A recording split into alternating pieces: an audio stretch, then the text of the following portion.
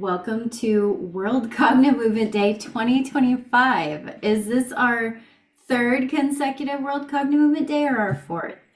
Our fourth. We started in 2020. During the middle of all of that mess, 2020 was our first World Cogno Day. Oh, yeah. So, fourth consecutive. Wow. So, congratulations. You are here. Today is a day of discovery and transformation and possibility. So, whether you're here to experience Cogno Movement for the first time or you've been on this journey with us before, today is all about you. Unlocking the potential within your mind, your body, and your nervous system. So, this event wouldn't be possible without two extraordinary individuals, Liz Larson and Bill McKenna, the creators of Cognomovement. Liz and Bill's work goes far beyond traditional personal development. They've created a groundbreaking system that rewires the nervous system, clears emotional baggage, and empowers people to break through lifelong patterns to create a life they love and become who they truly are. Their passion and dedication have touched thousands of lives, and their mission is to make transformation accessible to everyone. So let's get started on an incredible day together. Welcome, Bill and Liz. Go ahead and take over. Hey, good morning, everybody. Bill, what did you say about this day? You made a little ad. You said it was the...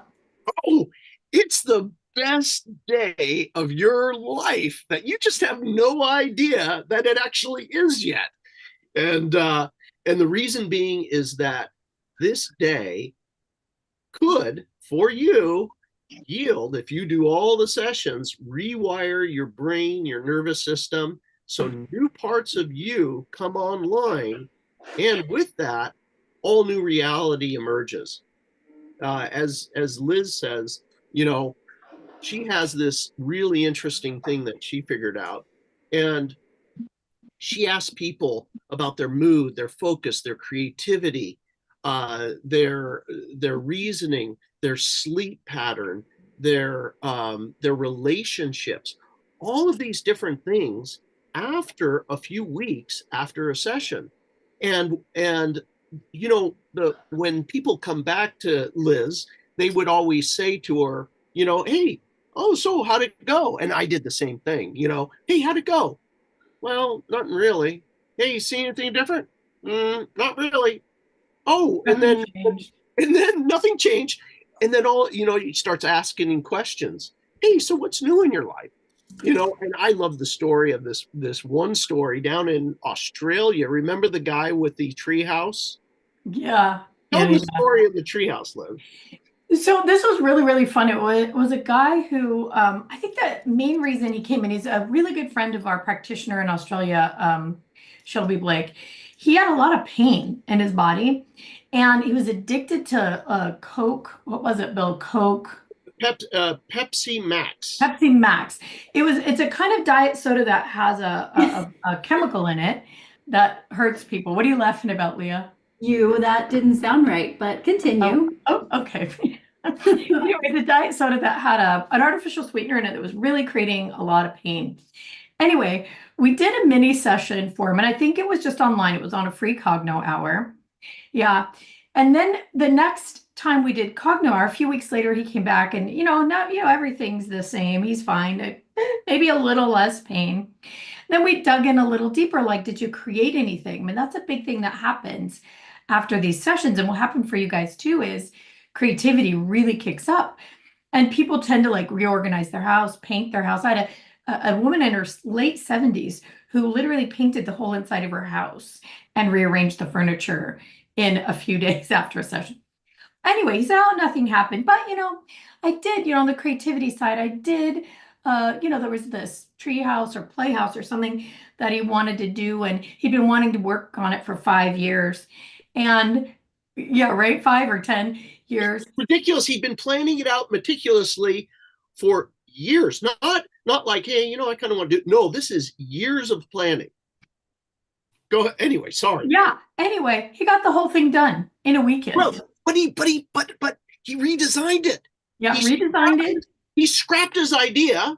Years of planning. He's like, no, wrong. Redesigned it and built it. He said he was really sore. I'm really sore. I worked so hard. Yeah, and the thing that was amazing about this story is he had been in so much pain for so many years that it wasn't really possible, and his mind was clouded by pain.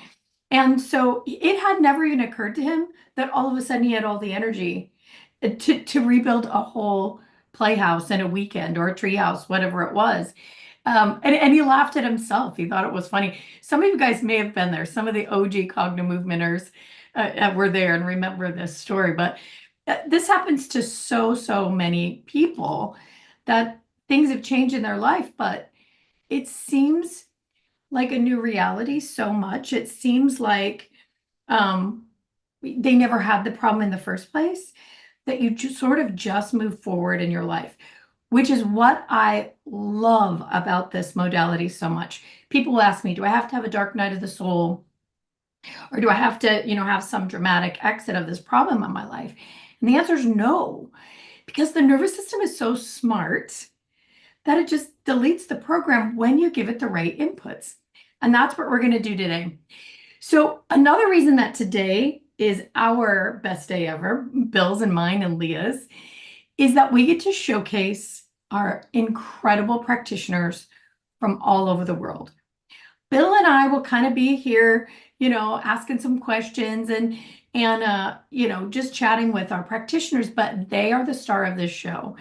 They're going to come on and do a session every hour on all kinds of amazing and diverse topics. And Bill and I, we just have noon, and we are going to talk about aging and brain health and what Cognomovement can do for that. It's one of those things that might sound dry on the surface, but once you hear what it has to do, what your eye movement has to do with your brain aging, you're going to want to hear this. So, Leah, what is the lineup today? Will you tell everybody? We just lost you. She'll be back. Here I am. Sorry.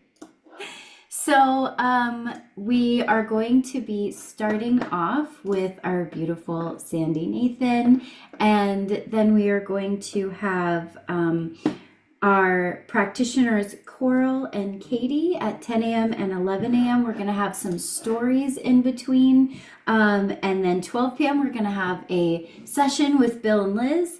We'll 1 p.m., 2 p.m., and 3 p.m. we'll have sessions from Miriam, Colby, and Angelica, also wonderful practitioners.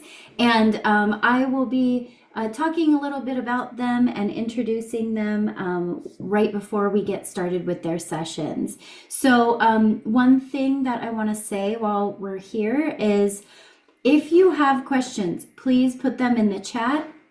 I will do my very best to get to them. I will make sure that we save them during and after the session so we can talk about them and answer them for you. If you have any questions about the sessions too, please feel free to ask. This is the time and the place to get your questions answered. So yeah, we've got about 15 minutes till we start with our beautiful Sandra. Gorgeous. So yeah, there you go. Well, let's start, Bill, with there are people here who have probably seen us on Gaia, maybe for the very first time, but really don't know where we come from and where Cognomovement comes from. So let's do a real, just short intro to that. Let's start here. Bill and I met sort of in a way by accident because of the very first Gaia episode that Bill did. It has been 8 or 10 years ago now, Bill? How long? I think it's about 10 years or so. Yeah. So my friend and I were bringing people to Ashland, Oregon to speak, and I saw Bill do this episode on Gaia about how to heal people with water. And it was really very, very simple and straightforward, and I really loved that. So I thought, okay, well, let's invite Bill McKenna to come. So I reached out, never reached out to anybody else like that before or after. I had been working as an NLP practitioner, a master NLP practitioner back then. And my friend and I had a healer circle. And we thought, if we could bring people together and just help people have basic information. It really wasn't about back then, healing people or a single modality. It was really about offering people information, letting them ask the burning questions that they had. So I thought Bill might be great. And so I reached out to Bill and said, "Hey, do you want to come to Ashland?" And then what happened, Bill? Oh, wow. Well, you know, we started with that first seminar, and then basically uh there was such a great creative energy and exchange of ideas, back and forth, from then on. And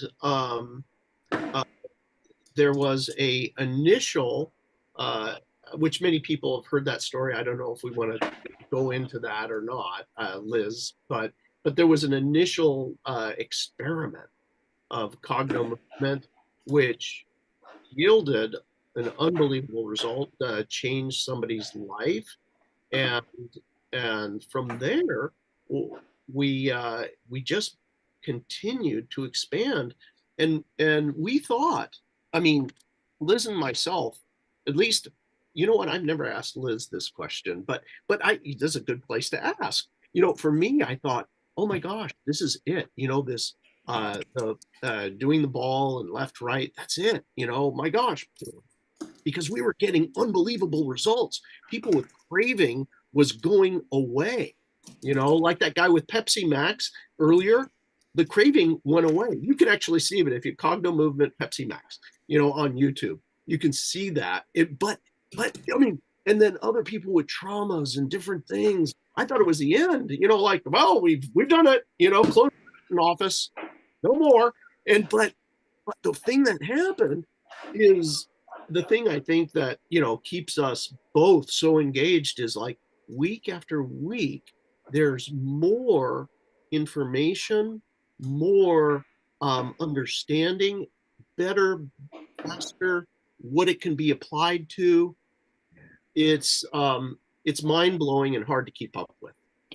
Yeah, How was in that, the Liz? very, very, very, very beginning, again, I was working as an NLP practitioner, which a lot of that, there are ideas of that infused in this work, because in NLP, the tradition is neuro-linguistic programming. The tradition is that you use what works to actually create fast change, and it's intended to be lasting. Well, the problem was, for myself, it wasn't as lasting as I wanted it to be. That was a problem. So when Bill first said, I'm doing this left, right thing, low to high, got these amazing, amazing results, but I'm not exactly 100% sure what's happening. Well, when he showed it to me, I said, oh, that's a remap. That's a brain remap. But at the time I thought, it's relatively simplistic. I've got a lot of other tools, and I didn't use it in my practice immediately.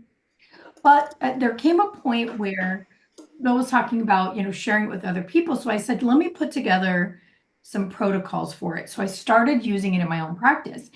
And what I noticed was that people got change and it stuck. The only problem was it took a little too long for me. In one pass was like 15 minutes, and I'm incredibly impatient.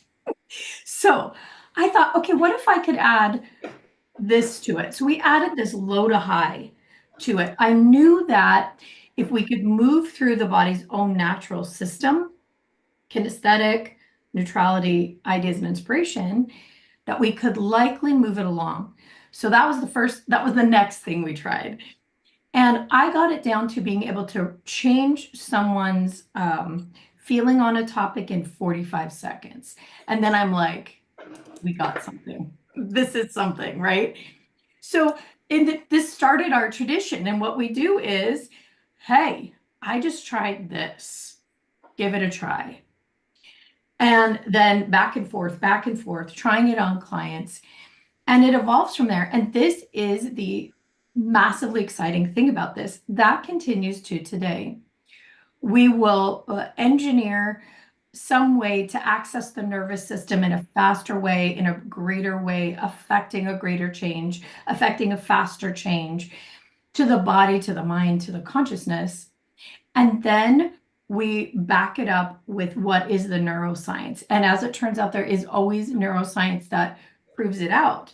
What's different about what we're doing is people just haven't put them all together like we have. And thank God I'm an options-oriented person. I like all the options. So we keep looking. And so back and forth, there'll be a discovery, Bill, and then I, and then Bill, and then I, and then when we added practitioners, they started making discoveries. So this is in the truest form of neurolinguistic programming. It uses what works. And what keeps Bill and I going, and I think our practitioners going all the time, is what else is possible. I think, Bill, and don't you, that this is our singular underlying question. What else is possible? Don't you think?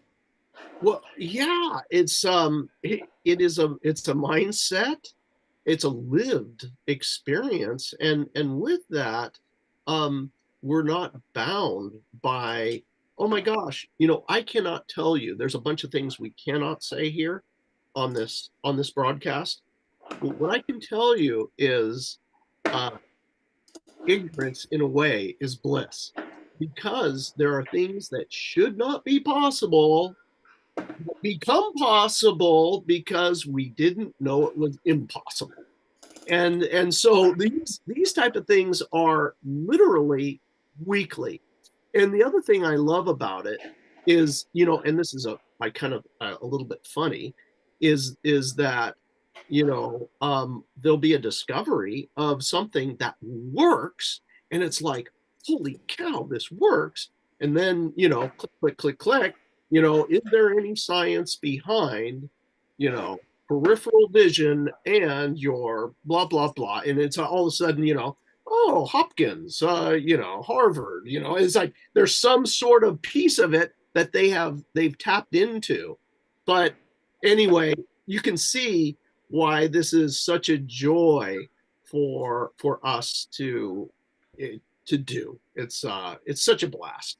Yeah, let's talk about miracles for a second. So we're talking about the foundations and how we met and how it got discovered.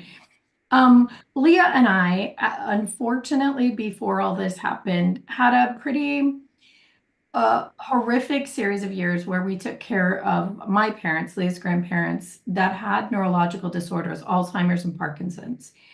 And it kind of shows you, like, as a healer, if any of you are here who really know you're a healer but aren't doing it yet, you've been through things in your life that are setting you up and heading that direction, and you learn what you need to know. And sometimes it's a physical experience you have yourself or something you have helped someone else through. So my parents had neurological disorders. So for 7 years, I read everything I could, listened to everything I could, dug into everything I could about neurology. I know more about neurology than I should, and I'm not a neurologist, I'm not a doctor, and I rarely play one on TV. But I learned everything I could because I wanted to help save their lives. And during that time, the thing I wished for every day that I was manifesting every day, reaching out for the universe, was, could I experience a miracle? I wanted to experience a miracle. And what I was talking about back then is that I wanted a cure for my parents. I really did. And at the end of their lives is when we found, towards the end of their lives is when all of this started coming together and Cognomovement formed. And we didn't have what we needed then to heal them, but they taught us so much about neurology. So I know that's a terrible downer story, but here's the upside of it. I wanted to be a part of a miracle so badly that I manifested it multiple times a day. I put it out in the universe. Now, here's what you need to know. When you put it out there, it's always out there. You just have to be in the vicinity for it to come back, meaning you have to kind of be in alignment with it, or not kind of, but really be. When Cognomovement came along, we get to witness miracles every day. Every day. A few years ago, Bill, remember the joke, where's my miracle today? We're like, we haven't had a miracle in a day or two. But this really piggybacks on the idea of possibility. because we now expect it, we know what has been impossible becomes possible. We're open to it. We're aligned with it. And we and our practitioners and people using Cognomovement get to have this experience of being a witness to miracles, right, Bill? Isn't it the most amazing thing? Well, I think it's, I can just, it's hard to um, relay this because it, when you experience helping somebody make a change with something that is a fundamental problem in their life and shift out of it where they couldn't find a solution, they're stuck, it's impacting finances, relationships, all these different things that all these aspects of life are all connected to this big problem. And to see it like that transform, the joy will bring you to tears, and there are tears of joy. And I cannot tell you, it's almost like a drug. I don't. What I mean by this is, like, me and Liz talk about this, like, working for 8, 10 hours, and at the end of it, you're energized, like, whoa, I gotta calm down. It's like you could keep going and keep going because it actually brings energy. And I heard somebody recently say, which kind of put the light bulb on. They say, when you're on your life purpose and you're doing the very thing that you came here for, what will happen is you will experience that. You will be able to do it 8, 10 hours and be like, more please, or I'm going to have a hard time going to sleep because I'm excited for the next day and what's possible. It is, so anyway, it is incredibly fun. And I'm sure you're going to see that from the practitioners today. They get to experience this. It's the most joyful thing I've ever done in my life. I worked very, very hard making money at things I didn't want to do, and I thought that was reality. That was my reality. That's all that was possible. But this is a different reality, and it's something that's available. Well, and that is the thing, like what we discovered so early on. I mean, the very first Cogno session that Bill did, his friend was the victim and he tried it out. His reality changed very, very, very quickly. I want to address this. We just have 4 minutes before our dear Sandy comes on and starts our first session for the day. But somebody said here, and I don't know your name because it says the name of your computer. It's a Dell computer. I always wanted to be a healer, but I just didn't exactly know how. I'm paraphrasing. And I'm with you on that. I was born this way. People, as a small child, and I know it sounds really stupid, but at 5 years old, people would ask me questions I had no business knowing. Grown-ups would ask me questions. Somehow I knew the answer. But I had studied so many healing modalities. I kind of knew that's who I was supposed to be, but was really, really avoiding it because nothing seemed authentic enough for me. Nothing seemed to work often enough that I could say it was really could create healing. Bill and I wanted something that was repeatable and that helped people and that they could do for themselves and create real change now, and it would last. And it wasn't something that you were wishing for. It wasn't something that I had to give my energy to someone else for. It was these really functional things that just went along with how the body actually works. Like a key, somebody said the other day, and I can't remember who it was, a back door. It was Dana, our practitioner, Dana in Maine. It's a backdoor into the nervous system. It's a hack directly into that subconscious. And then the nervous system handles everything. It handles how we take in information and then how we react to that information. And so it shapes our reality. It tells us the meaning of everything through sensation. And that sensation sends a signal to the brain, and our brain interprets the sensation. It's not the other way around. So what we discovered so early on, especially with Bill's friend, once this overwhelming sensation that your mind and consciousness believes is the truth of reality, once that is completely collapsed, the reality changes right along with it. And that's what looks like a miracle. That's what opens up a new timeline, a new reality for the person experiencing it. And a lot of times they don't even remember what happened before. They're like, well, it has nothing to do with me. I'm on to the next thing. So it's all these little things that create what feels like constant miracles. And I know we have 1 minute, Leah. I want to say this, piggyback on what Bill said, that it allows you to become who you really are, who you came to this planet to be. And for myself personally, and I know you guys have heard me say this a million times, for me personally, Cognomovement, when I do my daily sessions, and I do, if I do it 7 days in a row, on day 7, I'm more of who I really am. I'm more powerful. I'm more authentic. And I know I'm on mission for what I came to this planet to do. And I have to tell you guys, it is an incredible, incredible feeling. All right. Meet us back again later at noon. Bill and I will talk about this more, but I'm going to hand it back to Leah because it's time for our first session. All right. Wow, we're getting a lot of people joining today. Okay, I'll handle that, Lee. Go Amazing. ahead and introduce. Okay, so our first session is led by the amazing Sandy Nathan.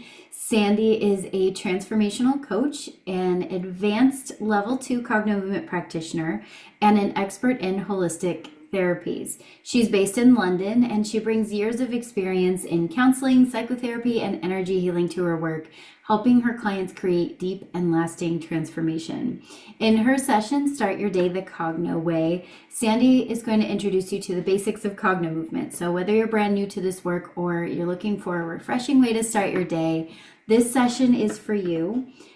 You can work with Sandy as a practitioner, and I will put her contact information in the chat. Or you can find her on our Find a Practitioner page. All right, Sandy, I'm going to find you and we'll take it away.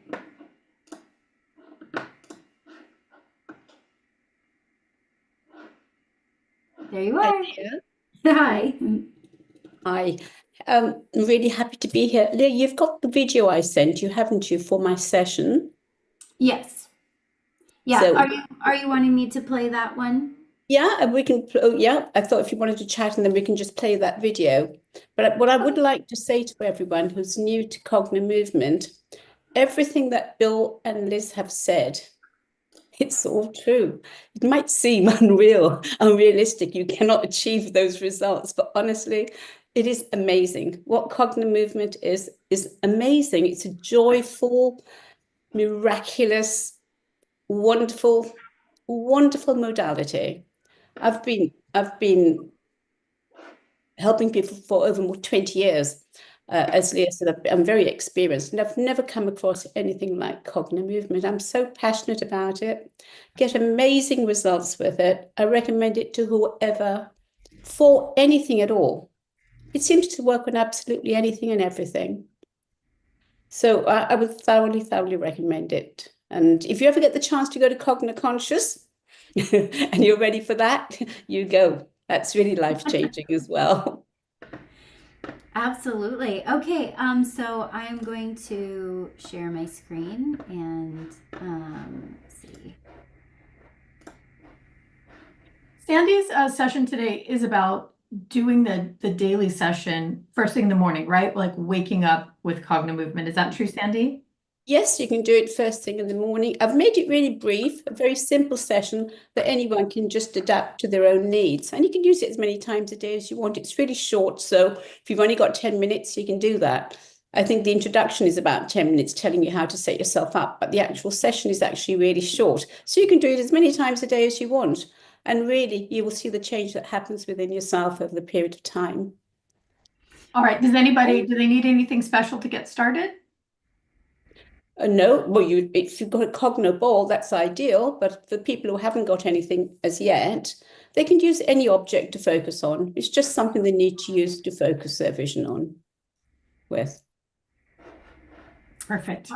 All right, everybody grab your Cogno ball or a pen or something you can use, and we'll get started. Hello everyone, I'm Sandra Nathan and I'm a level 2 Cognomovement practitioner and I'm based in London. What I'd like for us to do today is just a small short session. I call it Starting Your Day the Cognomovement Way. And it's really a combination of gratitude and affirmation and Cognomovement. So it's kind of like programming yourself for the day ahead. I would suggest you do this every day if you can, as often as you want. You can do it as many times a day as you want. All it does is work for the positive. Okay, so for those of you who have a ball, this is my Cognomovement ball, and so I would use that. And for those of you who don't, just use any object that you have that will be a point of focus for you.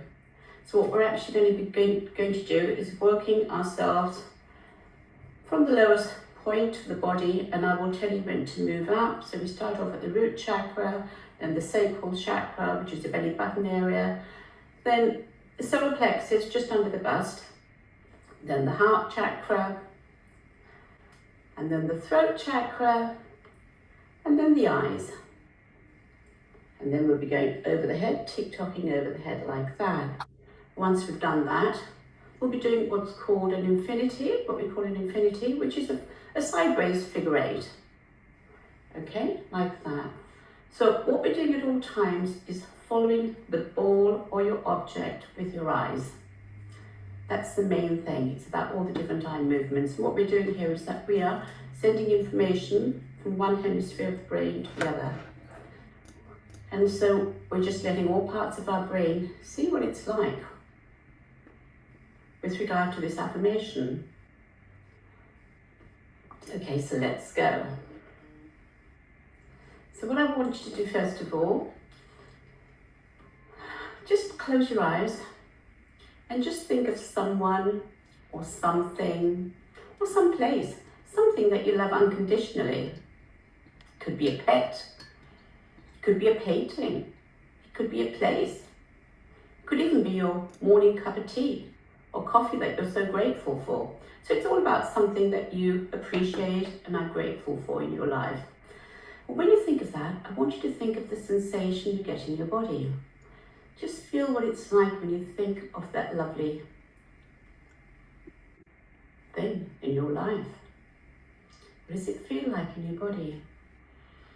Can you get a sensation in your body associated with that feeling of appreciation and gratitude and unconditional love, if that's what you have?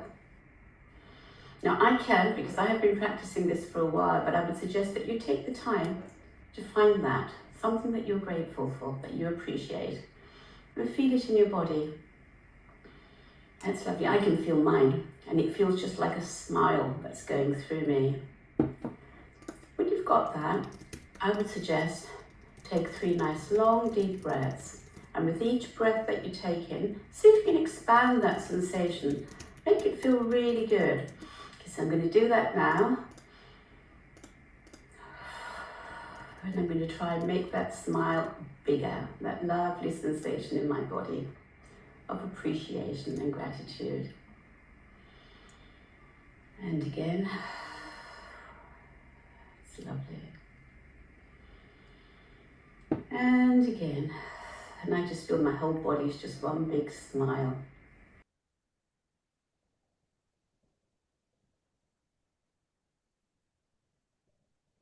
Or ball at the lowest point, and your head facing forward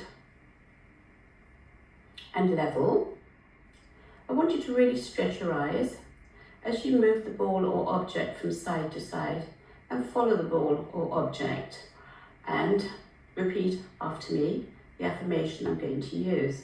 Now you can change the affirmation to suit yourself, but I've just made it something that's really simple and will be general for most people, but feel free to change it and adapt it to your very needs.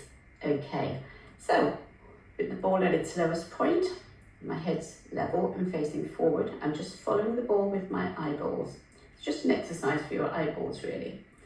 And holding on to that wonderful sensation that you have in your body. You may not have that yet, but that's fine. With practice, you will get it. Repeat after me. I am so grateful that today and every day, my life is better and better and better in every way. Now move up to the belly button area.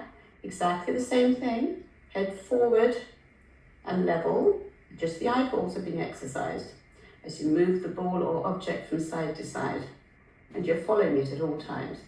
And saying, I am so grateful that today and every day, my life is better and better and better in every way. That's great, you're doing well. Now up to solar plexus level, we're going to do exactly the same thing. Every day, in every way, my life is better and better and better in every way. That's great. Now move up to heart level, doing exactly the same thing. Your head is level and facing forward. It's just the eyeballs that are moving. And say, every day, in every way, my life is better and better and better in every way. Now move up to throat level and do exactly the same thing. And move the ball as slowly as you need to as you are following it. I find that as it gets closer to my head, I tend to move it slower, just so my focus is better. And say, every day, in every way, my life is better and better and better. And now we move up to eye level, exactly the same thing again. Every day, in every way, my life is better and better and better in every way. And now we're going to tick-tock over the head. So I just tend to do it like this. So it's really moving the ball from one ear to the other ear. So with the eyeballs, just following the ball. Every day, in every way, my life is better and better and better in every way.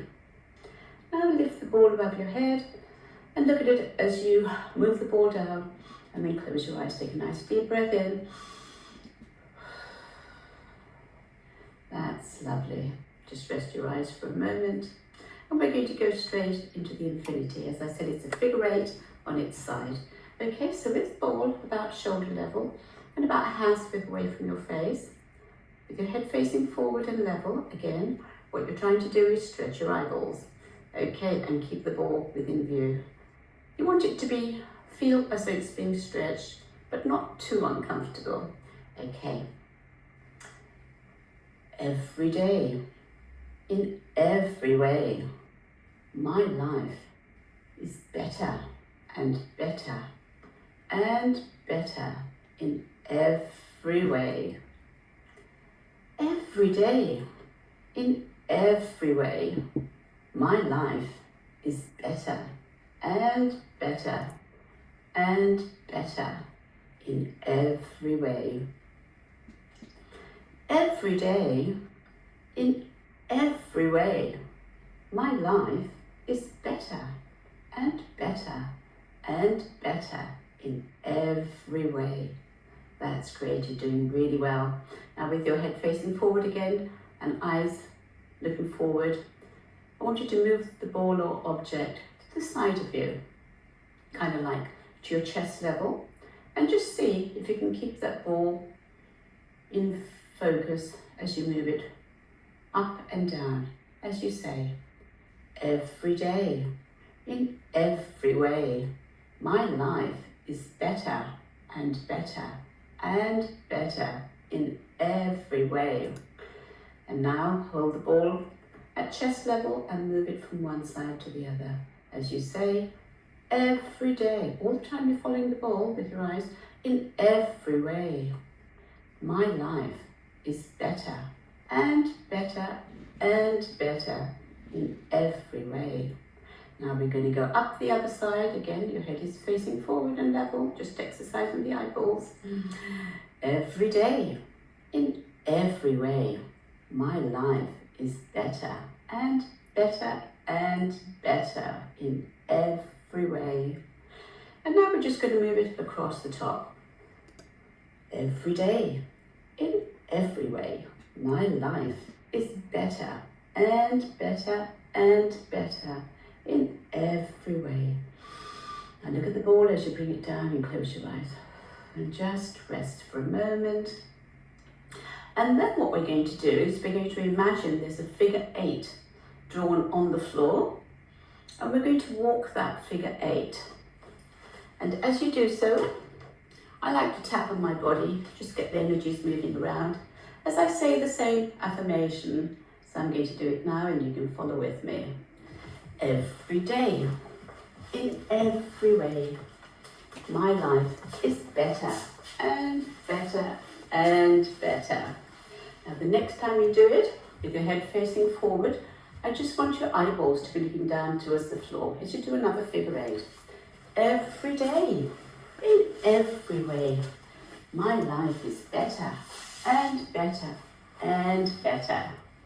And the next time you do it, you're looking straight ahead, as though you're looking into the room for the first time. As you say, every day, in every way, my life is better and better and better in every way.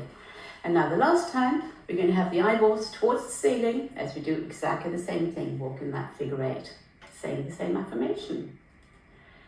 Every day, in every way, my life is better and better and better in every way. And I'll do a few of these knock on the door of life type movements and just stretch, really stretch. Oh, that's lovely. And I pull my shoulders up to my ears and just drop them down like that. Do that 3 times. I find that really quite helpful. That's lovely. And then turn your head to one side and do a nice big yawn. Oh. And then to the other side, do another big yawn. I find by doing the stretching, my ears, my shoulders up to my ears, it kind of like promotes that yawning sensation for me. And that's it. That's all morning routine is. You can change it, as I said, to suit your needs. You can use whatever affirmation you want. I like to incorporate the gratitude as well as the affirmation, as well as programming my brain for the day. Good luck, and try and do this every day. You'd be amazed what a difference it makes to your life. And thanks for watching. Appreciate it. Bye.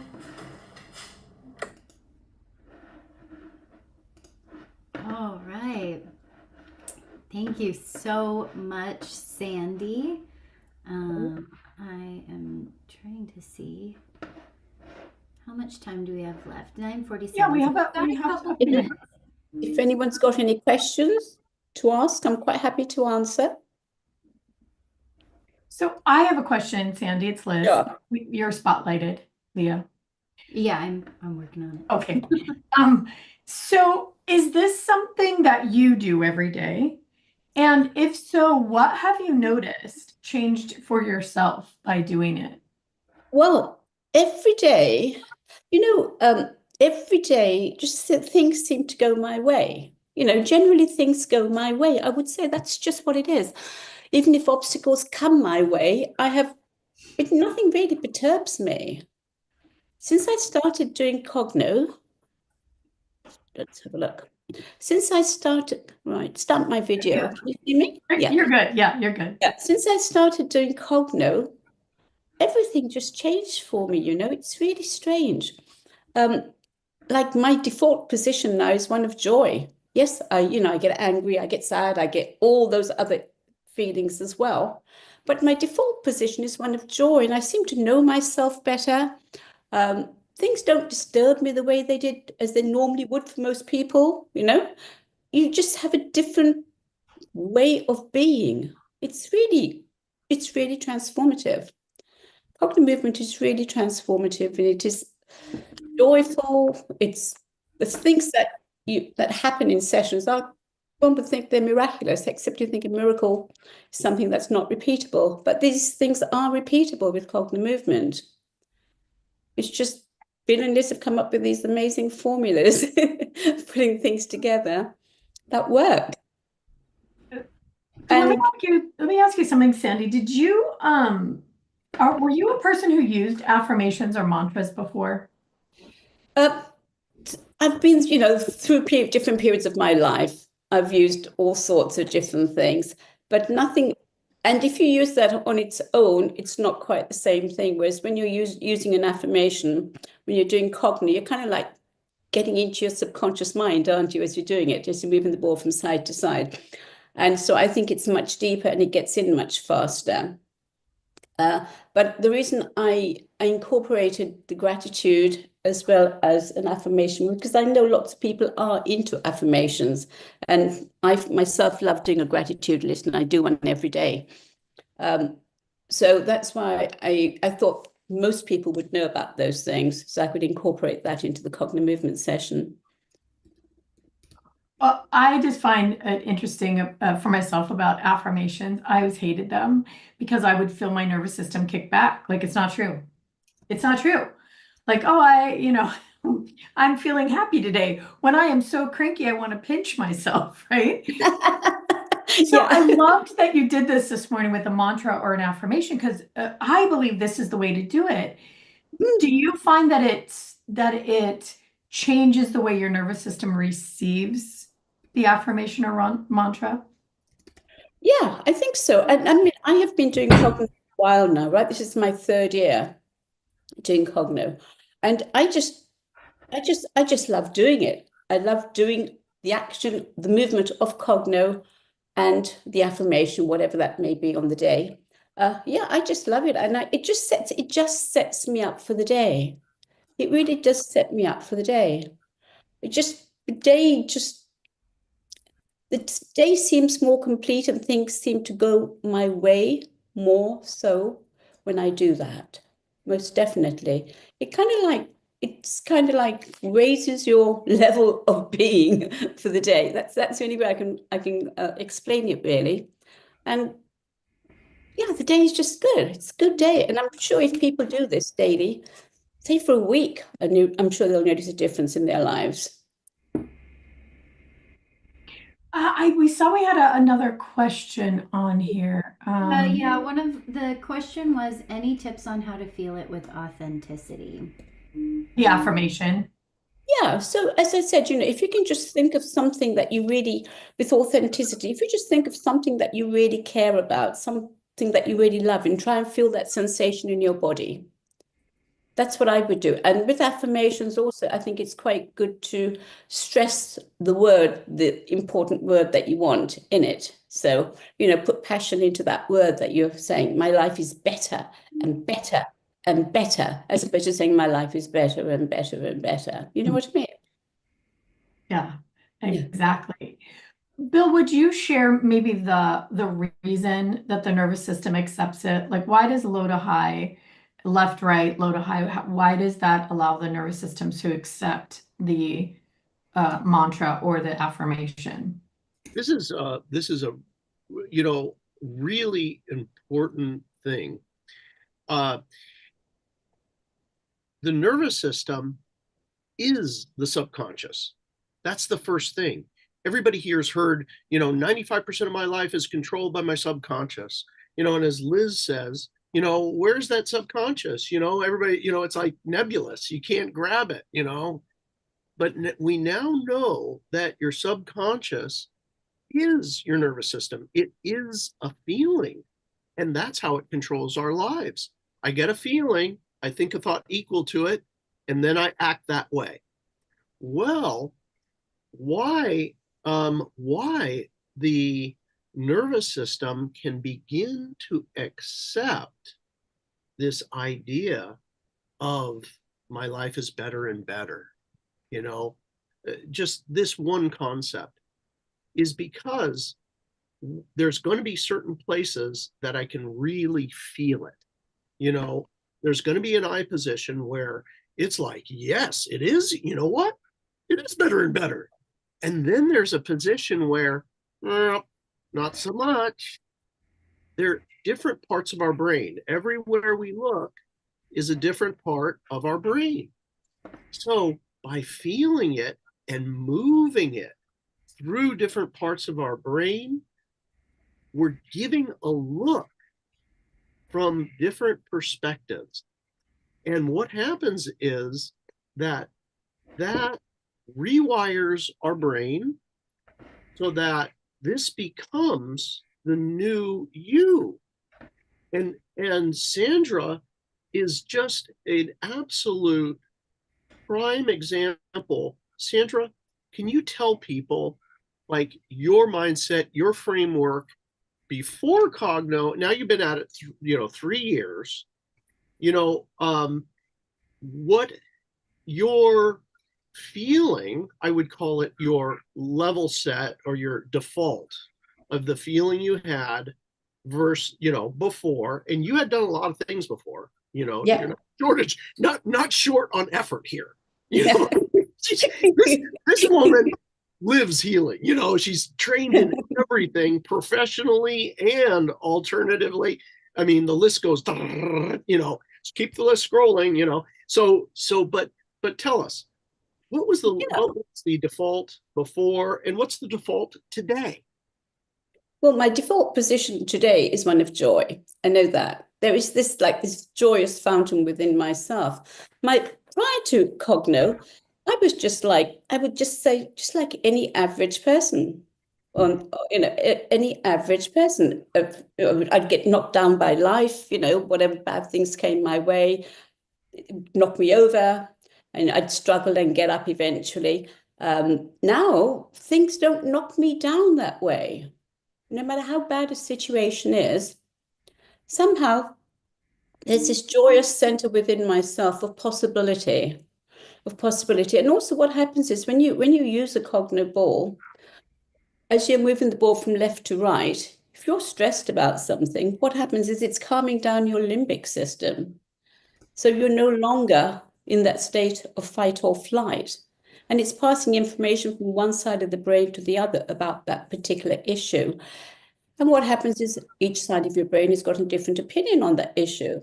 And it brings you to a place of balance, of neutrality. So that thing that was once fearful for you, that irrational fear, is no longer fearful. It's just, in fact, in a place of neutrality. And you get new ideas and inspirations as well as you're exploring different parts of your brain about that particular issue.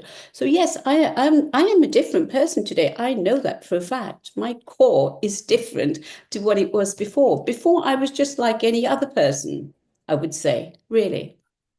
I had a lot of tools in my toolbox, and I used them all, but no, this is different. It's a different kind of level of consciousness. I don't know how really to explain it.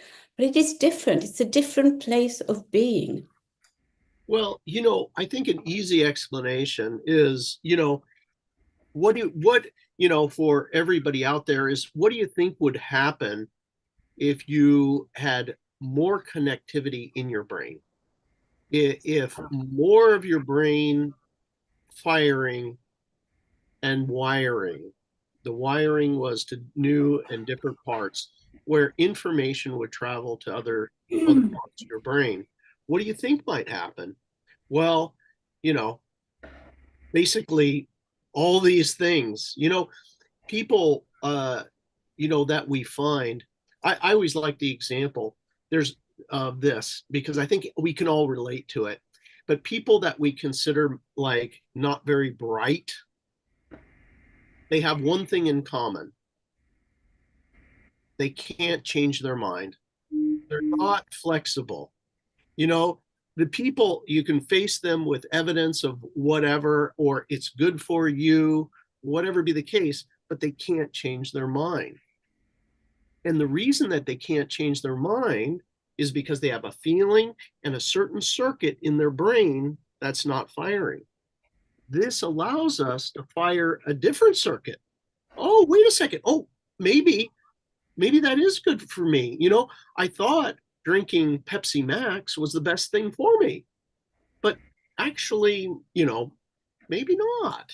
Maybe not. And so anyway, this is very much a very real phenomenon, and it's rooted in neuroscience, and it's something that really anybody can do. And it translates to a much better quality of life. I love the story of Sandra because what she's a normal, healthy person, but she's living in an elevated state now. Can you imagine your life like as a default of joy? That's one of the things I love seeing Sandra every year at Cognoconscious, which is, by the way, coming up here in September. But I love seeing her every year because just being around her, you can feel the joy, and it's authentic. It's not like, well, you know, I'm a spiritual, or no, it's real. So anyway, I'm looking forward to seeing you again, Sandra, and thank you so much for sharing. Hey, before we go, I know we're right at the top of the hour and we need to move on, but there's an amazing interview on the UK Health Radio Network with Sandra Nathan about a study that she did recently. And go to the UK Health Radio Network and New Life Perspectives radio show, and you can hear Sandy. Also, you can find Sandy on the Cognomovement website at Find a Practitioner, and Sandy is in the London area. Thank you so much, Sandy. That was beautiful. I have also put her link to book her on her website as well. Did you like how I kind of like snuck up there a little bit, very sneakily to get myself up here? Okay. So Thanks, Liz and Leah. It's been great. Thank you so much. Thank you very much, Sandy. So this upcoming hour is very, very, very packed. So I want to get into it. We are going to have Coral come up, and then at 10:30 we're going to have Rebecca come on and tell her story, and then at 10:45 we're going to have Angelica come on and tell her story. So before we get started with that, if today's session inspired you to dive deeper, I have really, really exciting news. We are hosting practitioner training in London this year. So for those of you in Europe or nearby, this is your opportunity to train live with Liz and Bill without needing to travel to the US. The practitioner program isn't just for those who want to work with clients, it's also for anyone seeking deep personal transformation and mastery of Cognomovement techniques. So we don't want you to miss this chance to take your journey to the next level. So visit cognomovement.com/become the change to learn more and apply to join the program. You're definitely not going to want to miss our London training. So up next we have Coral. She is a level 2 Cognomovement practitioner and a really amazing, awesome one. She is a health coach and somatic activated healer. Coral's passion is helping people reconnect with their bodies and emotions to release blocks and create balance. In her session, Work Towards Your Goals, Coral is going to guide you to align your mind and body with your goals so you can achieve them with clarity and focus. So I am going to work to unmute Coral as fast as I can, and we'll get her to start her session. Hello, thank you so much, Leah, Bill, Liz, and Sandra for that beautiful session. I love the mantra. These words that we speak all have charges, and if you're speaking those words, your life has to get better. So anyhow, so thank you so much. I don't know, do you want me to dive right in, or what's the protocol here? Yeah, absolutely. If you have any intro you want to say, or if you're just ready to dive in, you're good to go. Yeah, sure. Thank you for the introduction so much. And I do specialize in family stuff, so healing families with teens and adults. I have teens myself. And the goal setting today for me, each year there's a theme, it seems, with Cognomovement. I've been doing this since 2019. And last year was opening my heart, and boy, boy, did it ever. And it's the most beautiful, beautiful thing that is, you can't even imagine. I couldn't have imagined how much our hearts can open, thinking that my heart was already open, and there's more it never ends. But this year, I am focusing on, like, I'm running a Ragnar race. And it's the first time in my life I'm ever running a distance race. I've ran short, fast races, relays and things, but never a distance. And in my life, I never really set goals. People are like, what are your goals? I'm like, I don't know. I want to be a millionaire, or something, like, just not anything really that I said, yeah, I'm going for that. But really what it was is my nervous system wasn't aligned enough to even have the vision that I could have goals. And it's Cognomovement with goals. I mean, everything we do in life is a goal, essentially. Like, if you just want to, someone in the chat is putting work through traumas or work on traumas. That's a goal, right? You just want to work towards something that is better than where you're at now. And you know that there's a truth of you, like becoming your whole self, as Liz was saying, it's the real you. You just know that. But with goals, it gives us a different view of the world. For me, it's empowering me to push through my own stuff, for lack of a better, I was going to say something else, but to push through my own barriers. And doing that, we already know we're unlimited, right? We get into this, yeah, the energy's this, but when we bring this body into pushing through challenges and the mind and all of that together with Cognomovement, you really do feel a different level of this life. And there's so much more available. So that's why I'm focusing on goals. And goals can be a massive goal, and it's going to take you years to get to. Or goals can be, today I want to complete a homework assignment for high school. Whatever the goal is, there's little parts that go to it. And Cognomovement can be used so amazingly to find if there is actually resistance to whatever step it is to take that you're focused on, or that you don't even know you need to take. You're just like, I want to finish this homework assignment, and you're like, but it's 60 pages. So you just focus on the goal itself, on what your end result would be. And the body will bring up, the nervous system will show you what your resistance or what it is that it is for you to do the next step.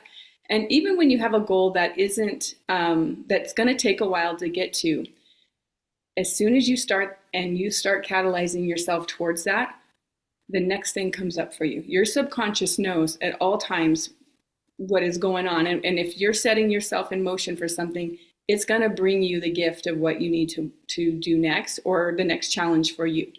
So with all of that said, we're going to do a simple Cognomovement today on a goal you would like to achieve. And it can be just a want, or it could be something in your imagination. You're like, that'd be pretty cool. Pick anything you want, and we're going to do Cognomovement on that, and then you will see what happens. And the best thing about this is, or what the biggest advice I can give is, let go of expectations. Because two things. One, then we're looking for either did it work or didn't work. But two, sometimes our expectations actually limit us. So you want to let that open. And so whatever your goal is, maybe it's a simple thing, maybe it's massive, but either way, it can always open up to be something you could never even have dreamed of. So today, whatever it is, I'll take a little bit, and let's just settle into the bodies. I know I need to as myself. And so first, if you can, just feel your feet. If you're sitting, feel how they are, bringing yourself into the body. Maybe perhaps feel your hands. Are they warm? Are they cool? Notice your rate of breathing. Is it shallow? Is it deep? Just bringing yourself into the body so we can feel. And then if you don't have a goal, think of something that it could be fantastic, like way out there, or think of some task that you're working on that you would like to complete, and that's that. And if you have a goal, think of that right now.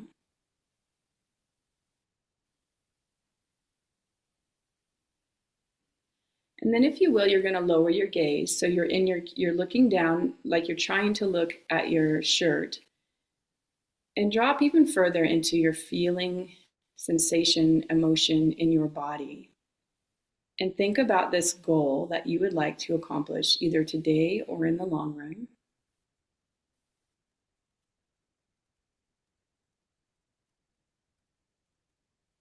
Notice if there is a sensation or some sort of thing in the body that wasn't there, and then now you notice. Numbness or a void is also a feeling. So if you feel nothing around your goal, stick with me. Keep going, and you're just do the work anyhow. You're going to take an object or your Cognomovement ball, and we're going to do a full body infinity first. And that is, you're going to keep your head straight, and you're going to use your object, and you're going to move it as if you're drawing an infinity around, or you're drawing a figure 8 or an 8,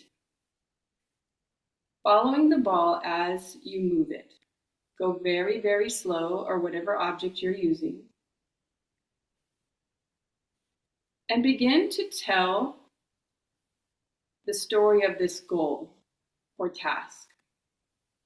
Just from the beginning to now, or what you would like it to be. Begin to tell the story of this goal.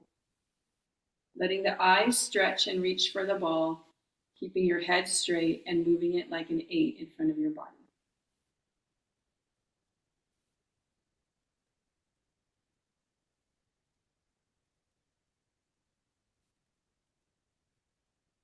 And what is your why? Why are you focusing on this task or goal or thing that you're working towards?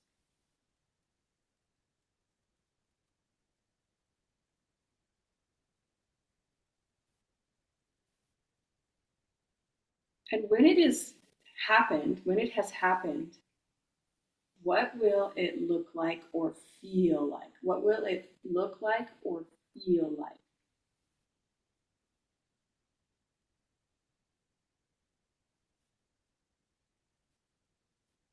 Go ahead and pause the ball low with your eyes looking down. Think about your task or goal and feel again if the sensation is the same or if it's changing. And just relax into it. Let it be what it is. Take your ball or object and begin to move it with both hands touching side to side, and call out the first aspect of your object or ball that you see. And feel the sensation or emotion associated with this task or goal. Move up to the belly button line.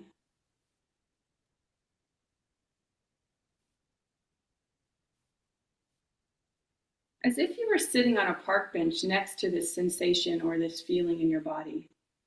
What are you observing about it as you're there? Letting yourself see this aspect of you that's presenting from this topic. Move up below the heart, across the ribs, calling out whatever aspects you see, color, shape, words, textures, and feel. Let yourself actually feel what is here. It could be joy, and it could be fear. Be with what is. Moving up in front of the heart.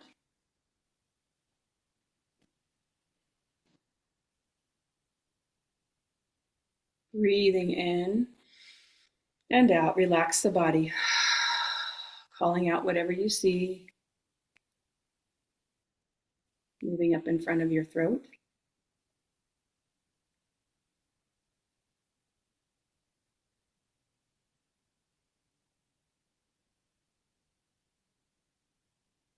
Moving up in front of the eyes.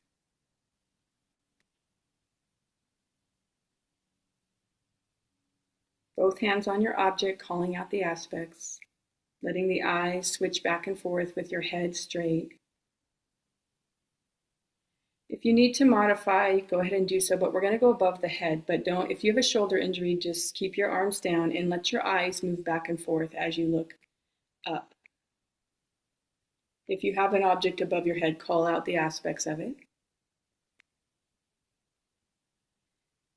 And if you were to 10x this goal, like make it even bigger than it is, like if you were to, what is fantastical? What could you make like almost unbelievable about this goal? What else, what could it do? Can you make it bigger than it already is?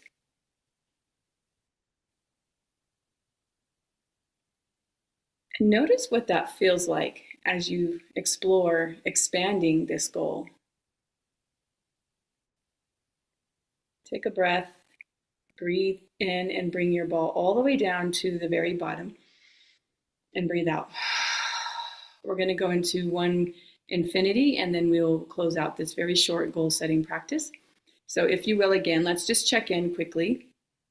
Face straight, eyes down, and think of the goal, the task. Notice if that sensation or emotion has shifted, if it's increased, which is okay, decreased or stayed the same. And then if you will, bring an object or the ball. You're going to draw a figure 8 in front of the head. So you're letting the ball or object move out to the side. So you want your eyes stretching out. You want your eyes stretching up. You want your eyes stretching to the other side. And you want your eyes stretching down. It is important you keep your head straight. Find a focal point on your object and begin moving it as if you're drawing a figure 8 around your head, letting the eyes stay on the focal point. We call this the infinity in Cognomovement.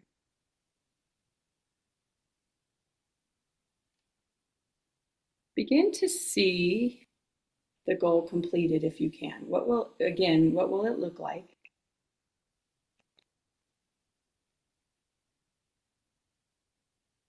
And see if you can feel what it may feel like once this is completed. Does it feel different than earlier when you checked?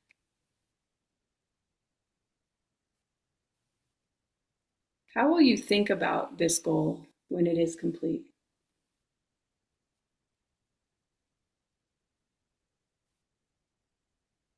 And how will you think about yourself, that you've come through all the challenges, the journey to get there, and it happened?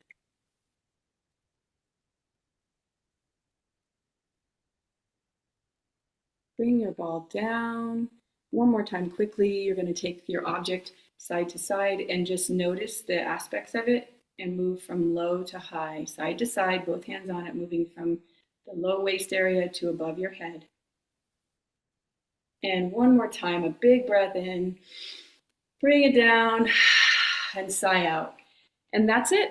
Let go of expectations. Let the nervous system decide how it wants to move forward. And thank you so much for this time that I got to share this with you, this aspect of me that I'm experiencing this year. So I think if there's any questions, yes, I'm live in Utah if you want to work one-on-one in Utah, and I work worldwide. They're giving my website is on in coralbuchanan.com. And yeah. I have a question. Yeah. For you personally, have you, is there a favorite story of a goal that you created either quickly or kind of like miraculously? Is there one that's like really you could point to that's like this goal happened really fast or in a new way? Well, things like that do happen for me quite often because of Cognomovement, because I'm free, right? I'm able to flow into it. And there's things that take a lot of work for me to get to. But I would actually say, every time I'm on this World Cognomovement Day, I'm in a new place, right? But this apartment that I live in is the first time in my life I've had a space of my own. And the fear that came around before I said yes, because of just life, was quite substantial. And using Cognomovement, it was like, yeah, this is a yes. I knew, I'm doing this. And I'm here 8 months now, and I love it. And I love the dynamic I have and the space, so this would be something for me personally that I manifested or created because I use Cognomovement to overcome the fears and limitations, and it works out. It works out. So, It does, right? Well, and it's so interesting because Coral is the perfect person to lead this session. I can see Bill nodding because she has changed her life dramatically and in the most beautiful, beautiful ways. If you ever get a chance to hear Coral's story, definitely hook up with her. And if you're somebody who wants to change your life, if you have real goals, Coral's your lady as a practitioner because she really has done it for herself. And don't you feel like, Coral, when you totally have done it for yourself, like you've been in the place that sucked, and yeah. Doesn't it feel like you're more authentic when you're really telling someone you can do this? 100%. I know with every ounce of my being that anything is achievable. It's just a matter of you're willing to go on the journey and keep going, really. And sometimes when it is time, it literally is miraculous. And you're like, what? How'd that happen? But yeah, I do know. And it is authentic, and it does feel like and why not? Anything's plausible, truly. And why not go for it? And what might transpire if you don't, or if it doesn't happen, what transpires anyhow, so, but it's just a matter of us keep going. And that's true. Sometimes when it doesn't happen, you get something better that you never had any idea. On goal setting, I just want to share this. For me, I used to do these giant goals, and that would be frustrating. And I would also sometimes get goals that when I got there, I'm like, ooh, I don't want it, So I learned that I do these little goals. It's like the next shiny thing. And then I end up somewhere so fabulous. Like all the little changes add up to the thing I want next. And then I end up in this beautiful place. But I can see Bill would love to jump in here. So Leah, if you'll trade out and let Bill ask Coral a couple questions. Coral, I know, is just, she's brought us all to tears multiple times. I mean, the beauty when you see, one of the things we talked about, earlier was just like the joy of seeing somebody transform and the breakthroughs. And it's not just about them, it's about them and their children and their lives, or, what they made happen, where they were and where they moved to. But Coral is kind of in a unique position within the ecosystem and of Cognomovement. She gets not only to make her own transformations and help individuals, but she's a mentor as well to other practitioners. So I mean, the wealth of stories, maybe, do you have your favorite mentee, practitioner in training, transformation story that you'd be willing to share? Well, I'll use the one recently because, that happens every session, literally every session. However, the one with Caitlin Proctor, who's in training still, and she's a runner, she's doing ultra marathons. Maybe that's where, I don't know what, anyway, how we hang around people. Anyway, she was doing a trail run and she fell and hurt herself quite substantially. And so there was a race coming up and she was going to be pacing her husband. And she was just in a place of not she knew logically wanted to do it, but it was like, oh, heck no.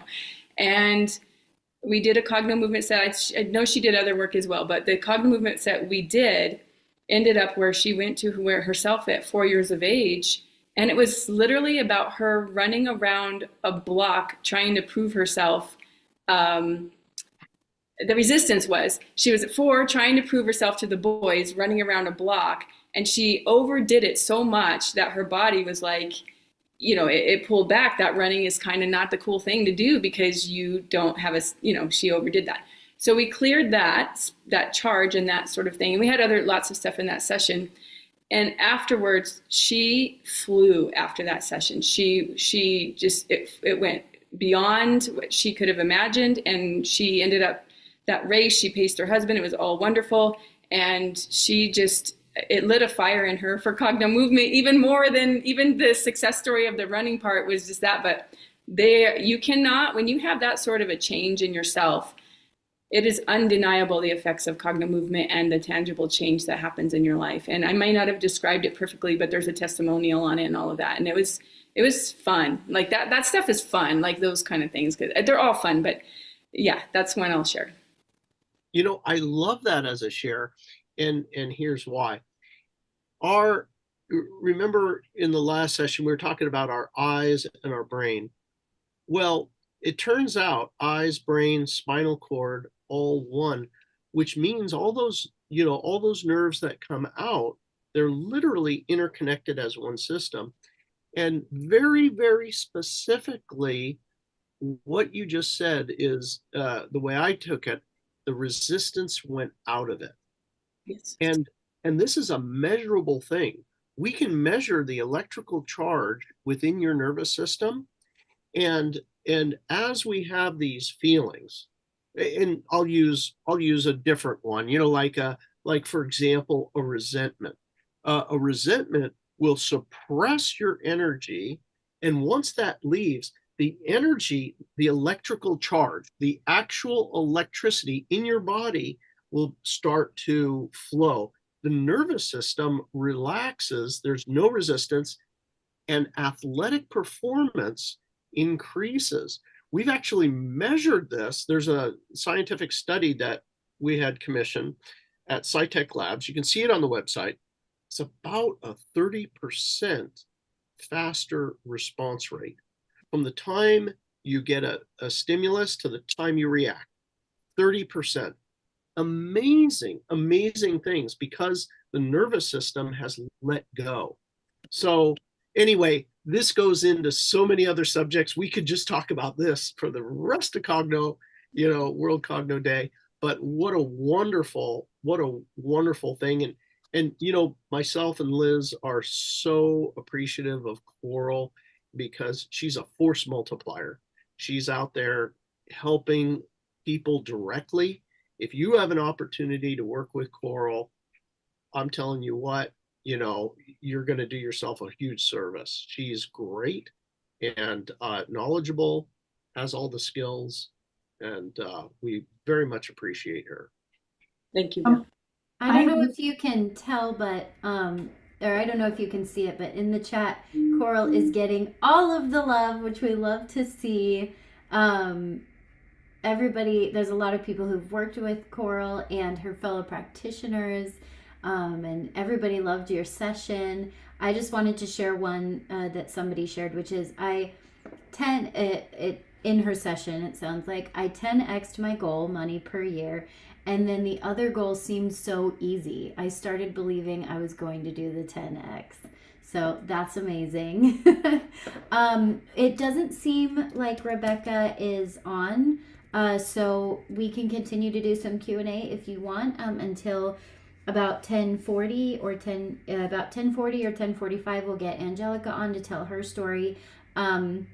If Rebecca doesn't come on by 10:30, we'll just keep having some Q&A as we go. I have something else I want to ask Coral, if it's okay. Yeah. So Coral, you and I started out as friends. Coral was one of those people in the initial healer circle. That's how we met here in God's Pass. And so I've seen you change over the year, but I wonder if you would share for people, did you ever imagine that you would be the catalyst for the massive transformation that you have helped people create in your life? Did you ever dream of it? Like, did you think you were going to be a healer? No, and I'm getting emotional. Oh, thank you, Liz. Oh, let me feel it. Okay. She's always going to make you cry, I feel like. I know. She's a good job. Yes, I'm on the spot. So No, I could not have imagined to where the fortitude of who I am now, the formidable person that, and I'm not, but I feel it in my bones how I was and how I am now. And because of me being a formidable person, and I say a force for good, force multiplier for good, the ability to hold the space for whatever. Never in my life could I have imagined that I would be doing this work and to this level, and to the trust of what happens in a session with another person's nervous system and your own, and working through all the things that life brings us. No, never in a million years could I. And this is the biggest gift. I've gone through periods, because I've been like since 2019, where I'm like, is this, how long is this gonna happen? How long do I? And now, literally for the last 2 years, every single day, I'm like, thank you, Bill, Liz, Leah, thank you for this Cogno movement. And I know I'm doing the work, but it's like, it gets old that we're doing something sometimes. It's just constant, but it doesn't get old ever. It's the most beautiful gift to free ourselves, to liberate ourselves, to be the full essence and full expression of who we did come here to be. And we are playing way small back in the old days, and there's even more. Like, where do we go from here? Where do we go from here?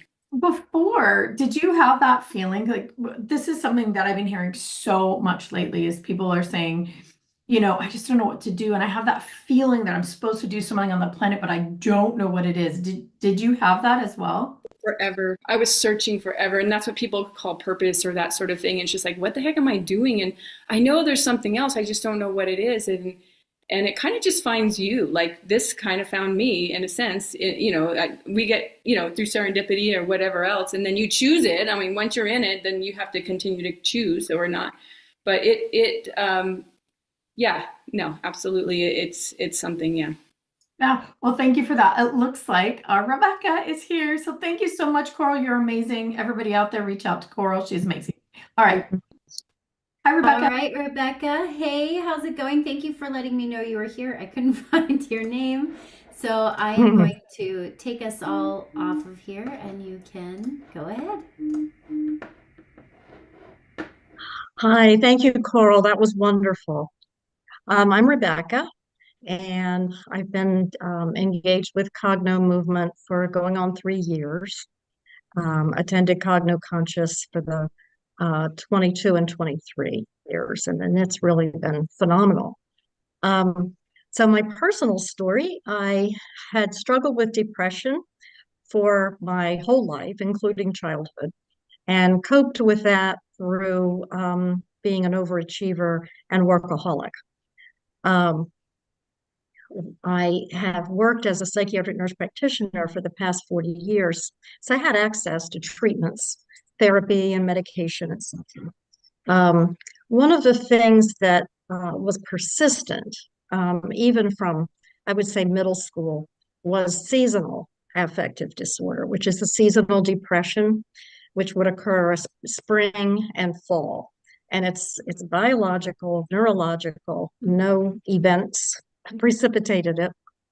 And that's the thing that I realized about 1.5 years ago. I realized that was no longer occurring. And that had occurred every single year of my life. And I attribute that to Cogno Movement. That was what had changed. And it's just, chronic depression, which is so common, comes and goes, but it's like dragging around cement blocks. It just makes life so much harder. And, I don't see the world the way the world is. I see the world the way I am. So viewing the world through that lens of dysphoria, and depression, and of course it affects self-esteem and etc., everything. Being free of that is so liberating.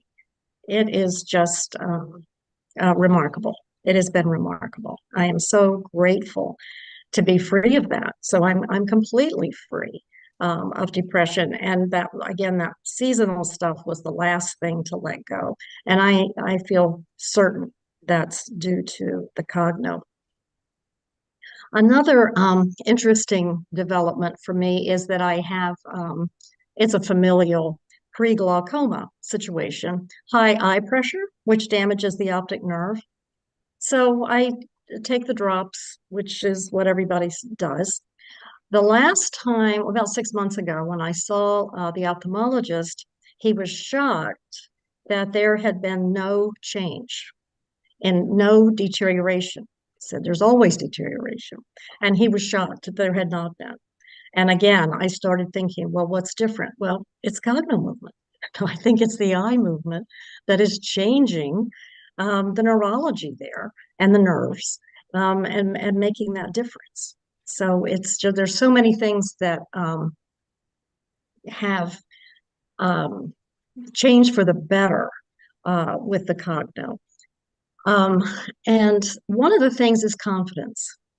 I know that if I experience an event that is anxiety producing or grief ridden, that I have the tools to cope with that I never need again to experience despair and helplessness, because I have the means to work on that, to alleviate that. I can remedy those dysphoric experiences with these tools.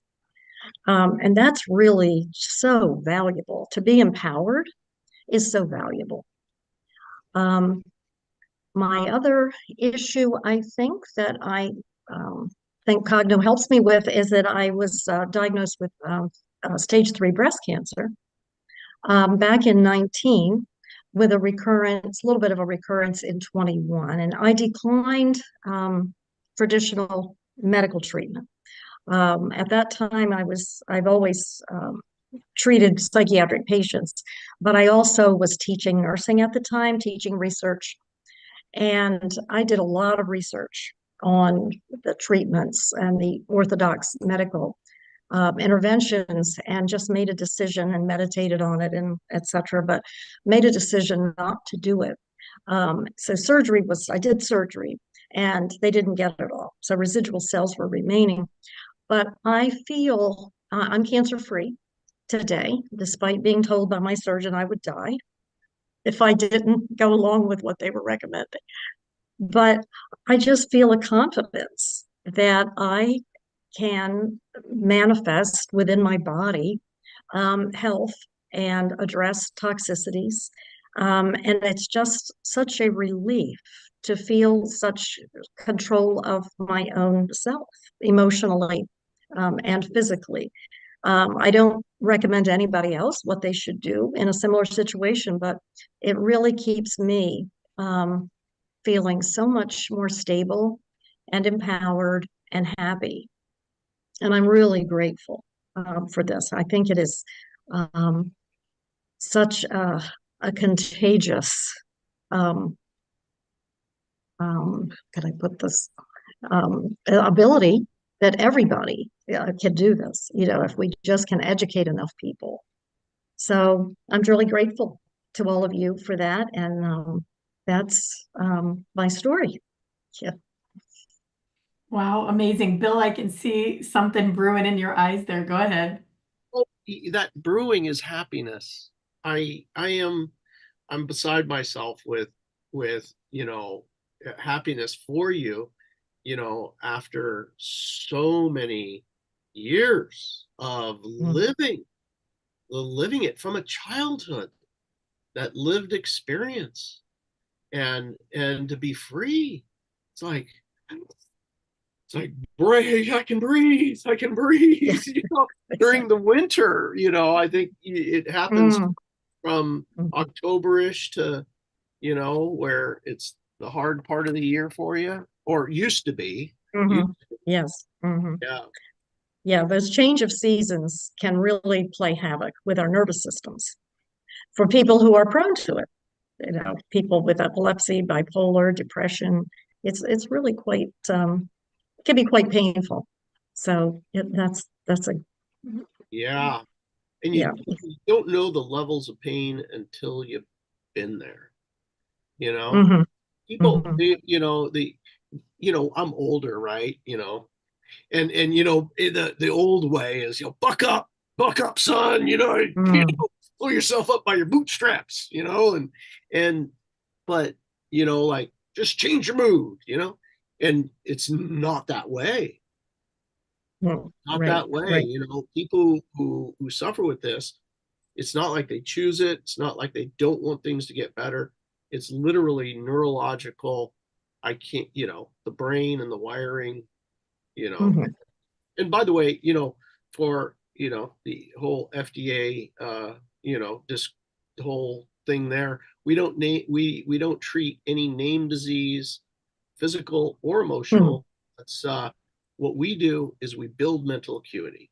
So what you're witnessing is a building of neurological connections, mental acuity, and also relaxation and actual physical performance. So the physical performance of our body, also known as athletic performance, all of those things are what we do.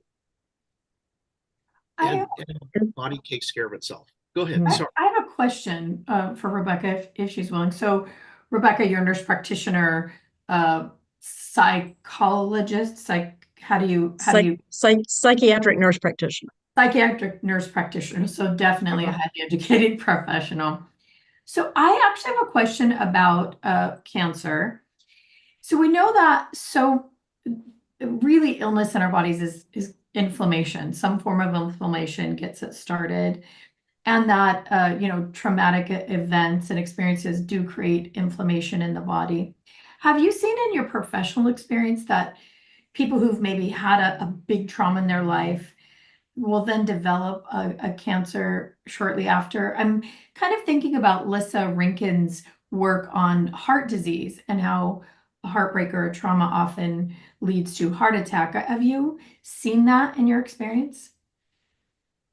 Oh, yes, yes, yes. And many years ago, I did a dissertation on heart disease and stress and loneliness. And the psychophysiology of it is really, it's interesting. And we've known it for a long, long time. I mean, this has been decades, you know, that we know that certainly what we think, there's no useless thought, you know. Every thought has an effect, positive or negative. So I think regarding my own experience with the cancer, I think uh, um, the just being rid of anxiety gives me a much better prognosis. You know, that just, you know, being cleansed of that of fear. And with heart disease, there's so much research on and correlation between loss. Gosh, the Simontons, decades ago, I think they were one of the early people who correlated loss in early childhood and then a more recent loss within 3 years of the diagnosis of cancer. And of course, grief, heart disease, type A personality, and the undergirds of that are anger, which gives us the energy, and that's why I had plenty of that, and um, poor self-esteem. So we're always driven, Yeah. you know, but it's those, we keep those catecholamines going, and then that contributes to also inflammation. Yeah. Yes, so it's also just a circle. And boy, if we can alleviate some of the anxiety and fear and angst, it changes our bodies. Yeah. Well, along those lines, we know just through like doing BioWell readings that when a neurological pattern that's creating inflammation, feels like massive stress or trauma, that your voltage becomes very low. It's like that neural pattern is gobbling the body's resources and energy. So when that's gone, when the body's no longer focused on that, there's all this leftover energy to do stuff like healing. So it makes sense that when you get the body out of anxiety, you get the body out of trauma, that there's more actually natural energy for the body to do what it needs to do, like heal stuff. I think that's exactly right. I think that's exactly right. You know, and even the research on T cells, you know, the immune system components change, you know, when we can reduce, well, stress, you Yeah. know. Yeah. All right. It looks like Angelica's here, so that is our cue that we have to move along. Thank you so much for being here, Rebecca, and thanks for all Oh, thank you. you're doing. And thanks for Yes. sharing your personal story. We appreciate you so much. Yes, thanks. All right. Angelica. Leah, do you want to introduce Angelica and her story? Where did she go? I was on mute. So this is Angelica. She is our wonderful practitioner. She is going to have a very great what is the word? Introduction later when she comes back to teach you a session. But for now, to save time, I just want to introduce Angelica as a wonderful human and practitioner and let her begin to share her story. Okay. Thank you. Thank you, Leah and Liz and Bill and everyone here.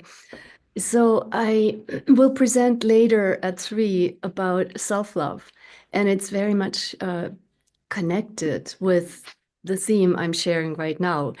So I want to talk about overcoming PTSD. So I grew up in Germany with parents that actually miraculously survived World War II and experienced bombings and starvation, so a real threat to their lives. And they somehow, that passes on to us in the lineage. And I'm sorry, I'm in a public place. On the road. So, and so I believe I was born with this stress pattern. They call it PTSD, but it was a pattern where I didn't perceive the world as safe. I perceived the world as threatening. And always looking, for the next danger. I was very hyper vigilant and I was very jumpy. I would loud noises, anything would just startle, and just very tense, I guess. My nature, my true nature is very joyful and just very free and open. But this overlay of these programs, of the nervous system, this stress I was making myself miserable. And so then when in the last few years in California, Northern California, living in the forest, the wildfire threat is really extreme. And actually, I was always in my head seeing flames, just always freaking out in the summer. And this last summer was the first summer where I was completely relaxed, even though the temperatures were in, over 110 a lot of the time. It was the hottest summer on record, and yet I didn't have that stress response. So this tension in me, or this what do you call it, this burden that I carried, brought me to a lifelong search for answers. And I did a lot of things, and each thing helped, all of the modalities and always cutting edge stuff. But just when I got introduced to Cognomovement about little over a year and a half ago, it helped me to unravel these layers of stress that were so deep in my system, I couldn't even perceive being free of that. It was just so difficult. And yet it kind of sneaked up on me. But how I notice that things have changed is those witnesses in day-to-day life. And so when we went to San Diego in the fall to do I was assisting in the Cogno-Conscious 5-day intensive, I always freaked out in cities. I don't have such a hard time with the energy of cities. And the venue was actually close to the airport, so the planes would come in and they would always trigger me in the past. And I was completely calm in the city with many, many situations. And also, I've told this story a few times. My sister still lives in Germany, and she was even more traumatized than me and had a really hard time, would wake up with anxiety every morning, in her stomach, hurting. And when I started to do Cognomovement with her, and we didn't do so many sessions really, her nervous system seems to process pretty quickly. And we just did it over a little phone and WhatsApp. And so she had also, it's like she came along with me into this freedom, into this release. She's not bothered by anything anymore. Actually, now I'm looking up to her and, hey, how did you process this so fast? Anyway, it's really a joy to do this with my sister. But also for me, another, I'll tell you a little miracle story. When I left the Cogno Conscious in San Diego and I drove all the way home to Northern California, I was going to spend the night with my friend in Los Angeles. And it was the most intense traffic. I was on a 5-lane freeway, all stopped up. And I was in the left lane. And I always get lost there anyway. I couldn't figure out even with 2 GPSs. But I was in such a good state. I was like so relaxed and so happy and so, I don't know, in the zone, in the flow. And all of a sudden there's boom, on the right rear side of my little Prius. It's a small car.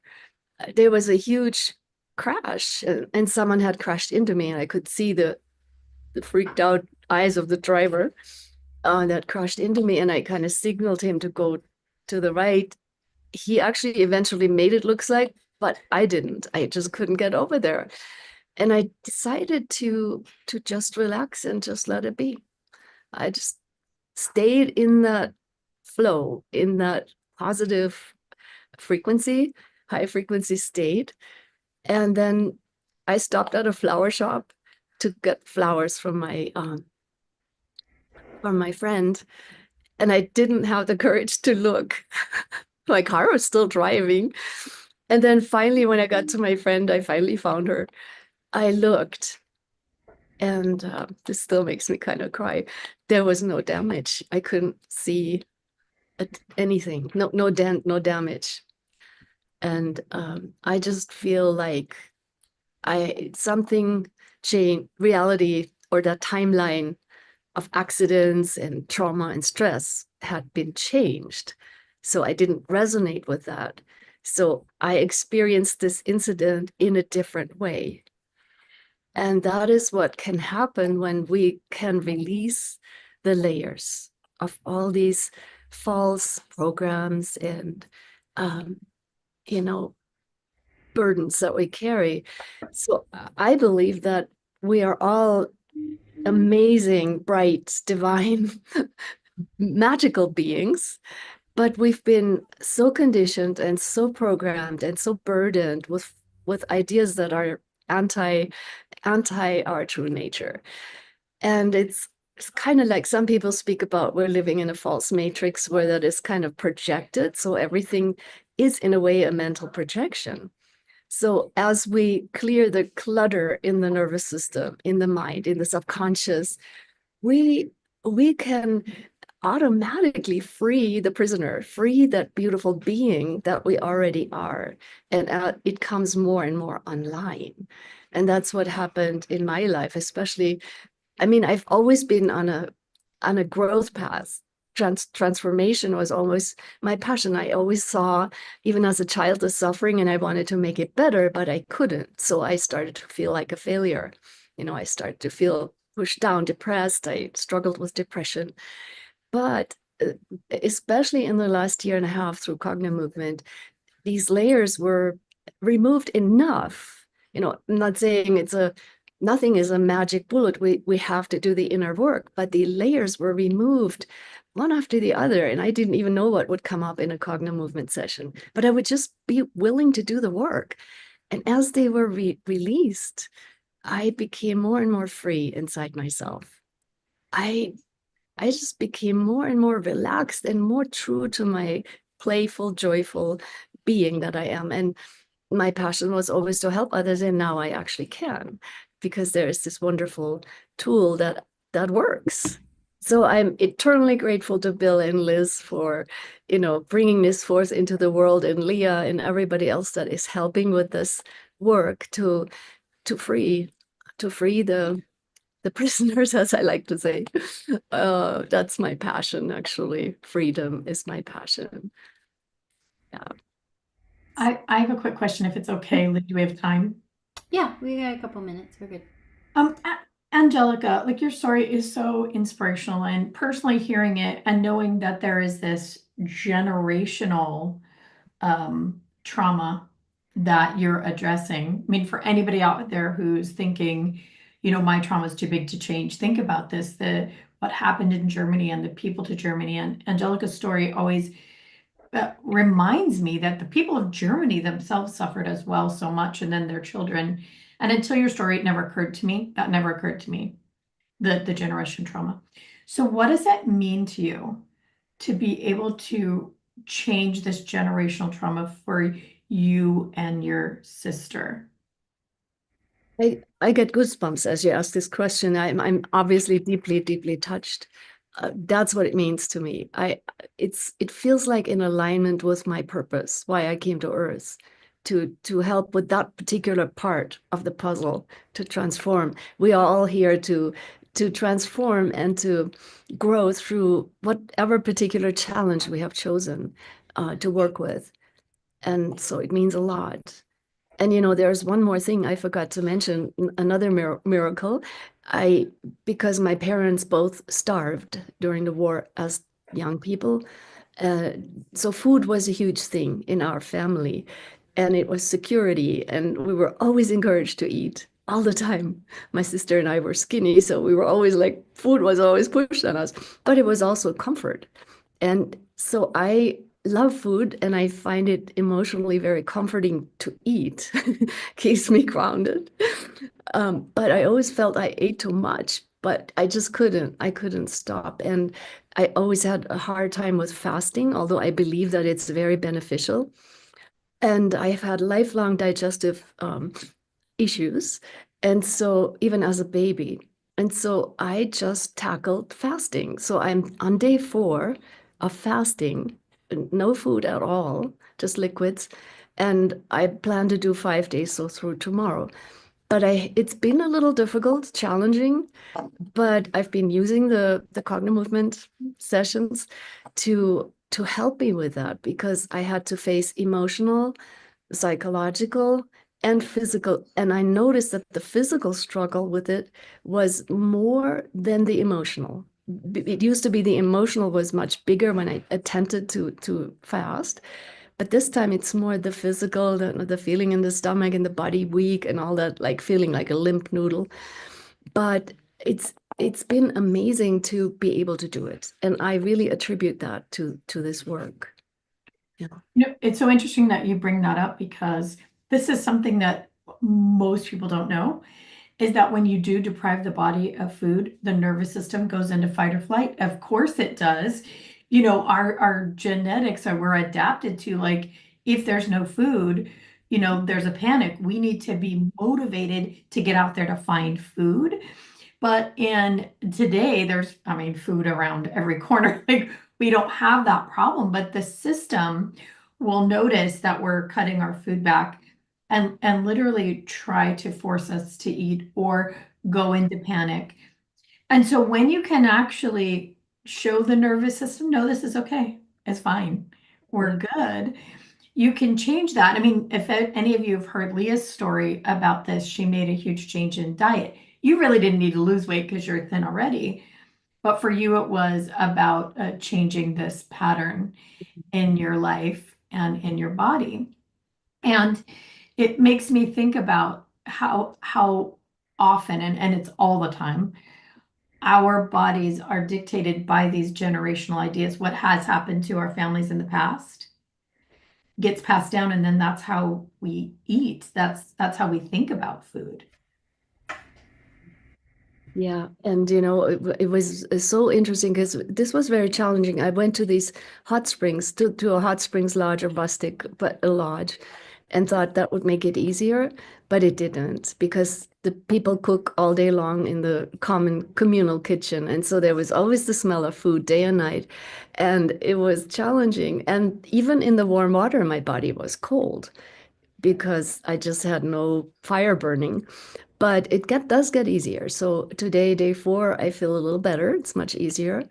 But it's been an overall like when you go through something hard like a vision quest or a fast or something like that, it's been a feeling of victory, of like strength to prove to myself that I can do something that is challenging and I have the tools to work with it.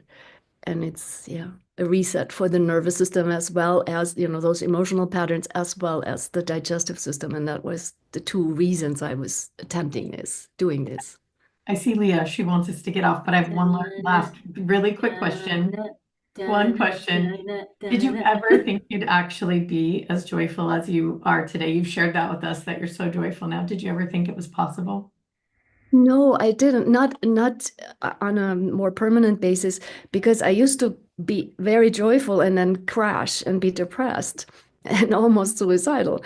But it would go up and down, and the joy I felt was much shorter than the down parts. And now it's totally the opposite. I'm almost always, even when something challenging is going on, I have this inner confidence that I can meet it. And it's almost right now, pain and joy are coming together. They're becoming one. So it doesn't even matter what the experience is. I am resting in myself, in my truth. That's powerful. So beautiful. Thank you, Angelica. Thank you so much. Welcome. All right, everybody. I feel like you should just hear the Jaws like shark song every time you see my face. It happens in person at Cogno Conscious too. you can just feel me coming. So that was a really packed hour, but I feel like it was super powerful. Thank you again, Coral, for your awesome session, and Rebecca and Angelica for your amazing stories. It was really an inspiring hour. So if any of this helped you, if you're getting an idea of what Cognomovement can do, I want to bring up essentials because somebody brought it up in the comments about how to get a Cognomovement ball. So the essentials is the foundation of everything that we do. It's where transformation begins. It gives you the tools to clear emotional baggage, reset patterns, and clear lasting change. So you are able to do sessions on your own anytime, anywhere. With your Essentials course. The Essentials course is super powerful because it's practical, it's easy to follow, it's the basics of Cognomovement, and it works on a deep level to rewire your nervous system. So right now you can enroll at cognomovement.com/essentials. You don't want to wait. Prices can go up for these things, so we want you guys to have the opportunity to get this at the lowest price you can find it. So get your Cognomovement Essentials today and get started on all of these amazing changes that you've heard today. You can have them, and you can have them too, and you can make them happen. So with that said, I don't want to waste too much time. I want to get right into our next session. So our next session is with the inspiring Katie Wrigley. She is a Cognomovement practitioner whose journey of overcoming chronic pain and fear is a testament to the transformative power of this work. Katie's story is one of resilience and hope, and she proves that no matter where you start, healing and breakthroughs are possible. So today's session is going to focus on the concept of enough, finding evidence, no matter what demons you're currently facing, that you are enough. Katie is going to guide you to allow your body and nervous system to truly feel the truth of how enough you are right now in this moment. This session will help you connect with your worthiness on a deep embodied level. So let's welcome Katie. I'll get you unmuted and spotlighted. Thank you, Leah. Hi, everybody. Thank you to everybody who came on before me, Angelica, Coral, Rebecca. It was so good to see your lovely face again. I remember you from Cogno Conscious and connecting with you there and hearing how well you're doing. Just, oh my gosh, so happy to hear it. I'm so happy for you. And everything that everyone has said so far is true. If we have time, we can touch on my story, but I really want to focus this on you. And so I've noticed in the chat this morning, and I'm really happy, like this is one of the things that happens with Cognomovement is you just start to get in tune with the universe. And so I'm one that's really comfortable thinking on my feet. So I actually didn't even tell Leah what I was doing until late last night. And part of the bonus of me being able to work like that is it gave me a chance to tune into the energy. And this is a pattern that I've seen within my own story, within most of the clients that I've worked with, within so many people, is this idea, this erroneous, false idea that can stem out of childhood trauma, that can stem out of negative experiences, where you start to actually believe you aren't enough. And those patterns can be really self-destructive.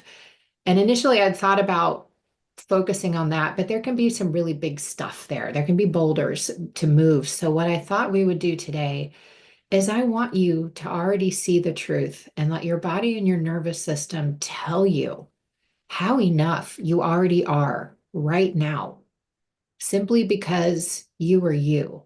And whatever you have done in the past that you're struggling with guilt and shame around, it doesn't mean that you're not enough. And so I really want to encourage you to look and see the evidence that you're enough. The other stuff can still be there. I'm not trying to talk you out of whatever your belief system is, but I want you to also acknowledge the truth of just how much value you have as a human being, simply because you are on this planet right now, right now. And so we're going to do this a little bit differently than what Coral and Sandy did. So we're going to treat your face like a clock. And the first thing, before we go into that, though, I want you to all look down at your bodies. I'm going to take off my glasses, which means I'm not going to be able to read much in here. I haven't done Cognomovement around my eyes yet. That's on my list. But I want you to connect down to your body. Take nice deep breaths with your eyes open. And just notice what's coming up when you say enough. I am enough. I have enough. I do enough. Whatever derivative of enough. Notice what physical sensations are kicking up in the body. Again, I'm not trying to convince you of anything that's trying to tell you aren't enough. You can keep that for now. We're looking for evidence of the contrary, that you are enough. So just notice what comes up in your body when you think about enough. Feel enough. Nice deep breath in and out of the nose, letting the exhale be just a smidge longer than the inhale. Really breathe and drop down into the physical body. Enough. Enough. You may be feeling contentment. You may be feeling resistance. There's no wrong way. You want to meet yourself where you are and just see what comes up from there. All right. So we're going to start right down at 6 o'clock. You can go left or right, totally up to you. But we're going to go basically hour by hour around the face, and we're going to see what else you know about this enough pattern, going all the way around the face. So really holding on to that sensation. And if you don't have a ball, then just use a regular object, pen, something else like Sandy or Coral had already mentioned, and just let it come around your face. You want to have it about a hand's width from the face. It can be a little closer if you'd like. And just move it to that first position and notice. Notice what's happening to that position. Are the eyes having a hard time going over there? If so, you can ask yourself, is there some part of this that I haven't wanted to see? Or is there maybe part of being enough that's painful for me? And just notice, breathing into it, no judgment. This is a curiosity, data gathering mission only. No judgment. Breathing into it. Noticing what's there. You can move the ball in little micro motions, just staying in that angle. And then when you're ready, you're holding the head forward, really letting the eyes stretch. Go up to that next hour. Notice what's happening in the body. Feeling enough. What data does your brain have with your eyes in this position? Enough. Enough. If you feel tension in your eye, just give little micro movements. Let the ball move around. Going up to the next hour now, so right about at eye level. Notice. Enough. What is here? What do you know about being enough in this position? What's available here with your eyes over hard left or hard right, depending on which side? Noticing, breathing into it. Going up to the next hour. Nice deep breaths. Let your body really actively relax as you're doing this. Lean back. If you're standing up, then be a little bit more careful with that. Relax the body however you can. If you're sitting down, really drop down into that relaxation. Let those eyes do the work for you. What do you know about being enough here?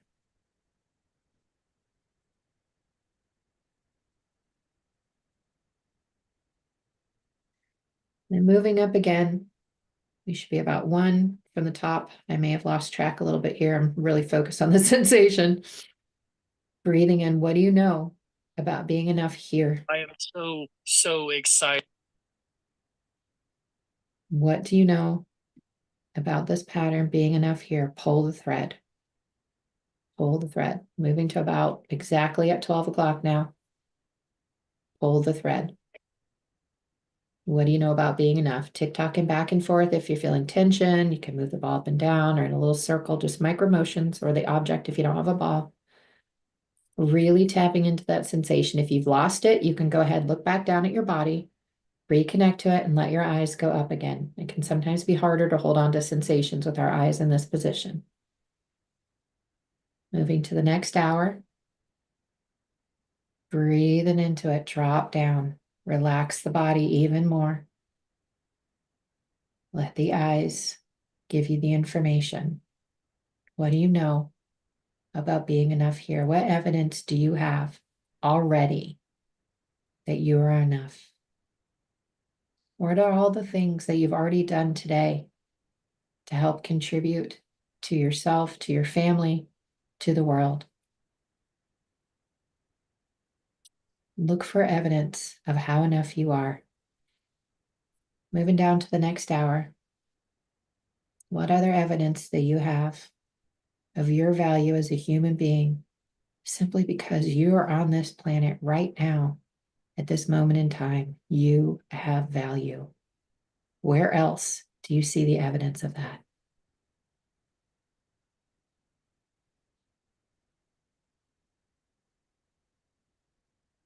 Noticing what's coming up. I'm actually feeling a little bit of gratitude for being on this planet right now.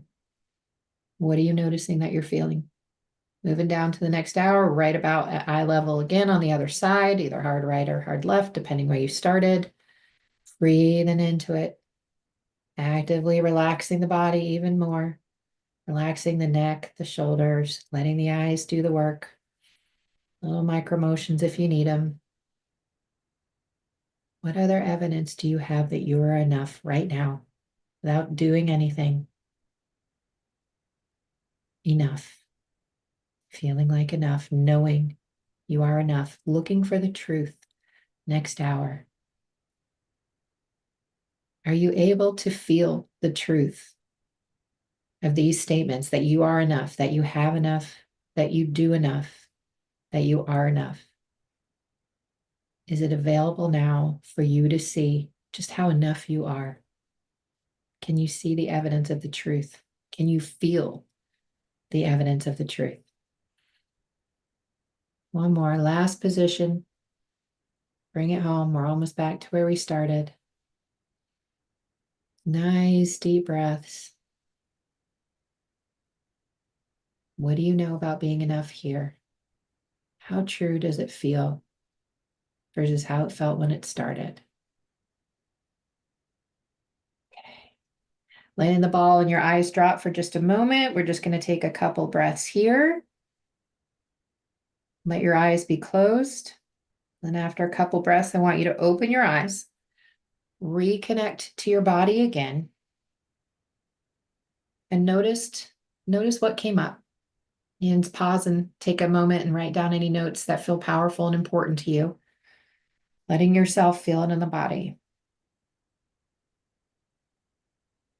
And then now with any change, we're going to want to map that in. So take your ball or your object. You can do this sitting or standing. I'm going to demonstrate it in a sitting position because energetically that feels more supportive for where I am today.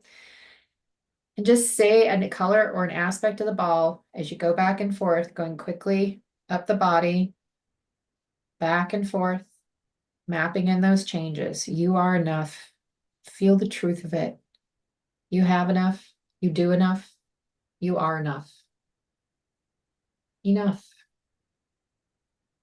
Letting the ball go back and forth, letting those eyes move. Enough.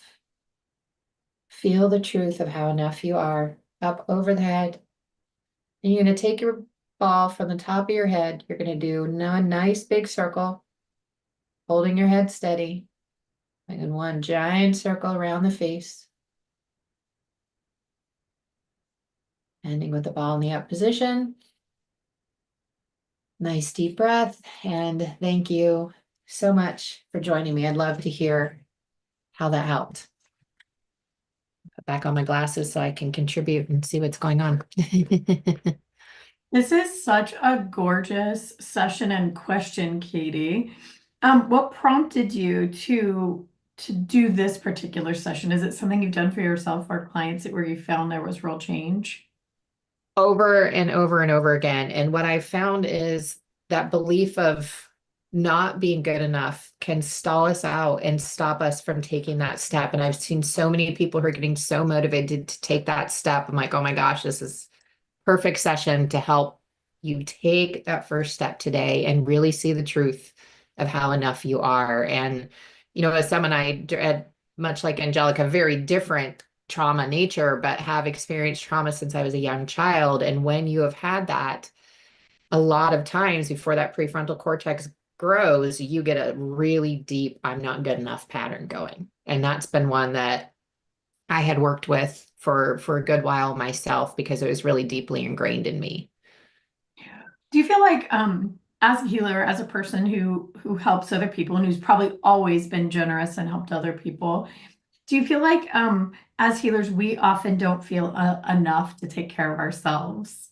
Yeah, that's one of the biggest hurdles out of the gate. And it's kind of a joke. I'm a coach as well. It's kind of a joke in the coaching community that it's so much easier to coach someone on what to do than to do it ourselves. And it's true. It is. Okay, let me read just a couple of things that they're happening so fast. So Angelica said, more than enough. Sally said, I'm good enough to start now. Yay, Sally. Sherry said, I heard from my guide. They said, your goal is to remove programming from this human body. Came in to hear others, but to do that, you must get rid of the fear, indecision, and self-doubt. Perfect. To heal others. Yeah. Oh, okay. To heal others. Perfect the way you are. Must work on self so you can help others. They need to see your transformation. This could not be more. Wow. Sherry, wow. I'm getting full body chills. That's beautiful. Thank you for sharing that. Wow. Wow, wow, wow. Here's one that says, good one, Katie. You're a great coach. Thank you. Here's one. Sherry says, I have a deep humiliation, shame, embarrassment from the age of 3. This really helped. Was fascinating to hear from my guides. And then somebody says, will this work if we do it alone again and keep repeating these things you're teaching us? What do you think about that, Katie? Yes. Yes. If you are noticing there is resistance to it, we want to focus and we want to lighten that. But the more that you repeat this, what you look for, you will find. There is a part of your brain, and this is what Sandy was doing with hers. This is what Coral was doing with hers, is you can set up your brain in your system to look for what you want in life by utilizing, and I may say this wrong, and I know you guys talk about in NLP a lot, the RSA, the RAS, the reticular activating system of the brain. Mm-hmm. What you look for, you will find. And so if you are continually looking for evidence of how enough you are, it's going to become automatic that you just know it when you wake up in a day. You know it because you're feeling the confidence, you're feeling the truth of that statement that you're more than enough. So I have a really important question that somebody asked, which is, why does it hurt my eyes so much to do this work? Not in every movement, but many. Do you see us all smiling evilly? Liz or Bill, do you guys want to take that one, or? Bill can. Go ahead, Bill. Okay. So hey, Sherry, congratulations. You know, you just saw that's the money right there. That's where we're going to make the money. That area, everywhere we look, is a different part of the brain. So the beauty of this work is that when you find the place of resistance, it corresponds to the part of the brain that's not firing related to this subject. If I'm not enough in some way, shape, or form, and I'm focused on it, whatever that, shall we say, confirmation bias is for you, it will show up. And this, because of the nature of the nervous system, the eyeballs, brain, and spinal cord, and extending nervous system are one system. Because of that, it's literally could be stuck in your solar plexus, your right shoulder, whatever, but it shows up within your eyes. And the practitioners, Katie's a level 2 practitioner. She's really good at finding those nuances. Now, all of you here probably have felt it, like, ow, this is not fun, don't want to do this. It's kind of annoying, you feel the pull or blinking, or who put the sand in my eye? I must got an eyelash, whatever it might be. That is the area that you focus on and you work. And with it, your mental acuity just jumps, and you have no idea what that happens to be interconnected with. Rebecca earlier didn't really directly work on her seasonal affective disorder thing. She didn't work on that. She wasn't like, oh, you know what I'm going to do? I'm going to use Cognomovement for this. No, it was a side effect. She was working on all these other things and connecting her brain up. So anyway, and obviously you could work on things directly, but that's what's going on. That was a great question. Thank you for asking that. There is so much more to this, but at least that gives you a basic understanding and motivation to go out and like, hey, I found the gold mine. I'm going to do something. Hey, we have a bunch more questions and comments for Katie, so I'm going to have Leah pop in and read those for us. Yeah, and then I also have an important question somebody asked, so I'll get to that. So thank you for all of your help and kindness. So enough, I had no desire to move, no more fragmentation, because so many different things to do. Stillness is so rich. Thanks, Katie. I had no idea that my belief of not being good enough was so strong. It made my eyes go crazy on my right side. I felt it in my pain body in all of my pain spots. I will do that again every day. I didn't realize that I had such blindness to how my pain is directly related to my belief that I am not enough. Wow, thank you. Katie, great session, so clear. I love it. It was shaky, then it was so much fun. Thank you, Katie. I feel humanity has been infected with the belief of not being good enough. Thanks to Cognomovement and practitioners like yourself, and we have hope to be liberated from this trauma. Love this, Katie. Keep rocking. And then the question is, every time I do a session, I get a massive pressure in my forehead, third eye, the bridge of the nose, and sometimes the cheeks and jaw. My doctor says that's because of brain damage from stress, that my brain can't communicate with itself, and that's the reason why I haven't experienced any real change with Cognomovement yet, or anything else of all the things I've tried so far. Should I only focus on the pressure in my face until my brain has healed enough to deal with emotions and the rest of my nervous system? I think there's a really good answer to this one. So, anybody? Yeah, well, I'll answer that. There's so many answers to it, but yeah, focus on the pain. Focus on the pain. It is the sensation that likely is your emotion. This is the thing that gets really confused when people say, we have a lot of people say, I don't feel my emotions. But you can feel when you stub your toe or cut your finger, right? you feel that pain in your shoulder. This is so interesting. We find that frozen shoulder so often can be a result of an emotion, a feeling. And when it's gone, that feeling is gone. So the pain in your face is likely the emotion. Put your attention fully on whatever sensation you're feeling. Pain is one that really gets our attention, and do your work around that. I think one of the things that really, really holds people up in this work is trying to create meaning out of it. The truth is, like, why does your body hold the pain in your face? Who knows? During a session, you might actually, it might reveal itself to you. But the truth is, it's just the place that your nervous system relegated that neural pattern.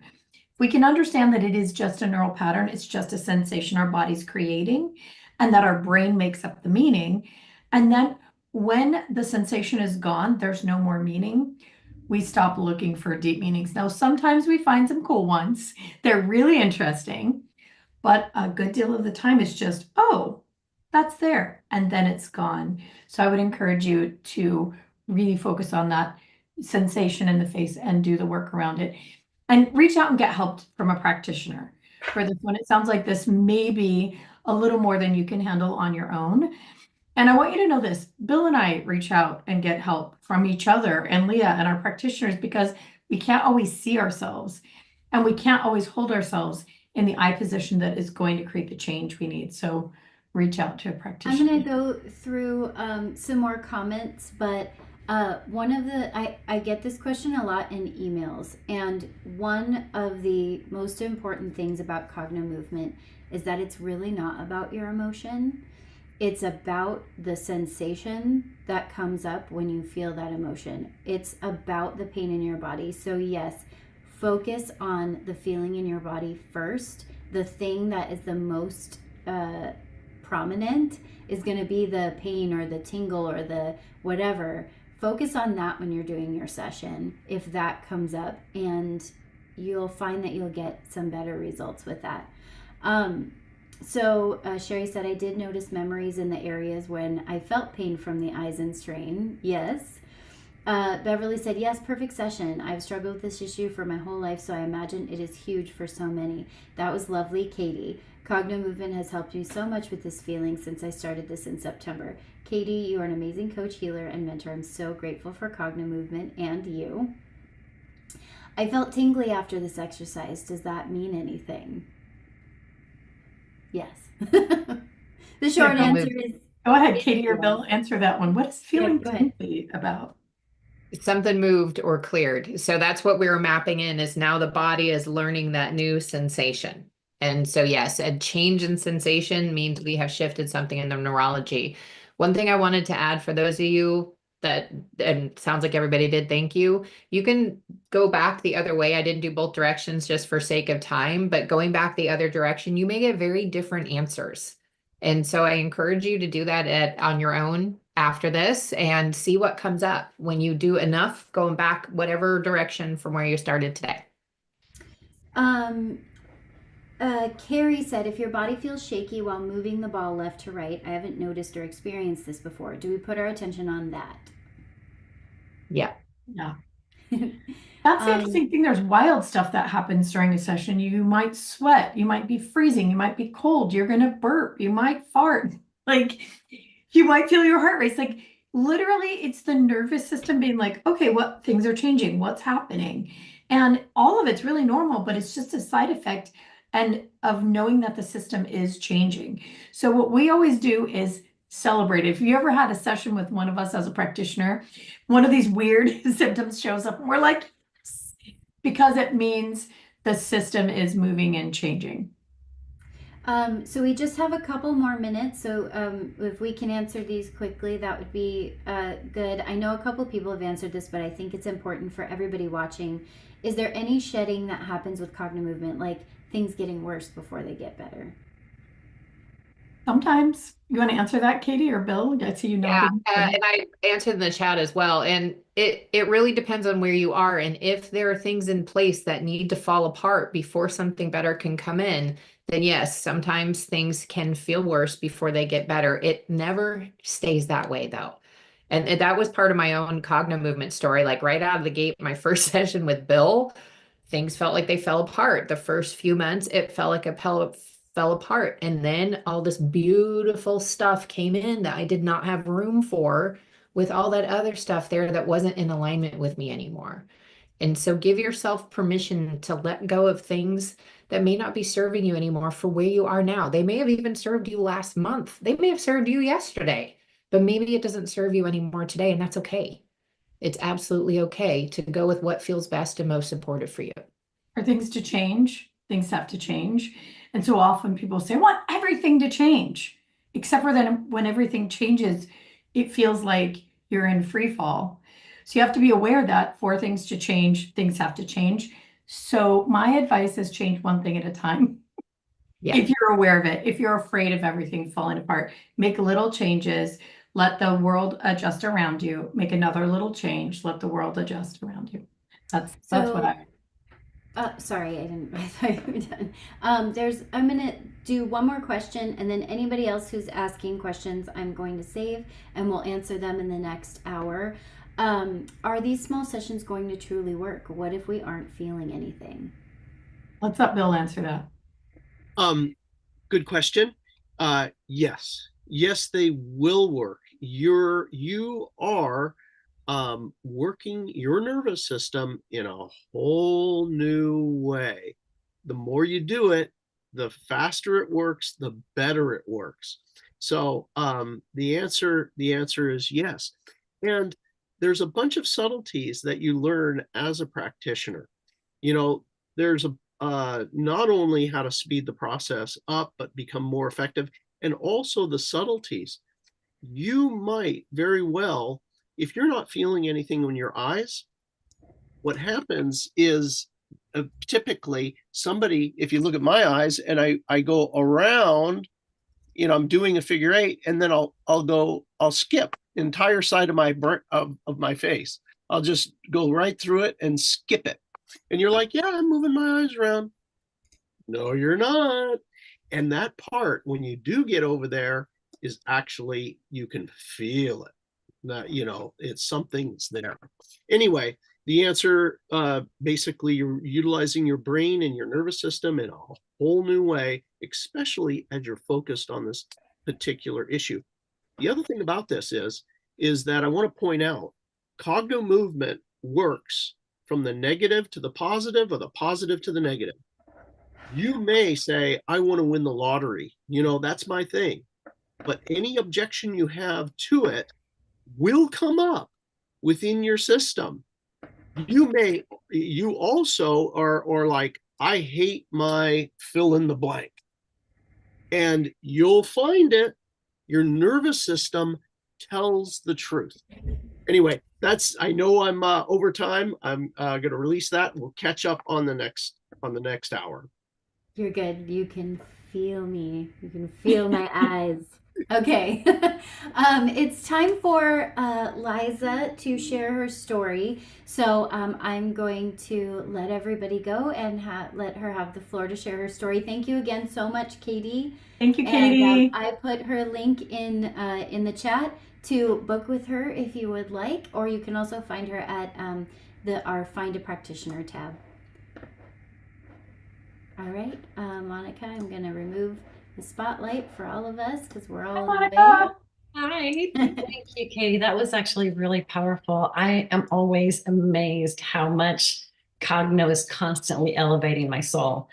When I first met Bill 3 years ago, I was in the utmost sadness, despair that I could have possibly wanted another human to go through. My husband of 20 years died of an alcoholic overdose. And it took me to the floor. It took my family to the floor. I have three teenage children going through all of this. And it just took me down. And the fact that I'm sitting here without tears in my eyes as I share this with you is truly because of my experience through Cogno. I reached out to Bill. Leah had sent out an email. If you have a problem, come to Cogno in San Diego. And I was like, I've got a huge problem. So I drove down to San Diego. And I worked with one of the student practitioners, and Bill was, you know, in the shadows, just kind of working through both of them, working with me, through me. And it was really life altering for me. I literally, at that point, if you were to tell me, how does your body feel? I didn't know. I was a trembling mess. And my soul was outside my body constantly. And I was constantly sad. And I was constantly, it was that any low vibration you can think of a word, that was my experience. And working with Cogno, working with Bill was so uplifting. My son ended up working with Bill. It was life altering. It was life altering. The fact that I'm sitting here and telling you that I can have a daily joyful session, like I am connected with my body. And it was just the constant working the ball, feeling those tugs, feeling that I was constantly about to go blind because there was something blinding me that I couldn't go through life with. And it was just the daily practice and daily mantras and the breath work. And it was like this lifting and this lifting and this lifting. And it was just like, I'm happy. I'm like, I'm happy. I was like, you know, it's like I didn't think I could ever be happy again. And I cry now because I'm filled with gratitude. It's like, how do you say thank you to that? How do you say thank you to somebody, to something, to give you happiness? So I don't have tears of joy. I mean, tears of sadness. I have tears of joy. And it's Cognomovement has churned up my soul. It literally has churned up my soul that I can breathe through my whole energy system, and I'm lighter. And life hits, you know, it's like, oh shoot, I'm my work and like my job, and the kids have problems, and life happens, but I don't get caught up with the life happens nearly. I mean, honestly, it's like I work my ball. I work my ball. I work my ball. If I'm in a really scary space, I'm just like, I call in the big guns, and I'm like, hey, Bill, can I build a, you know, I'm close enough that I can get a session. And it was so altering for me that I decided to become a practitioner. And I'm in the baby steps in the beginning, but I've been able to work with my teenage children. One of my daughters is going through rage. And when I work with her, I see her nervous system like all over the place. And I can identify that it's not that she's just rageful and she's being a BIT. It's just because like the chick's going, she's suffering, right? She's still where I was. And being able to work with my girl, like, just baby, just stay with the balls, you know, and I have now the tool sets, like, you know, going through the classes, and every time it's like, get a student, my daughter's, she's just like, oh, I'll work with you, mama. And we do the ball together, and it's like, I can see her eyes smoothing out. And afterward, there's just, there's love. And so it's all just growth, right? And it's like, every day there's challenges, but I feel there's growth. And you know, Liz, your lessons, you speak them so well. I'm just like, okay, I can follow you. I'm with you. And then whenever I'm stuck, I'm just rewatching the heck out of them. So thanks, guys. I mean, honestly, it's just been, I mean, the fact that I can sit here and go, it has been 3 years and 2 months. And I mean, there's still grief and sadness, but I'm not lost in the sadness. And I really, truly feel that Cognomovement is just the tool that came into my life, and I love it. So, muchas gracias. That's all I got. Oh, Monica, you know, I know I'm not the only person here you brought to tears. You know, thank you. And it's just beautiful to see where you're helping your own daughter now, you know, creating a different life for her. But because I know you, and you know, I get to see you now in classes. You also mentioned about your parents too, that you were able to begin to help your parents. I went to El Paso. I'm from Texas. So for Christmas, I went home and I took my balls because they were going to be my guinea pigs. And my parents they're both in their 80s. My aunt is in her 80s. And when I got there was just so much like heaviness, just, you know, like my dad went through a stroke. You know, he got the shot fast enough, but he's still cognitively slow. But what I found fascinating, and it's like, you know, their lives, they shut down. The older it's just like, it's more despair. My dad, so our first language is Spanish, and he's bilingual. And what I found fascinating, I was sharing this morning, was just like, every time I would go one side, it was Spanish, one side it was English, one side it was Spanish, one side it was English. He kept going back and forth, and he had no idea. And so I just kept with him in that same spot, because I had like, this was where the was. And then all of a sudden he was English, English, English, English. But then when he was English, English, wrong color, English, wrong color. So we kept staying there, English, wrong color. And all of a sudden it was English, right color, English, right color. And so he switched to English, and he was able to identify both colors. And the fascinating part about that is, you know, he gets into the, like, where do you go to school again? And what city do you live in? And he always just asks the same questions. And that afternoon, he was just like, so how do you like San Luis Obispo? Like, he was telling the kids, like, you know, connecting with the story, which it was, even the way he saw things was so much more alive. Like his world was so much more there. And my mom, she had knee surgery last year, and she doesn't want to have knee surgery again. So she walks with a limp. And when I did hers, she's like, Monica, the knee pain's gone. The knee pain's gone. And she kept getting around, and she's like, you guys, the knee pain's gone. And she's just like, she's like, this silly little ball cured me. You know, she's just like, she's so into it that I do it daily with her. She's my, like, every morning after I do the immunity call part of the program. And I drop off the call, and then the nurse holds the ball for us. And I mean, my mom is walking. My mom is not sad. My mom has a propensity to depression, to being sad, and she's hopeful. Her eyes have changed. I mean, I took a picture of her right when we did this at Christmas, and her face, her coloring, she's pink. Like, she's just, I mean, every morning she's just like, she's so grateful that, you know, and she's so sweet, because she's just like, you know, she's like, you're healing me. And I'm like, you know, and I'm like, oh, you know, and it just, I'm like, Mama, you're healing, you're allowing. And this is my mom, who's like hardcore Catholic, like, you know, but she was just like, this is the Holy Spirit going through us, with us. And I was like, you know, and it's just, it's so powerful watching the people you love, you know, my little girl going through her rage, calming down, you know, Dad being able to just participate in conversations, and Mom being able to, like, not being caught up with depression because of what's happening to everybody, you know, getting older, which is a part of life, but going through it with a lot more grace. Even walking the dog earlier today, I was on the phone with her, and she was just like, I can hear you light. You know, she's telling me that she can identify my lightness now. And we're both just having these conversations like life is good. Life is good. And I would not have, if you would have told me, for, you know, 3.5 years ago, that I was going to be like this, light, like life is good and light, I'd be like, yeah, no. But you know, it was just like, no, life is good. Life is good. I have a question, Monica.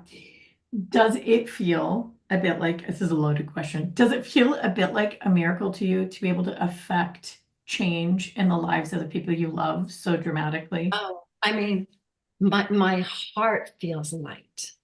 Like, and that's when you know that it's a miracle, because it's like, especially in El Paso, like when I was working with my aunt, like I would feel light, like my heart, like I'm like going, is everybody feeling, you know, not to get overly biblical about this, but like, does everybody feel the light of God? Like, do you guys feel it? Like, do you feel it? Do you feel it? And every time I do a session with someone, I feel it. Like my heart just, it's like, you have wings. It's just like this light vibration. And even right now with Katie doing the session, like the whole, like, I didn't realize I was feeling unworthy. Like I was like, my boom, boom right here that I feel all the time. I'm like, I was just like, I connected with her with this session. And I was just like, I feel light. It's like, you really do. This is good stuff. This is great stuff. And I'm really. Now, you went through a lot. You were going through a lot. You had to go through your process. But knowing what you know now, do you wish you'd joined practitioners sooner? Oh gosh, I am just like, like honestly, F and A, I mean, excuse my language. But like, well, and I guess everything happens when it's ready to happen. But I am so like jazzed by it. Like I mean, I'm blowing through. I mean, I watch it as much as I can, and then when it's like, oh, you've hit the end of the week, I just rewatch them. Especially, it's. I mean, like, you guys created so much magic. I watched this one man yesterday that I would just.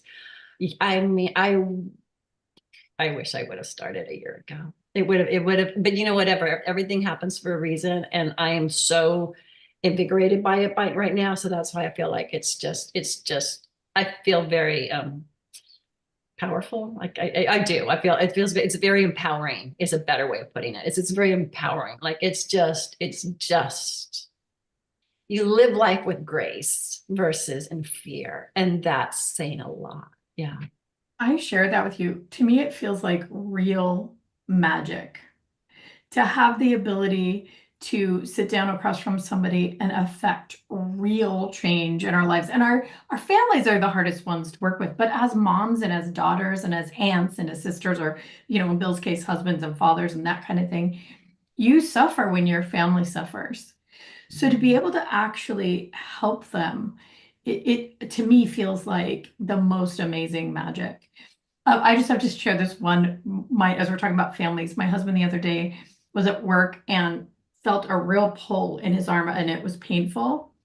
And he's like, what I did though is I stopped, and then I did the eyes and felt that pain, and it left. I was like, he is not one that will like use Cognomovement or even wants He's to come over to the dark side. He's gone to the dark side. But I was thinking to myself, oh my God, in the moment, he prevented a much deeper injury, likely, or maybe months of pain and physical therapy by simply knowing that his eye position could affect the muscles in that arm and changed it. And again, it felt like real magic to me. Yeah. Yeah. Well, I mean, the part that was like huge for me is like, you know, when you're in fear mode, like to a huge extent, like you leave your body. Like you don't even know what pain is. And this is like, I mean, and that was just like being able to drop back in and feel your body again and actually feel all this was just like very cool stuff. Yeah, it's very cool. Luckily we have some time to answer some more questions, and we have a few to get through. So I will go through those for a little bit. Thank you so much, Liza, for sharing your story with us. And I can't wait to see you at our live training in March. And keep up the good work. Thanks, Leah. Thank you. Congratulations, Monica. That was,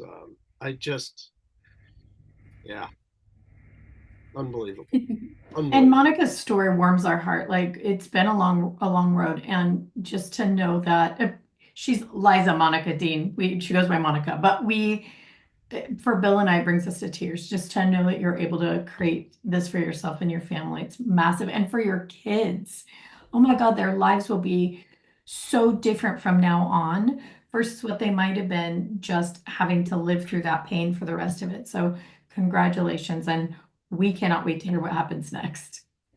I also know that she has clarified before, but I'm sorry. I was thinking you go by Liza, but your first name's Monica, but it's the other way around. So sorry. I'm trying. Okay. So, so one of the questions is, what I've been wondering is how to identify what your purpose is in this lifetime. Bill, you want to take that? Oh my gosh. Hey, great one. Okay, there's actually a really interesting process. So you're gonna know it when you can do whatever it is and it gives you energy. You're not taxed by it. You're actually energized by it. Now, one of the Cognomovement techniques to start to unravel that. And it by the way, it might not be what you think. Like I'll give you the technique, and then you can try it out. But I'll tell you a little story. So the first part, the technique, is to simply do that infinity. You already know how to do it. You've been shown it here on the class. And what is it in my life that I've found that way? And that would be the first thing. The reason that I say is, some of us absolutely know, but it's something that comes natural to you, and you maybe don't think much of it. Like, there are some people who are incredible at hearing tones, and like tuning a piano would be like, oh gosh, child's play, but it's so easy, so natural. There's no resistance, and you get in, and you can get into it. When you combine this of being in service to somebody, that feeling and being in service, and that you're energized, you'll never work another day in your life. And that's why the whole thing with Cognomovement practitioners, that's what they all experience. If you would have asked me decades ago, what my purpose was, I don't think I could answer it very well, because it was mostly about service to self. And by the way, I had little to no joy. I had a lot of pleasure, lots of pleasure. Really, being on purpose and joyful was not it. But this will shift. This shifts if you go through that process, and that hopefully that helps out those couple little tips. And there was somebody else I noticed real quick. There was a question about dementia, and can this help with dementia? Well, again, we do not cure, diagnose, treat any named disease, physical or emotional. Having said that, we do build mental acuity, and if your mental acuity was built, would that be of service to you? If your physical performance was affected, would that be of use? If you had better sleep, would that be of use? If you had less stress, would that be of use? These things are things that we can do, and for people that are challenged from whatever method, whether they got bashed on the head with a baseball bat, or they went through a trauma like Monica's, it looks the same in a brain scan. It's literal brain damage. So anyway, hopefully that helps. I was getting there. And that question was later. I'm excitable. I'm excitable. I can't help myself. I just want to do a quick follow-up on the knowing your purpose. For many of you out there, you know what your purpose is. You know what you came to the planet to do, but you're in hiding. And how do I know that? Because that was my life story. I did literally everything else I could do. I owned car dealerships. I was a cake decorating instructor. I was a makeup artist. I did everything I could to avoid being who I really am on the planet, because I had weird ideas about what that meant for me.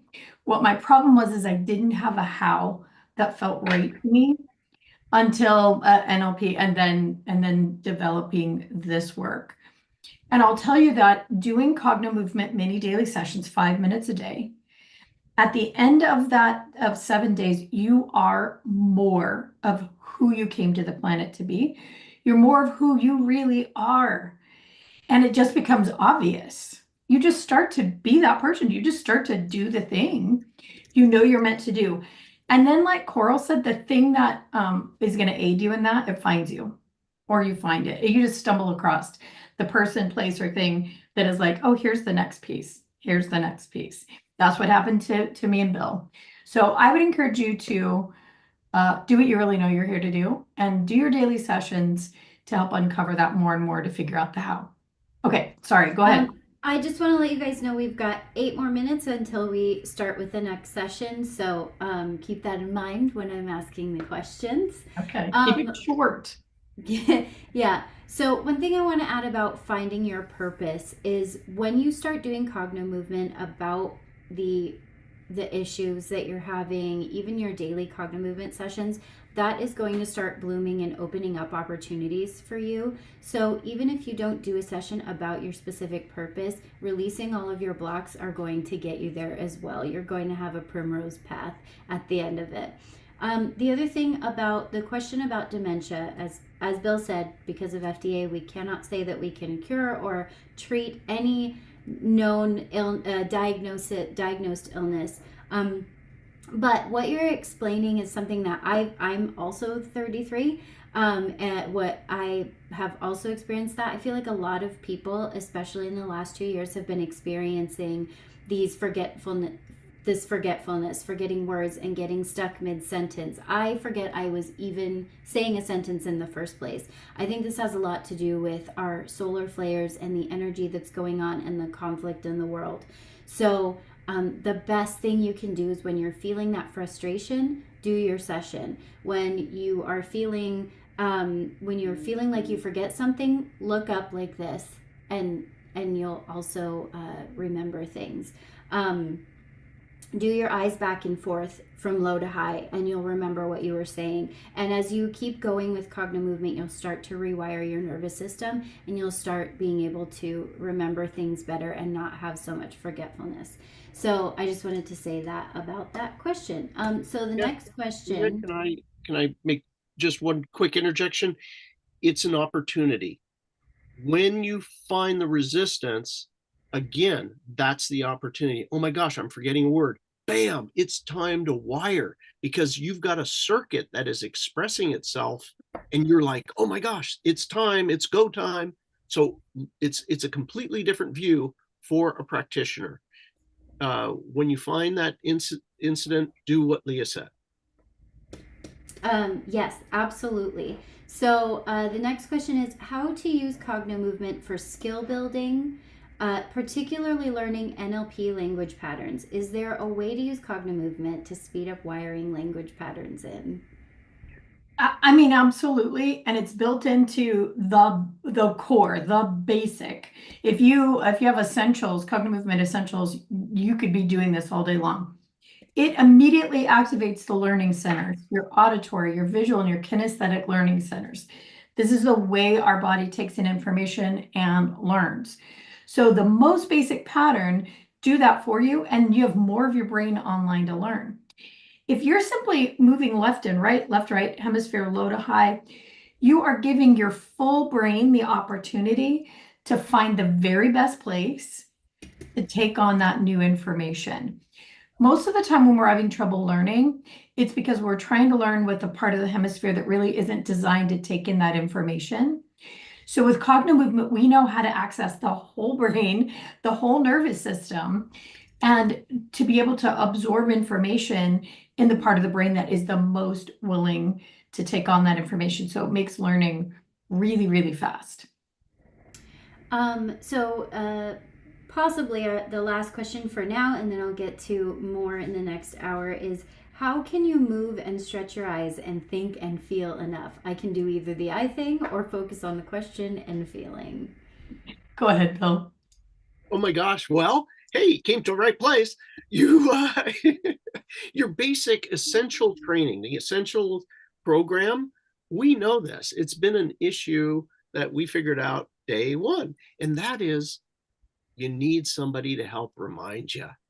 You know, it's like, go back to the issue, go back to the issue, roll your eyes up, and you follow the ball and you go back to the issue. Now, there's numerous different techniques to do this. Essentials, in the essential program, it has follow along. You turn it on, you play it in the background. It says, oh, do the figure 8. And it's gonna tell you to keep focusing on the issue every few seconds. So that is one method, and it's probably the most preferred method. Well, Yeah. and also it's sort of part of the game. The fact that we're asking your brain to do all kinds of things, your body too, while you're focused on an issue, is one of the sneaky secret parts of getting your nervous system to release the pattern. So, like Bill says, it's 99% of the time you're focused on the sensation, but this is part of the game, and that confusion is also part of the system changing. You really can't do it wrong. So just keep going. Don't worry so much about doing it perfect. As you learn it and you get more comfortable with it, it becomes natural to know, when your head is turning, or when you're, kind of cheating is what I would say for that. But, just practice. Essentials is like training wheels, and over time it gets easier to do.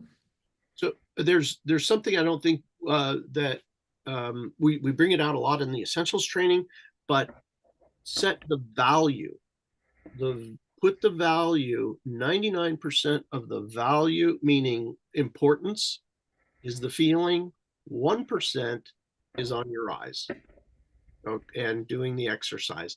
Just enough to keep going, but 99% I'm feeling it, and just enough to keep the eyes there, okay? Yes, and Floor said, well, that's not what they said. Floor said yes, even though I'm gonna let you guys talk about essentials for a minute while I take care of this. Yeah, Leah obviously has a ravenous pack of dogs in her house. So, yeah, I think that is, Flora says that she actually, even though she's been to many events and uses Cognomovement, she has essentials on in the background. And that's the way I always look at that is, it's a form of training wheels. You use it until you're so familiar with the patterns that you don't really need it anymore. But then there'll come a time when you're like, I'm not holding myself in this. Like, I'm not really paying attention here. And then you go back and you watch your essentials program and follow along with us, and we hold you in it. The other thing to know is, like we've said before, sometimes you cannot see yourself. I had a situation, and my brother had died, like my mom and dad, like everybody had died in 18 months. I had to sell my brother's house. It was horrifying. And I was 100% sure that this situation could not resolve itself, and it was going to end in absolute devastation, like the world was going to end. Like, I know better, right? But it was so important that this is what my system felt like. And so I was working it and working, and I couldn't fix it. So I call Bill. I'm like, Bill, and I tell him this whole crazy story. And he knows I don't really get all that worked up. So he believed the story. Like, it was bad. This thing was going south so fast, right? So he helps me.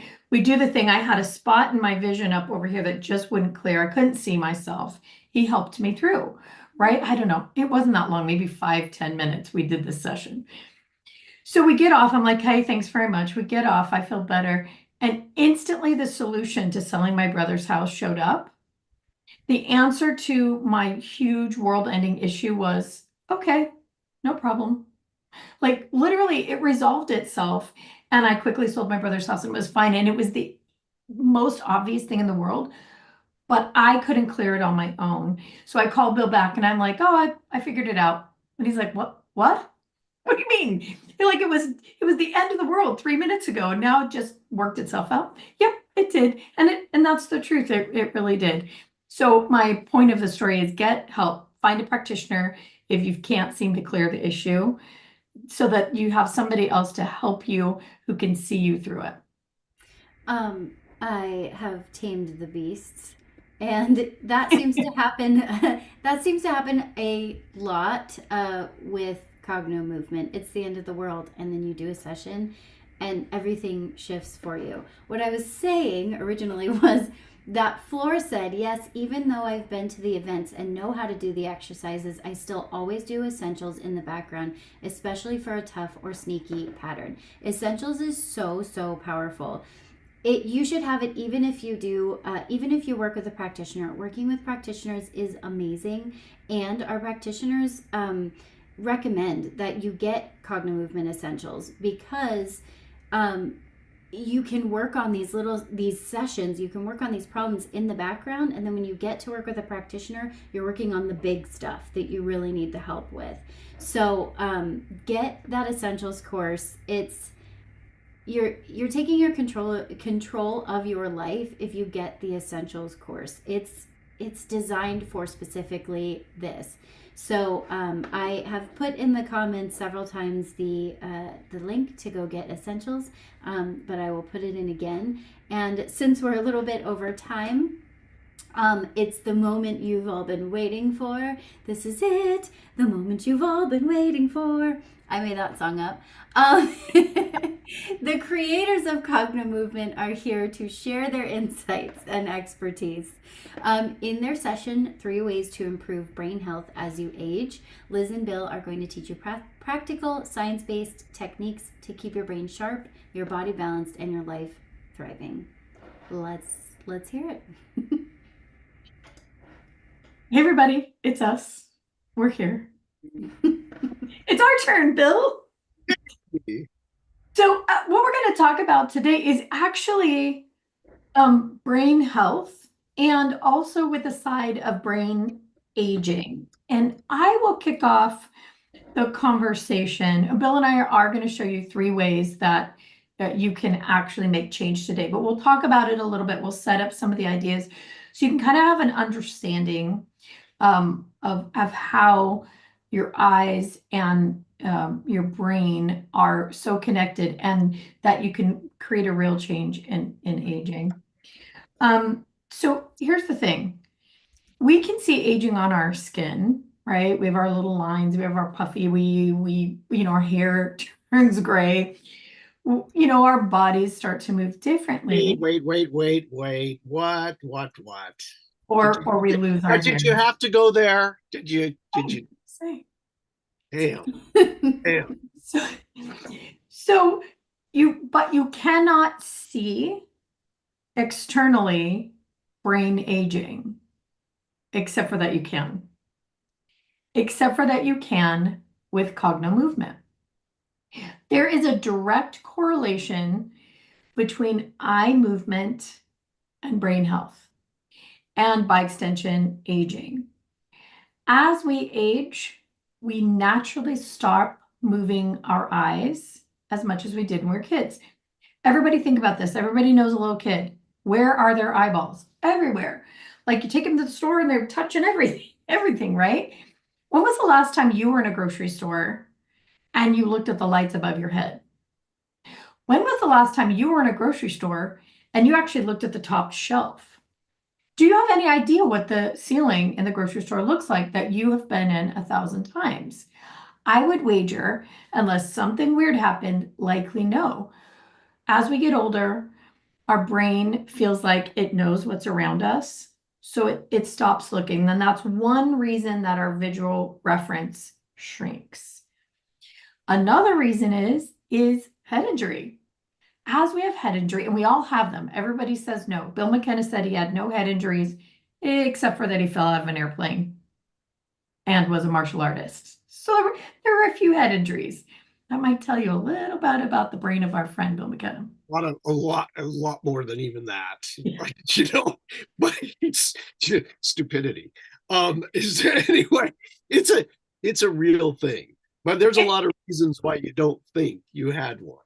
Yeah, but we all do. Like for women, we're famous for this. You open the cupboard, you bend down to get something else, and then you stand up and hit your head on the cupboard, Or people don't think about this. Sports when you're a kid, little kids, high school, middle school, any kind of sport, if you played football, you've had a head injury. If you played volleyball or baseball, even as women, you've had a head injury. Did you ever fall off your bike? Did you ever fall out of your bed? I didn't really think I'd ever had head injury because I'm not good at sports, but I did fall out of a bunk bed. And after that happened, I really hurt my back. But after that happened, my life changed. My perspectives changed. It was around 10 years old and many, many things changed. And I never really associated it with that until we learned what we learned about this. So Another thing that happens is surgeries and medication can create changes to our brain.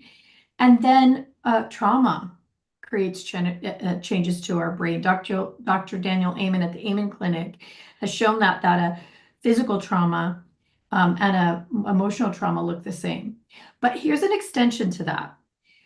Bill and I have discovered that so often in just questioning our clients, that when there's been a big emotional trauma, there is almost always in the vicinity an actual head injury, a car accident, some kind of a fall, some kind of a sports injury will have happened.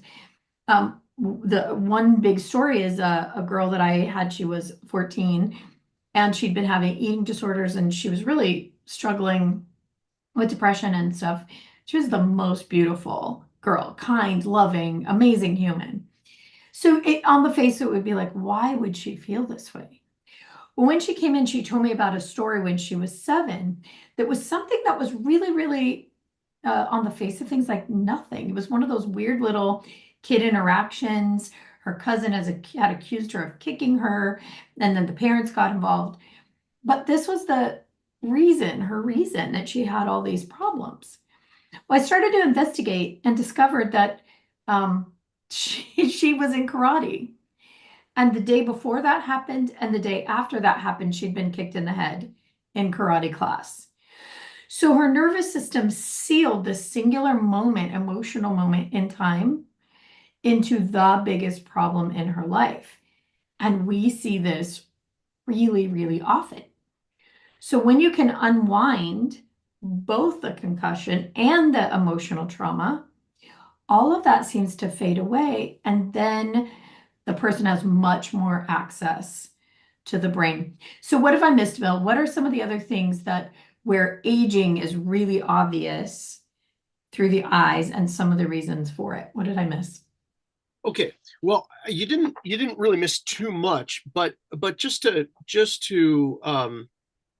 talk a little bit more about this, the nature of being a human, we're born, and then one thing after darn next. I wish it was a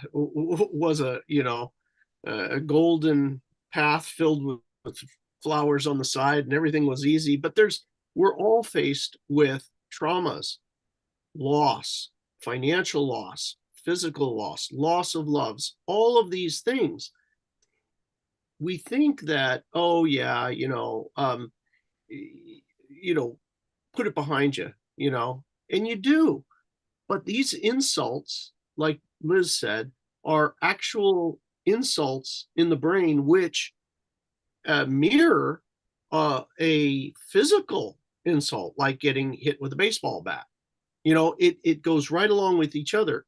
And I cannot emphasize enough the collapse of relationships, divorces, financial catastrophes, your digestion, your shoulders, all of these different things that you think, oh my gosh, my hips, they ache so much and I can't walk and I'm leaning over. Guess what? These things are all interrelated. Why don't you tell that story about the boy? You mentioned a baseball bat and you're telling all those things, but bring it all together with that. Tell us about the boy who got hit with the baseball bat and then he also did a backflip and hit his head. The behavior, emotional, and the relationship stuff. I think that ties it all together, what you're saying. For everybody maybe that wants to explore that, if you type into YouTube, there's just an extra one. I think it's the title of it is Bill McKenna Brain Healing. There was an interview done specifically about this, if you want to go into detail. But this poor little guy, this one is just gonna it just tears you up, Just a young boy gets hit in the head with a baseball, bam. And as a little boy, maybe he's in the 5th grade or so, he's a rough and tumble little guy, and he gets hit in the head with a baseball, and then he proceeds to run, and weeks later, and hits his head onto a tree, and he had all of these things that very early, fifth grade, sixth grade, that happened, that ended up causing some brain injuries. And when I worked with him, he was around 14, and he was crying. No, and what I mean by crying, I don't mean crying emotionally, but his eyes were watering full time, every day, couldn't do anything about it. Just the eyes are constantly watering. So it's, he's constantly with the, turns out right after the injury, he was on a field trip, and there was a girl who, the sixth grade camp, he really liked. And he bought her a little bracelet, and he gave the bracelet to her, and the little guy loved her. He just, and then the teacher found out, and she got that bracelet, and just, you little blah blah blah, you stay away, blah blah blah, gave him back and he was distraught. Well, lost love, right? One of the basic premises that we talk about in Cognomovement is our body will express for us the emotion we cannot process, and literally body crying. Anyway, fast forward, he ends up having, at 14 or 15, doing a backflip and slamming his head on the back in the cement, and everything went, as you can imagine, he was knocked out, everything went wonky. And that's when, I started working with him, and all we did, we built back his mental acuity, and all of those pieces of the brain, through the exercises, starting to get that connectivity going. The watering of the eyes stopped. But we worked emotionally on some of that pain as well. So many things happened there. But anyway, it was just a wonderful thing, because there were so many behaviors that were thought as behavioral issues, which weren't. They weren't a behavioral issue. It was a brain issue, like getting up, get up. You got to go to school. Where's your homework? Oh my God, you forgot your homework? You didn't get your homework done? All of these things just vaporized. They went away. You think that, oh my gosh, this little guy, he can't listen, and he's just rebellious. Not rebellious. His brain needs a little help to exercise. And anyway, that was a beautiful, very heartwarming story, because the family relationship and dynamic changed. The relationship with the father, they started getting along and doing things.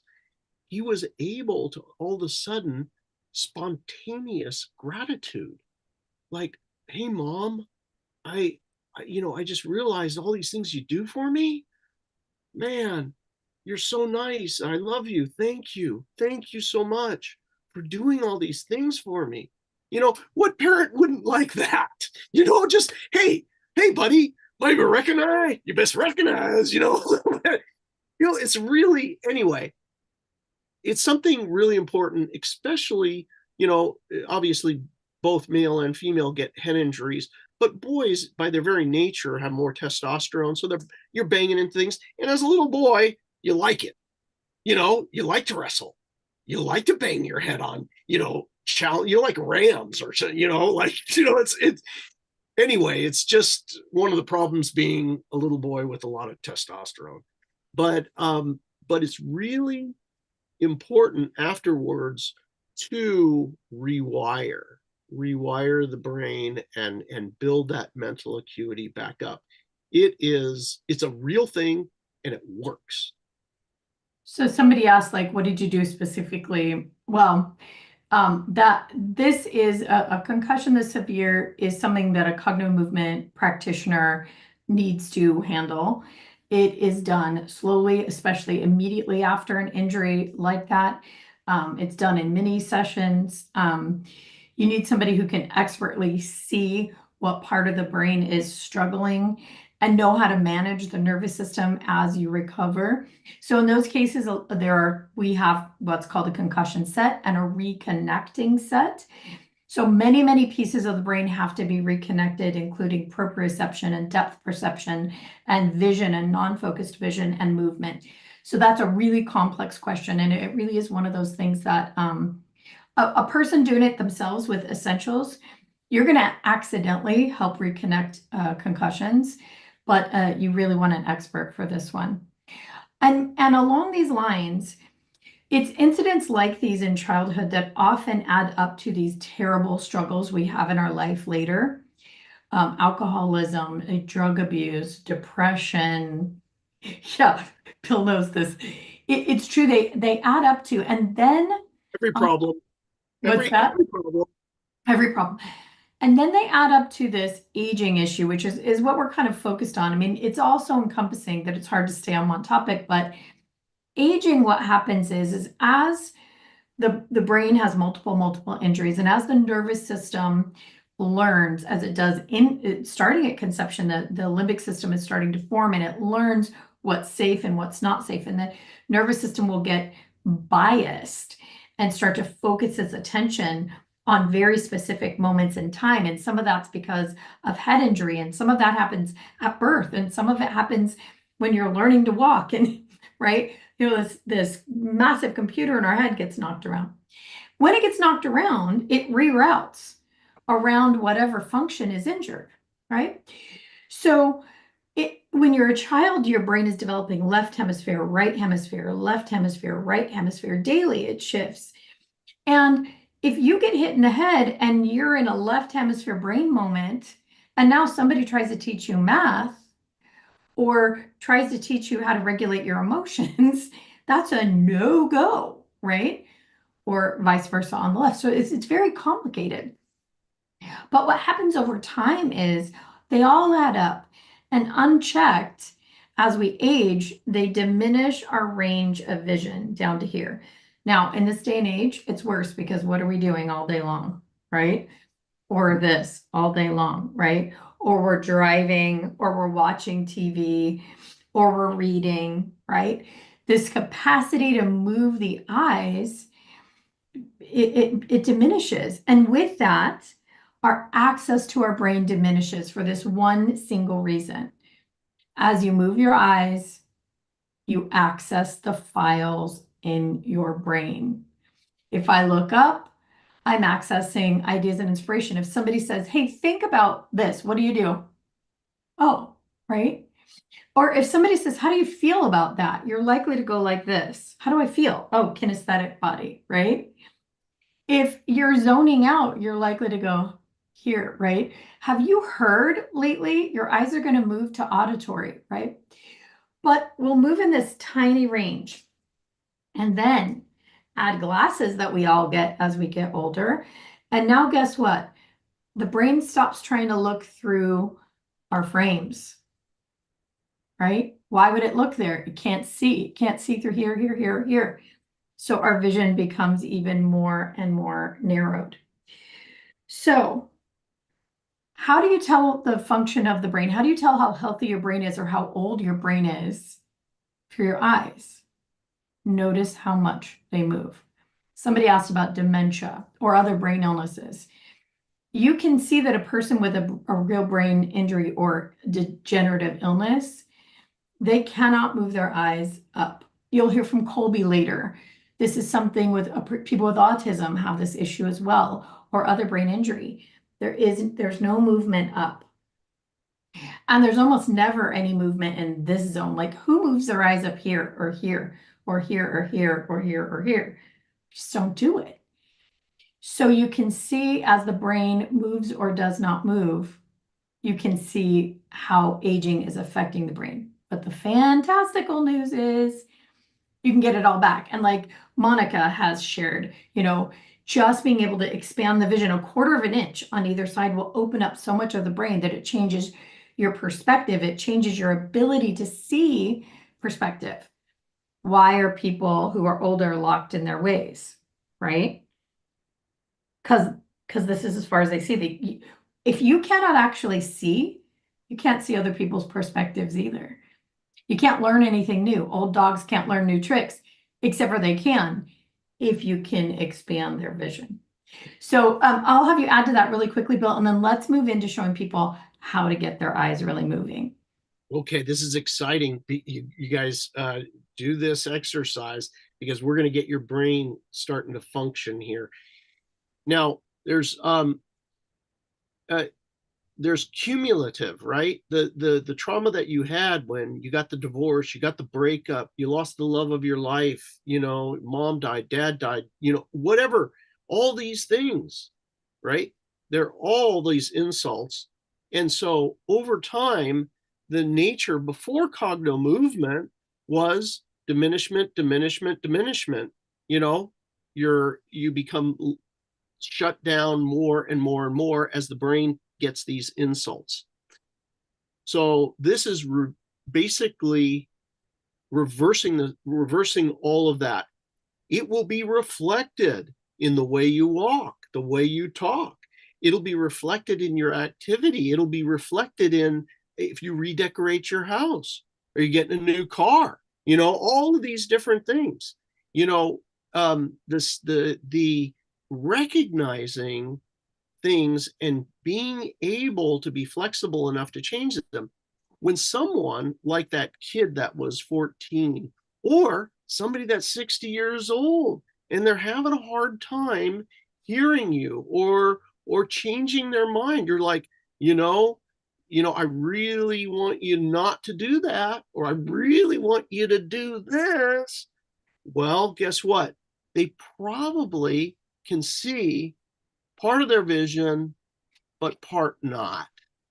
NFL, Liz and myself, we work with some NFL players, and obviously they've taken a few hits, and so many of them, you see them on the news and they're making decisions like, oh my God, why are you doing that? Why are you robbing that bank? Why are you in this domestic violence situation? Not there. I know I'm personal responsibility, but I'm saying that it's the real issue is a physical brain issue, and it's being expressed. The symptom of it is their behavior or their inability to see another perspective. The beauty of this, by the way, and there's been some wonderful examples of this that we've had, where it opens back up and people in their 80s, are like the best, most vibrant relationships in all ways, some of them are shocking, that they're like teenagers as far as, relationship, the health of their marriage, there's the relationship of family and being able to see new perspectives and to be able to be flexible. Flexibility is just there. Anyway, enough talk. Let's start doing. Let's get to work. Liz? Okay. I'm going to start with the focused vision, and then Bill is going to help you with the non-focused vision. So what we mean by non-focused vision is what some people would call peripheral, but what we're talking about is where you're actually seeing here and here at the same time. But focused and non-focused have everything to do with how your brain takes in information. I just want to remind everybody, this is what we're doing with all of Cognomovement, is we're changing the way the mind and body takes in information. And the side effect is that symptoms of a concussion seem to fade, that emotional issues change. So let's start with some things that you can do for yourself. You can start actually even try this on other people if you have somebody that's aging. And the effects of it are really multifold. It really does help your vision. And I'll tell you why, because these muscles around your eyeball have everything to do with how you see. So when you squint as you get older, what it's doing is pulling the muscles so it shapes your eyeball. So you have a little more vision, right? So the muscles have everything to do with it. So let's start there. So we're going to start with the ball. And also, you guys, we're using some really, really, really basic Cognomovement tools so that everyone can follow along. There are hundreds of tools in the Cognomovement toolkit. So these are some of the basic. So I want you to start where you're really very close to your head, like less than a hand movement around your head like this, very, very close to your head. And you're going to start down low. And just let your eyes gaze here, keeping your head straight and level. And notice, can you actually see what's here? If you pulled it down farther, can you actually see what's here? Now, for most of you, at about here, you're going to go, whoa, whoa, that does not feel good. The eyes are going to ache and be painful. But, find an item, hold it right about there, and just notice. And here's what I want you to do. I want you to take a big deep breath. Push your eyes down a little bit and actively relax the body. It looks like this. So you're going to notice tension in the body and actively relax the body where you move the eyes down just a little further. Ready? Push the eyes down just a little further. Push them towards the ball or the item. Relax the body. And we want to do this about 3 times.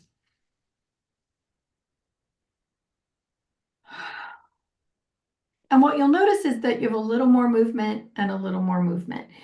In the eyes down position, this far down, if you are not able to actually see here, if your eyes can't move, you are likely missing really important clues that your body is giving you.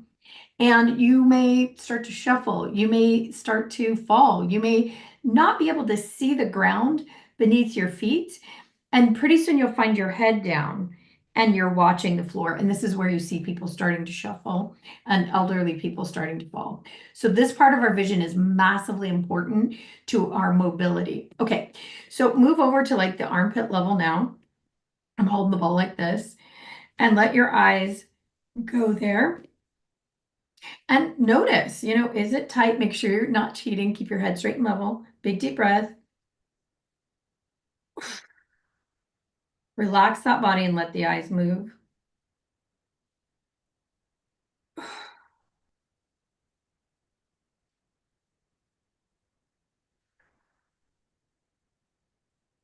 Think about it. When was the last time you tried to look at your own armpit without moving your head? Okay, this is a part of your vision that really matters. What's here, red on the side? Where are your feet in space? Okay, move to the opposite side. You might find that it's now already easier on the opposite side. Ready?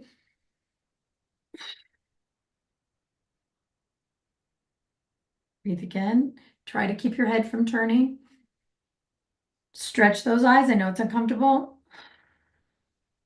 And one more. Great. Okay, next one, we're going to move right up to auditory. Now, any of these spots in between you want to try, but just for saving time, I'm going to kind of hit the big ones. Right here, when was the last time you tried to look at your own ear without turning your head? And notice, can you actually see whatever item you're holding in your hand? Is it double? Does it hurt like hell? Keep keeping your head straight and level. Ready? Big deep breath.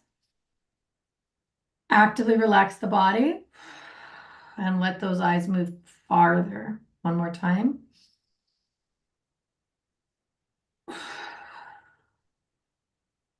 And one more time.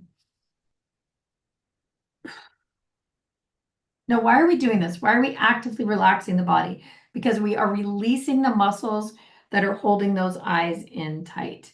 That's what we're doing. We're releasing the muscles here And actually, as we do, we release muscles in the whole body. All right, let's move up now to like your eyebrow. Bring it in tight. When was the last time you tried to look at the edge of your own eyebrow? Big deep breath, push the eyes, relax the body. You may notice that you've got more space. Big deep breath. Relax the eyes, drop the body. And again.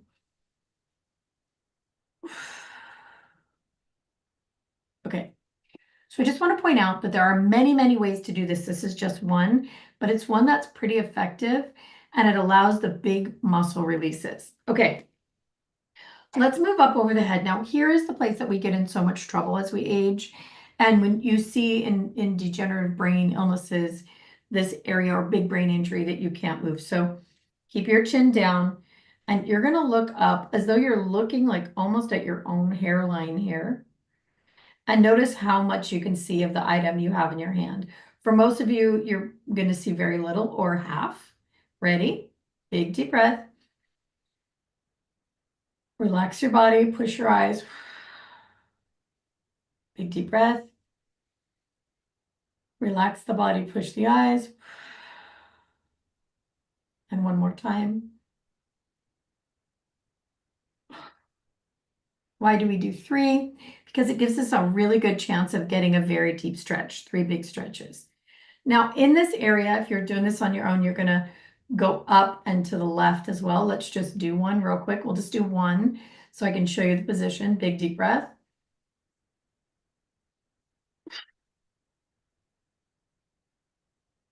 There you go. Some of you may have noticed that you just got really hot or cold. And as you do, it's the body changing as you're releasing and opening new neural patterns. So on the other side, you would do that too. Way up in the up position, but off to the left or right. Big deep breath.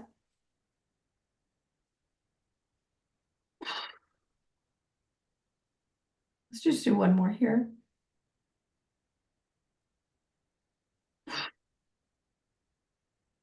Now the trick is to really hold yourself in it, really hold your eyes in it. Okay, let's move down to auditory on the right. Big deep breath. And you may find that on one side you can see way better than the other. This is perfectly normal. And it also gives you clues and indicators of where injury might be in your brain. So ready, big deep breath.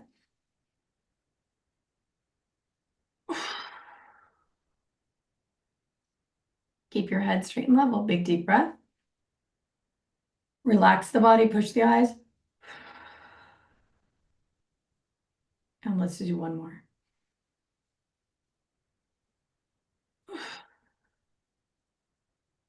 Good. Now, to see greater perspective, we're going to work these side areas. Like I said, if you start real close and you move the ball around, this will be a second way, and move the ball in a circle, you will notice where you can and cannot see the ball, where the eyes will and will not go.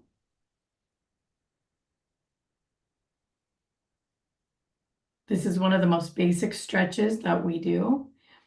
And if you can move your eyes, if you can open it even 1/4 of an inch, you are going to get more brain. Excuse me. So on the sides, the more you can expand this, the more you're going to have greater perspective of the world and of what people are saying and what you're thinking this way. This way, you're going to have more ideas and inspiration. This is the one that helps you become more of who you really are in a fast way because it allows that ideas and inspiration. It's up here in this part of the brain. This is also praise and worship. So you will find that your consciousness expands, that you have more compassion.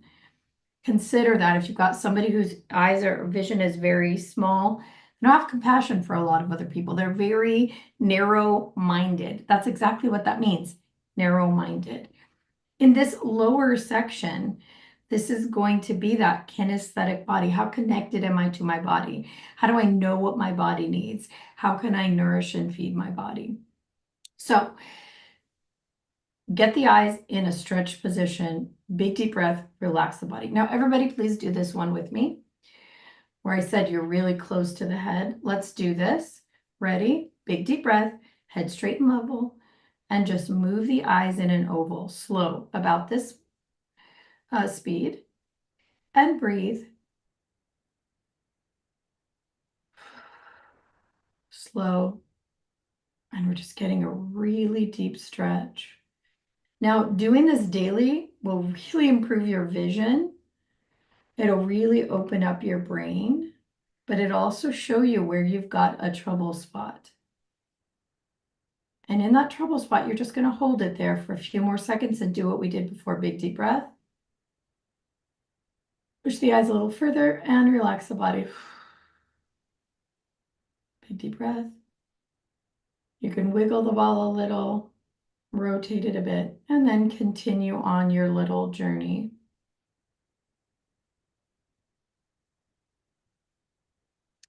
And shockingly, 1 to 3 minutes of just this a day will create massive change in the way the brain functions, more access to the brain, a calmer nervous system, a down-regulated nervous system. And people who have brain injuries and illness will often find that they have just a much better day. Their cognition is better. You can find the word faster. Their mobility is better. They find that they are not in so much depression by the simple thing of opening up the vision, releasing the muscles, and allowing yourself to have more access. So that's just a real basic primer. If you want to know a lot more about this, reach out to a practitioner or consider becoming a practitioner. But let's pass it over to Bill because I want to make sure there's enough time to talk about this incredible part of the vision and brain access called non-focused vision. Go ahead, Bill. Okay. This is really significant is to be able to open up this other non-focused vision, also peripheral. So as we do this exercise right now, the interesting thing is that you are not how do I say this? Your peripheral or non-focused vision is not fixed, meaning as your brain comes online, so too will you be able to see more and more. So we're going to actually experience this. This is so significant in so many ways. Not only is it going to help to relax, but your perception, remember your physical and your emotional or mental all are intermingled. As my perception widens, literally in your brain and being able to see other points of view. So here we go. We're gonna take this step by step. Now, if you have a Cognomovement ball, you're just gonna park this over the shoulder. If you don't have a Cognomovement ball, I would prefer if you have a clicky pen, a pen that makes a sound, okay? If you don't have a clicky pen, you can use your finger to make a little noise, okay? So here we go. You're going to put your ball over the shoulder, and I'm going to call this, we're going to start here at the 3 o'clock position. Now, keep your head straight forward and level. And what you're going to do is you're going to move this to the point where I can't see, I just, the very tip of it, I can see the very tip of it. So we'll go back, take it back. And if you have a pen, same thing. Your head is straightforward and level, and fix your eyeball on one point.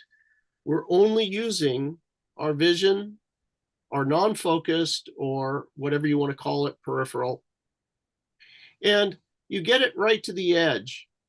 Now, what you do here is you can begin tapping. Now, obviously, I can see this in the computer, but what you're going to do, you don't want to look at the computer, look at a spot and you tap. You make a little bit of a sound and then notice, can I see it more clearly now? Move it a little bit back and tap. Keep your eyes fixed. Don't look. Notice. Take your hand down. Can I see it more clearly? Take a breath. Relax. Tap.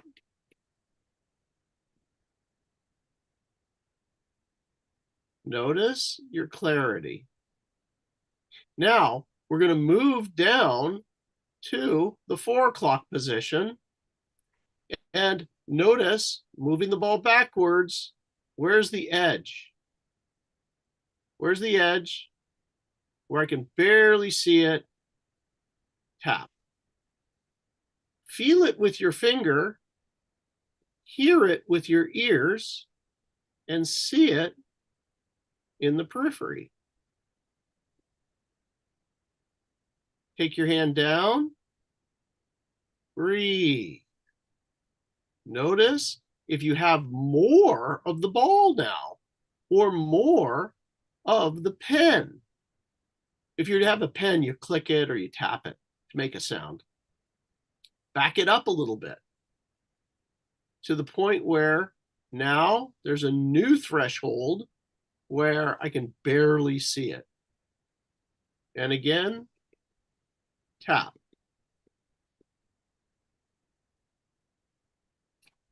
Notice, do I have more? Tap again or click. Breathe.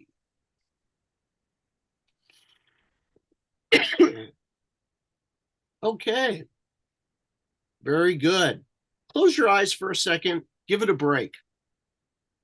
For some of you, not all, but some of you that have had brain injuries, as you close your eyes, you may have experienced, a lot of sensation in your brain as you do this physically. They say you can't feel your brain, but the neurologists who really know brain injuries, they know that you can. For people that never had a brain injury, they typically don't feel much. But people that have, when they do this type of exercise, they can really feel it. Okay, and now what you're going to do is move the ball down, or your pen downwards to the point where you can barely see it. Now, for some of you, you'll say, "Oh, my belly is keeping that ball away," but you're going to notice that to different degrees, how far back on the ball can you see? So you put it right in your chest. My head is straight forward, level, and you're looking at one point. And now look at how far back on the ball can I see? And then just right there, tap. Hear it, feel your finger, and then take it away. Notice, do I have a little bit more? Do I have a little bit more? For some of you, you'll start to see color back there. For some of you, the rest of the ball will start to show up. Go back again. Tap. And notice, how much of it do I have? There's another very odd phenomenon that happens. It turns out the electrical circuit for this interfaces our neurology with the right brain and the heart.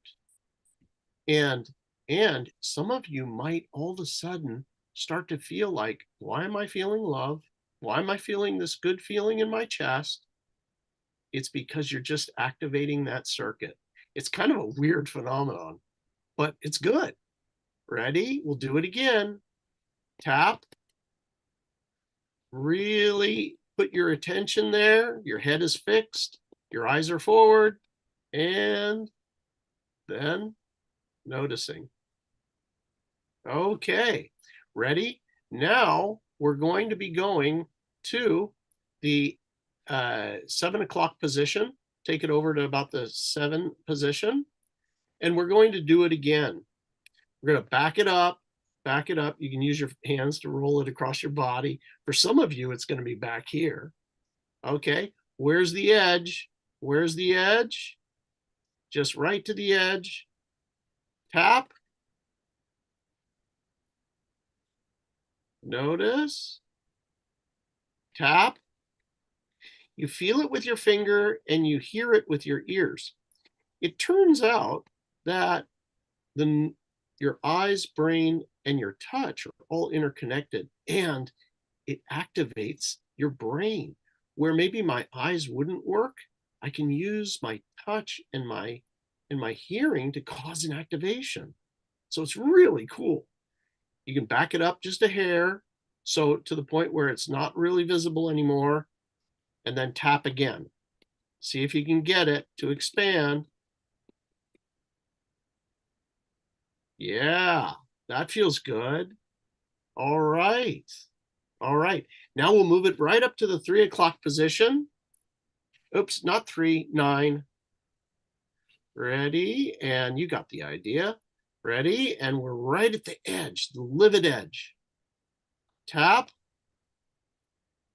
Notice. Tap. Notice. Breathe. Back it up a hair.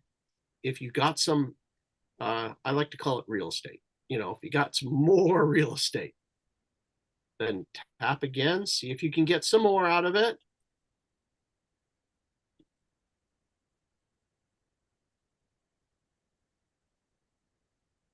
More.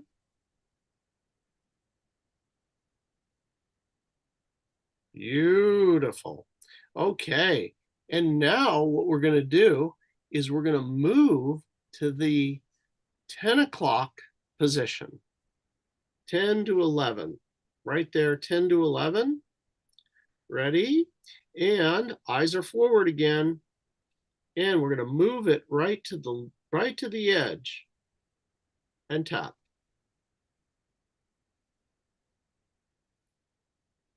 Eyes are forward, head's fixed. Breathe. Tap. Listen to it. Where is it in time and space? There we go. For some of you, you'll actually feel the tension in your eyes in certain positions as you do this. It's not just with your focal vision or you're moving your eyes, but you'll actually feel it. It's really interesting. Move it back a little bit and tap. Notice. Move it back if you got anything and tap. Beautiful. Okay. And now we're straight up overhead. 12 o'clock. For some of you, you're going to feel this one. Move it right overhead. Some of you, it'll be way out here. Others of you, it'll be back. So find that place right back where it disappears. You just want a hair of it. Just a hair. And then tap.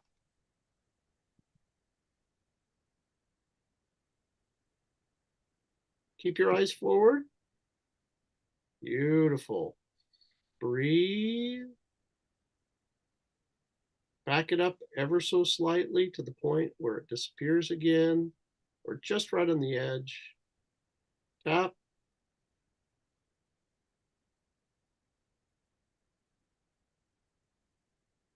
Some of these places can be stubborn.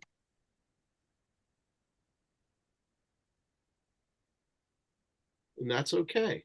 It takes a little while. And you get little pieces at a time, but over time it will expand. Oh, breathe in. And now let's move over to that 1 to 2 position. This is the last bit here. This is it. Move it backwards. Eyes forward. Move it back. And tap.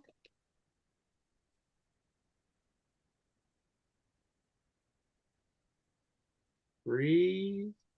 Move it back again if you have some availability. You move it back again.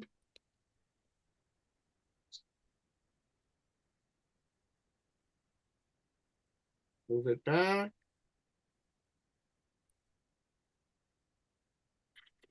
And now we want to balance you out here. That's this sounds like, oh gosh, not a big deal, but I want to balance you out, okay?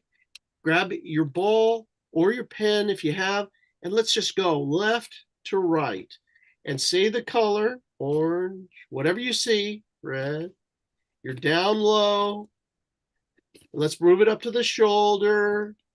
Say the color. Ready, breathe. Eye level. Say the color. Up above. Say the color. Breathe in. Okay. Now, put your head straight forward, level. Look at that same point. And now, open up. Notice how far up, back, and down. Notice, allow yourself to notice the edge. What is the edge? What is the furthest possibility in all directions? Let go and let your brain, as Liz Larson says, let your brain see. Let your brain see. Just open it up. Keep opening further and further. Notice the entire way. How far back can I now make out what's going on?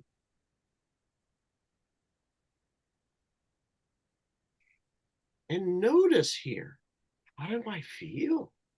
Do I feel kind of a really good feeling?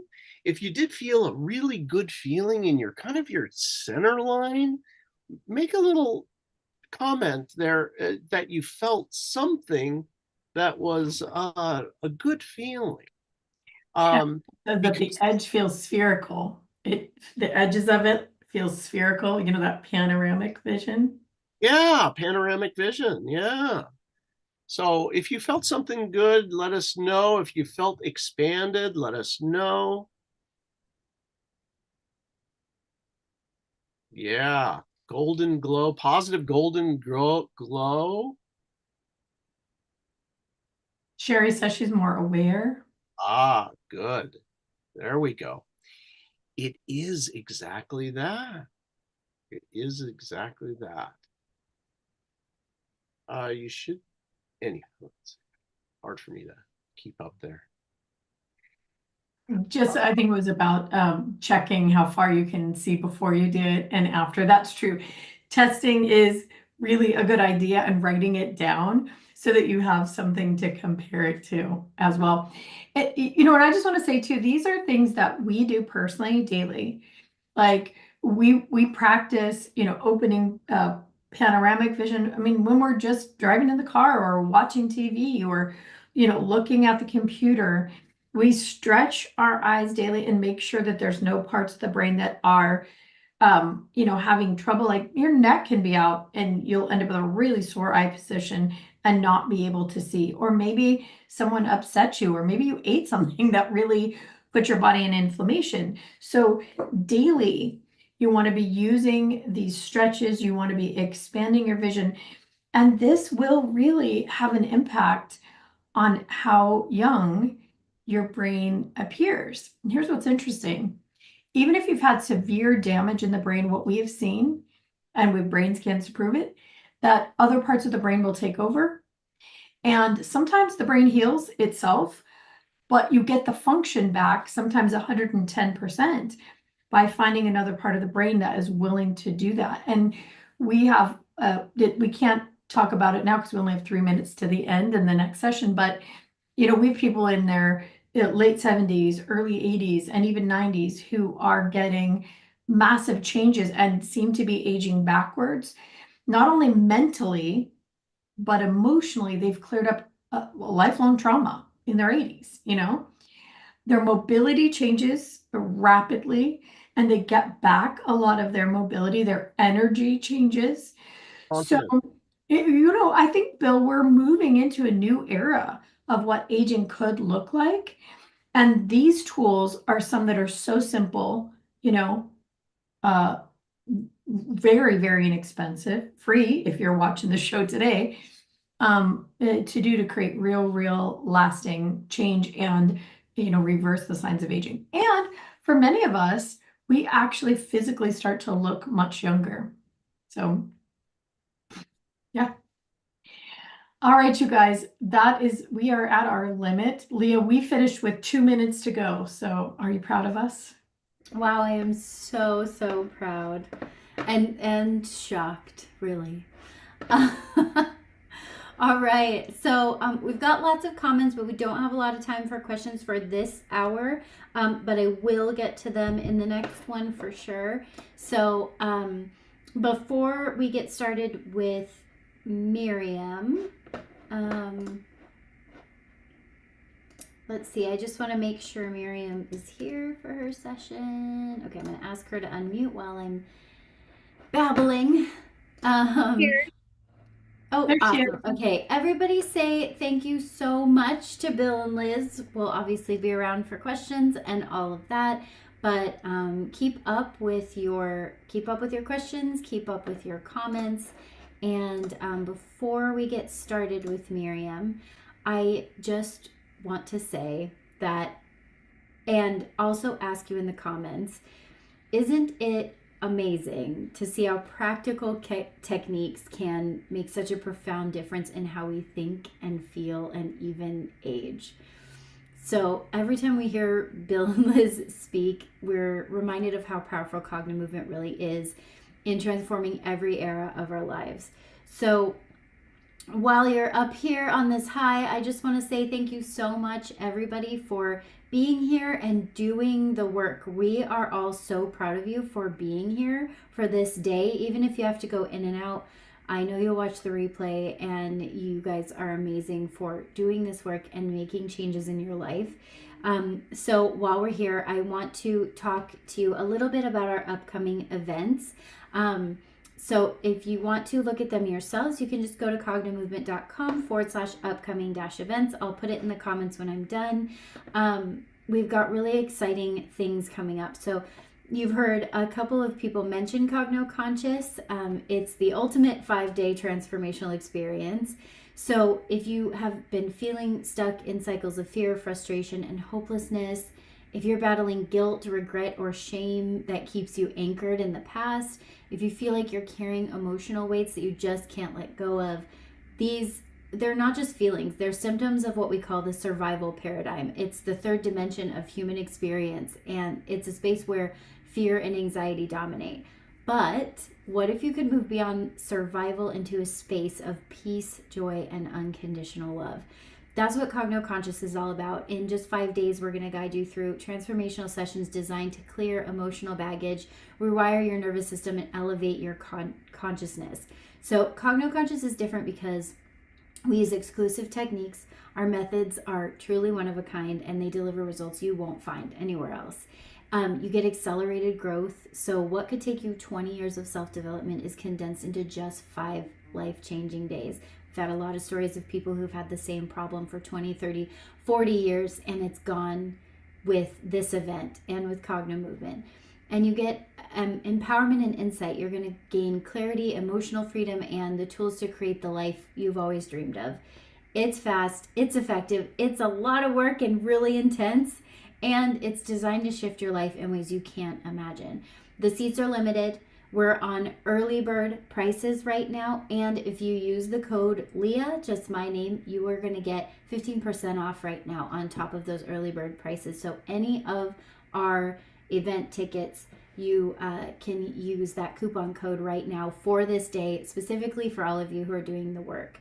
I want to introduce to you our relationship series, Break the Loop, Build Harmony. So we all experience relationships, whether it's with your partner, family, colleagues, or even your relationship with yourself. We all know how challenging these dynamics can be. So that's why we're introducing the relationship series. You are all the first people to hear about this event. It's a step-by-step approach for clearing unresolved issues, breaking the cycle of miscommunication, and creating deeper and more meaningful connection. So what's included in this series is romantic relationships, build trust, communication, and joy with your partner, kids and family dynamics, address challenges with siblings, parents and children, cousins, any mother-in-laws, for a harmonious family life, career and work relationships, learn how to navigate workplace dynamics and improve collaboration, self-love and acceptance. You can transform your relationship with yourself by clearing blocks to self-worth and confidence. Interactions in the world, shift how you show up in public, turning negative interactions into positive ones. If you've ever felt stuck in the same arguments or dynamics, this series is for you. It's about giving you the tools to clear emotional blocks that stand in the way of healthy, joyful relationships.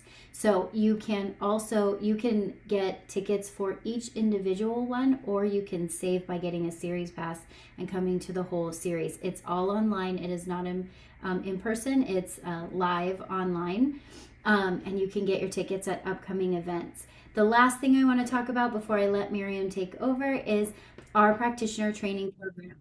You have heard a lot of us talk about the practitioner training program. It transforms others that you work with, but it really also transforms yourself. So it's not just for people who want to work with clients, it's for anybody who's ready to experience a profound transformation in their own life. So this program stands out because you get personal growth, you learn how to clear your own emotional baggage, break through limiting patterns, and step into the best version of yourself. You're going to work closely with Liz and Bill. It's the only program where you get hands-on training and mentorship from the creators of Cognomovement. Even our VIP clients don't get this level of attention and care with, they get a lot of care, but this level of attention with Bill and Liz in this program. You get a global community. You can join an amazing network of practitioners who are passionate about healing and growth. You get to trade sessions. You get to be the first people to learn about new Cognomovement techniques, and you get real world opportunities. As a practitioner, you'll have the chance to collaborate with us on new techniques, studies, and events that are shaping the future of Cognomovement. The best part is in 2025, we're offering live trainings in the US, in San Diego, and and advanced training in New Jersey, and in London. So if you've been waiting for the perfect time to join us, this is it. If you're ready to make a lasting impact for yourself and others, apply to become a Cognomovement practitioner. Essentials is a prerequisite. Cognomovement Essentials is a prerequisite to become a practitioner. But fill out that application and get started. This is the most transformational and amazing and supportive program that you probably will ever experience, if we do say so ourselves. So without further ado, I'm going to introduce you to Miriam. Sorry, I am trying not to cough in the middle of my spiel here. So let's see. Sorry, I have lost where I am. I'm going to get Miriam on. Miriam, are you muted? Yes, you're muted. I'm going to... There we go. Add her spotlight here. And we will get back to you in just I hope you guys enjoy my songs that I make up. They're really the best. Miriam, I am having a problem with my computer. If you wouldn't mind, would you please tell everybody a little bit about yourself, a little bit about the session that you're going to do? What I will say is that Miriam is an absolutely phenomenal practitioner, and she is doing amazing work with her students. So. Awesome. Hi, I'm so excited to be here. Oh my goodness, the energy. I'm Miriam Cotelis, and today I'm a level 1 practitioner. I'm so excited to be here. I am going to be doing a session that I do all the time personally, and it helps me realign with my goals. And I have a really good imagination, but I'm also very cynical. So, theoretically, we know what we're supposed to be thinking, but then there's a huge gap between what we're supposed to do and then implementing that. So, this is sort of a way to bypass that, and Cognomovement has been very helpful with it. I've always believed that we have guides. So I was, I'm kind of excited about, I'm thinking guides, and just go with me for a minute. And I also follow lots of near-death experience. And the idea of a guide, as someone came up with this story of a higher self might be your guide, or your guide might be your higher self. Sorry, the other way around. And I love that idea, the fact that that you yourself at a higher level give you unconditional love and loving guidance. So I started thinking, what would happen if I started meditating on what this higher self looked like? And then that same week that I was thinking that, I ran across this quote, and the quote is "Align with your perfection."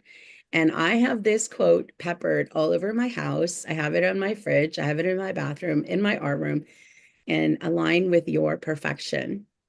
And the way that Cognomovement has helped me is 3 ways. It helps me to unclutter my mind so that I can have these very imaginative sessions. It allows me to have the resistance that comes up, or the yeah, but that kind of feeling, the resistance that does come up. It gives it room, it allows it to exist, and it allows us to welcome it and be curious and play with it. And then it because we do that and we're not forcing it down, it dissipates. So the resistance dissipates. And then the last reason why Cognomovement helps is that we're able to, it helps because there's no clutter. I'm able to clearly envision this higher version of myself. And once you have that clear vision of what your higher you or your perfection is, it lives with you. Like, you walk around with it. And I'm a teacher, so there's this thing called bridging the gap. So this is your higher self, and this is you. And by having such a clear vision, you're able to bridge that gap much faster. So that's what we're going to do today. I'm so excited. I can get to share this awesome thing that I do. And you're going to need your ball. And I think we have 20 minutes. So we're gonna get this wonderful session done. Can you all hear me very well? Because I'm moving away from the camera a little bit. Can you hear me? Okay, beautiful. You're good.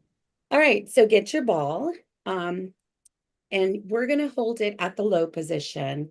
And the first thing we're gonna do is we're gonna connect with unconditional love, because that will guide us into our perfection. So we're going to connect with unconditional love. And first, you're going to hold your ball down. You're going to keep your head straight. And we're going to just take some deep breaths to calm our bodies. I'm going to keep my eyes open, facing forward. And I want you to think of somebody, or maybe even a pet.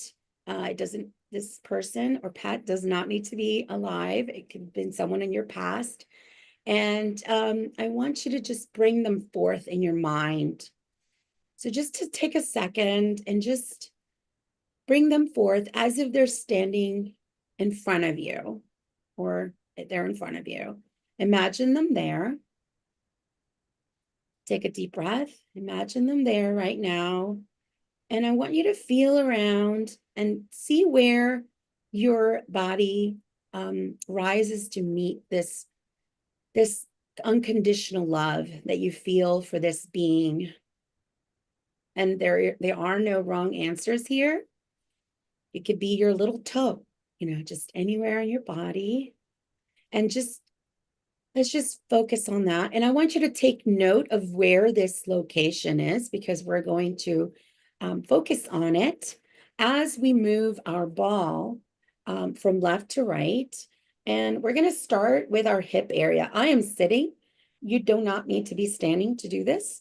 And you're going to be moving the ball left to right, and keep your head straight as you keep your eyes on the ball left to right. Take a deep breath. And when I say take a deep breath, I really need you to take a deep breath and make it audible exhale. And that feels really good for the body.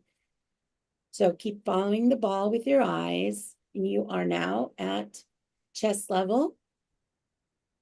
And I'm going to unconditional love. Stay with the unconditional love. Go back to that place in your body. Take a deep breath. Slow down even more. Take another deep breath. Make the exhale audible. Doing an excellent job. We're now at your shoulder level. Slow down even more. And you're just following the ball with your eyes. Unconditional love. Love. Now at the neck or your chin. Love. Another deep breath. Audible exhale. Nice and slow. If you forget to track the ball, go back. Track the ball with your eyes. Take another deep breath. Unconditional love. Love. And if you're muted, you might just want to say that person or that pet's name out loud. Unconditional love. Love. Stay in the feeling. Stay in that part of your body that holds unconditional love. You're by your forehead now. Love. Unconditional love. Slow down even more. You're doing wonderful. Excellent. Over your head now. Love. Love. Love. Take a deep breath. Bring the ball down. Excellent. Excellent. All right. So now is when we play.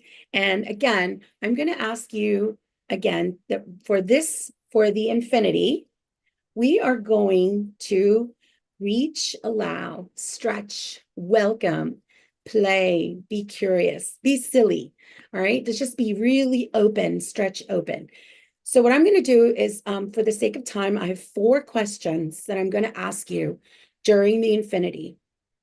And for those who just joined, the infinity is you're just drawing a number 8 in front of your face, nice and slow, and you're following the ball, you're tracking the ball. I'm just going over that in case.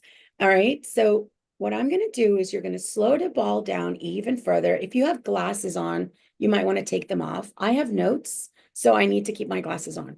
But if you have glasses on, you might want to take them off. And you're following the ball as it's moving around the figure 8. I'm going to ask you 4 questions. And again, we're going to play, stretch, allow.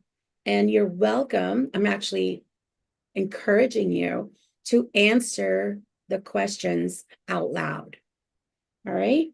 Since you're muted, this is an excellent opportunity for your body, the whole body, to hear your answers. Ready? All right.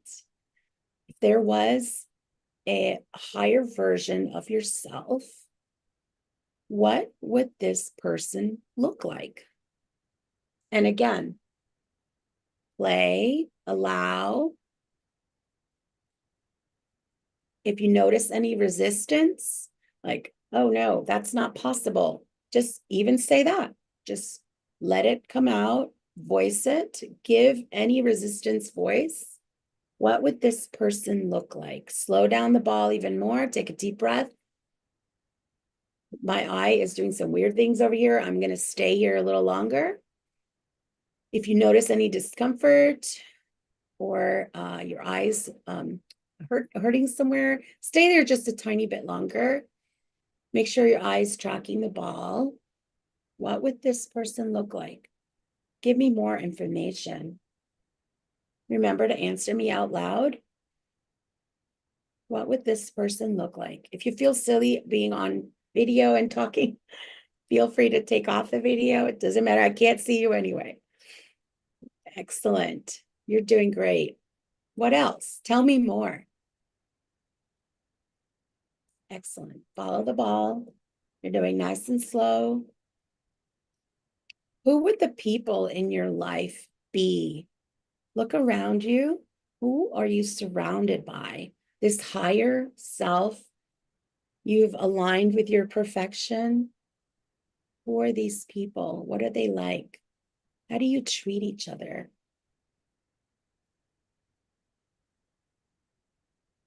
Keep the ball moving. Follow the ball with your eyes. Take a deep breath. If you feel like you could take notes if you want, but just speak the answers out loud. Tell me more. Tell me more about the people in your life. If this higher self existed. Right? Here's another one. It's moving in space. This person, how do they move in space? They're walking in the gym. They're walking in the supermarket. Take a deep breath. They're at work. Feel being in their body. What does it feel like? Walking, doing everyday things. Walking across the theater. Feel being in that space in their body.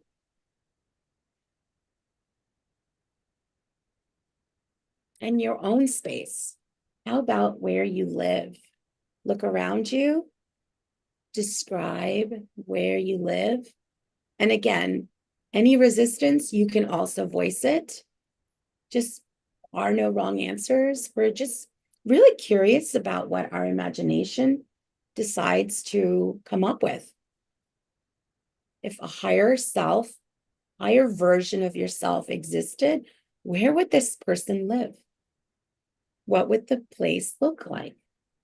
What would your bedroom look like? If you're not getting a lot of answers, slow down the ball even more. Take a deep breath. Any and all answers are welcomed. Just keep talking. Excellent job. Where do you live? And I know I said 4 questions, but we have one more. And it's, what name? Like, imagine if you can just pick a name for this higher version.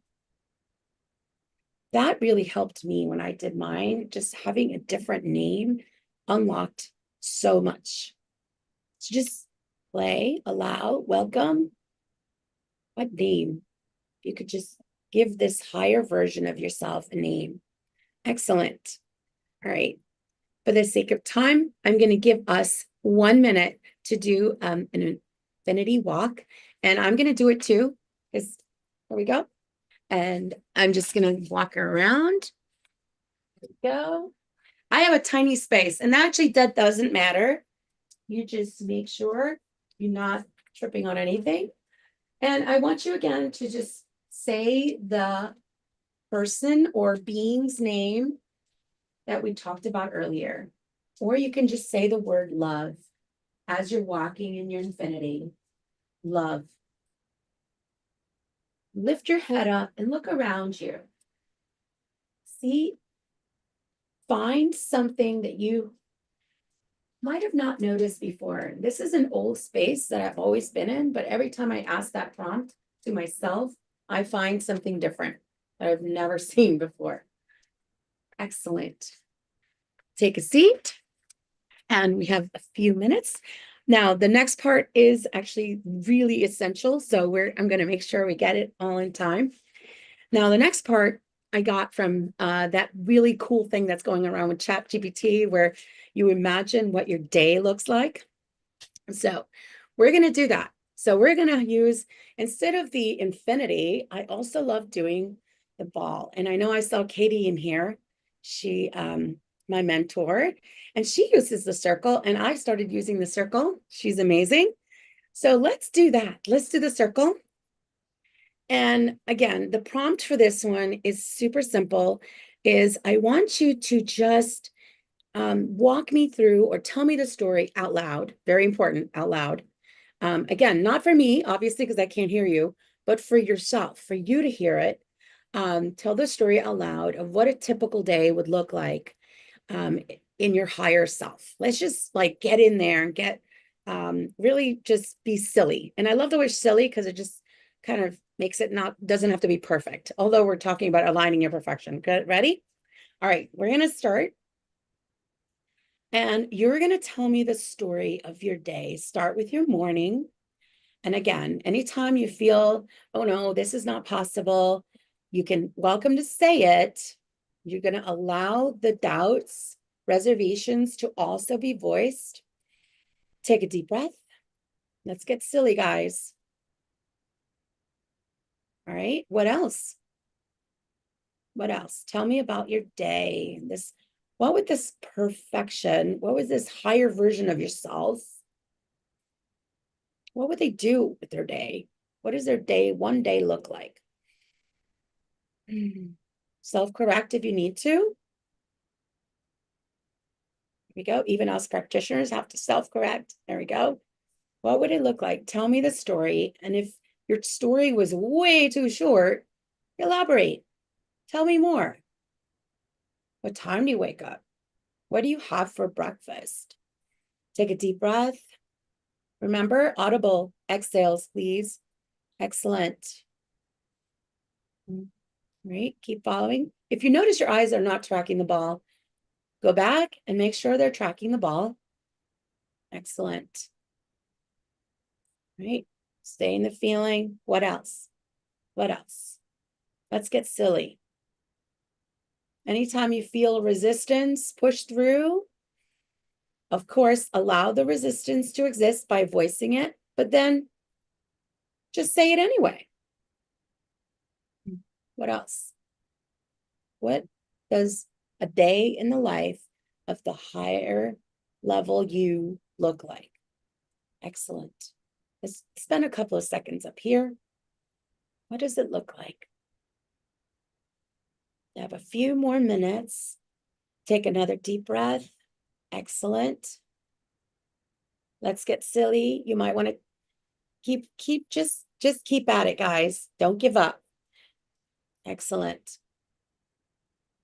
Stretch that imagination. Excellent. Take a deep breath, bring the ball down. You guys are amazing. All right. So Bill used a phrase, I don't remember, it was finish it up. I don't know what he said, but I should have written it down. All right, so I need to copy that. All right, so we're going to just finish it up. I guess that's not the phrase he used, but we're going to call the colors out from low to high. And just nice and quick, we're going to just go left, right, call the colors. I'm not doing them because I don't want to confuse you.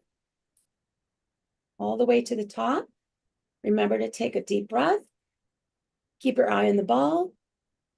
Both hands on the ball. Excellent. Excellent.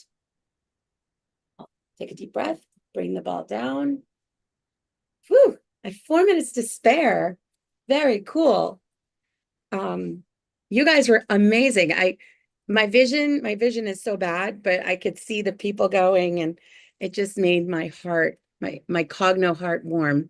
So thank you so much for letting me guide you with this, with the thing that I do all the time. So I'm very excited. Wow, these are gorgeous, gorgeous prompts, Miriam. Oh, thanks. You're gonna make me cry. So beautiful. I just absolutely love those prompts. I hope everybody loved it as much as I do. What I love about this is Cognomovement is very, very practical and functional, but there is this whole massive aspect of opening our consciousness. And I feel like this is one of those ways that a person could do this daily and gently, even if they're just starting out in consciousness or spirituality or learning about their higher self. I feel like this is such a beautiful, gentle, but powerful way to do it. I loved it. Thank you. Thank you. Yeah. While we've got you, I can't help but have you just share just for a minute, because I know Leah's going to ring the buzzer on us. But you use Cognomovement. You're a teacher. You're an art teacher, as well as a Cognomovement practitioner and all kinds of other fabulous things. You're an artist yourself. And I know that you've shared that you use Cognomovement, bits of Cognomovement in the classroom because it's public school, right? Mhm. So there's only so much allowed. And one of the things you did was actually put a figure eight on the floor for the kids to watch. Would you share with everybody just a couple of things that you've noticed that helps with in the classroom with learning or behavior or anything else? Before you answer, just sorry. I just want to get Glenn queued up. So Glenn, I can't find your name in here. So if you are here, please message me in the chat. Okay, sorry, Miriam, go ahead. Oh, that's fine. So I teach elementary students. I'm art teacher, but I'm trained in special ed. So a lot of I did put an infinity rug in my classroom. It looks like the yellow brick road. And if you want to see it, it's on my Instagram page. I'll share it with over here. But the kids are allowed to get up and walk the figure eight whenever they want, and they have to do it 3 times, and they have to wait until no one's on it for them to get on the rug. And I notice my students with disabilities, especially my children with autism, really navigate towards the rug. So, and they come in, and it's just a matter of they just come in, they walk around, and they go right to work.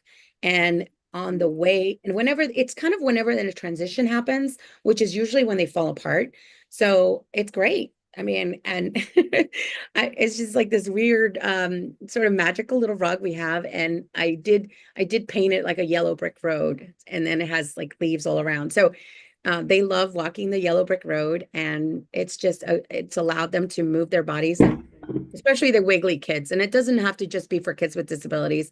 All kids are wiggly. So, so. So you're saying it helps them with the transition. They come in and they walk the figure eight, and then it helps them to settle into the classroom. It definitely calms their bodies down where they're able to then go back and focus. And that's amazing. But for everybody who doesn't know, the figure eight is based on labyrinth technology, and what it does, like many things in Cognomovement, is it helps shift the hemispheres of the brain.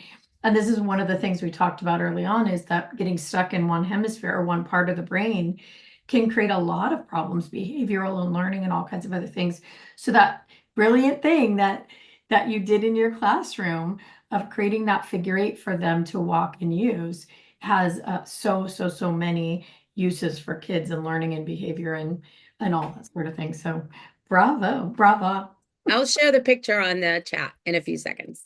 Yeah, that was an absolutely gorgeous session. Thank you so much. Thank you for letting me be here today. Oh my gosh, I'm so excited. I just thank you, and for what you're doing for those kids. Just so awesome. While we're waiting to see if Glenn is on or if he's coming on, I didn't get to give Miriam a proper intro because all of my notes went away. But you can book sessions with Miriam. And she is, I put her website in the chat here, just a couple of comments above. So you can check out more about her. And just to say a little bit more, since I didn't get to, Miriam is a level 1 cognitive movement practitioner, and obviously she has a passion for helping people overcome emotional challenges, unwanted patterns, and fears. Miriam's unique background as an artist and teacher, combined with her experience in Cognomovement, gives her a creative and heartfelt approach to transformation, which makes her a wonderful practitioner. So if you want more info about her, her website is in the chat, and she's also gonna post an Instagram link for you. While we're waiting for Glenn, I haven't heard anything. So we can answer some questions, or if you had more questions for Miriam, you can ask them. Otherwise, I will begin with some questions. I have one. So Miriam, just because of the nature of your session, have you found for yourself, because I know you're into spiritual things and you're a spiritual being and all of that, have you found that this has actually helped you expand your consciousness using Cognomovement? Glenn, there's 74 people waiting on you. Right? Glenn, or Bill, you're go ahead. Muted Sorry. him. You're muted, Miriam, I think. Oh, how did Miriam get muted? Okay, hold on. I'm working on it. Can you hear me, Miriam? Yeah, I got it. Okay, I There you heard what you said. Yeah, since I started doing Cognomovement, actually, Coral inspired me when she said she does Cognomovement every day, and I was like, oh, I can do that. So I started doing Cognomovement every day, and of course, they're not full sessions every day, but maybe about 10 minutes a day. And ever since I started doing it, I have the most fascinating, like coincidences, like downloads, synchronicities. That's the word I'm looking for. I mean, I'm not even surprised anymore. And actually, for those of you who are wondering about becoming a practitioner, like that's pretty much what we all do. We share the magic during the meetings because we're not surprised anymore by the amount of synchronicities that happen. So I always think of it as magic. I'm like, I don't know what it is, but something is becoming aligned, or something is happening. It's magical, and I want to be part of it. So yeah. So definitely, if you're, every day, do it every day. The Cogno magic is real. Cogno magic is real.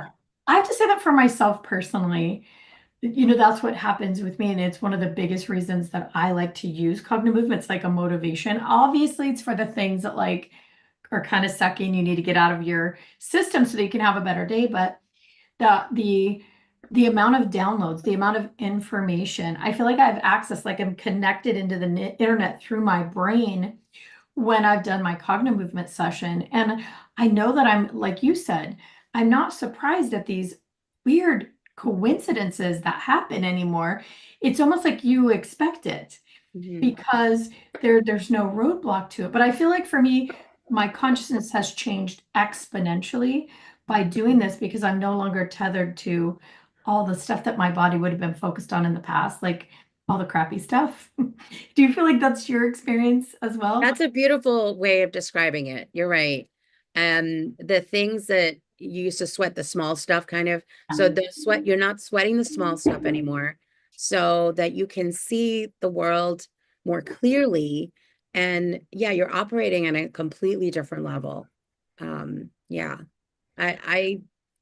oh gosh, I don't I'm happiest at my age now than I've ever been, and it's because of Cognomovement. So you guys, an amazing thing to say, isn't it? Isn't it an amazing thing to say?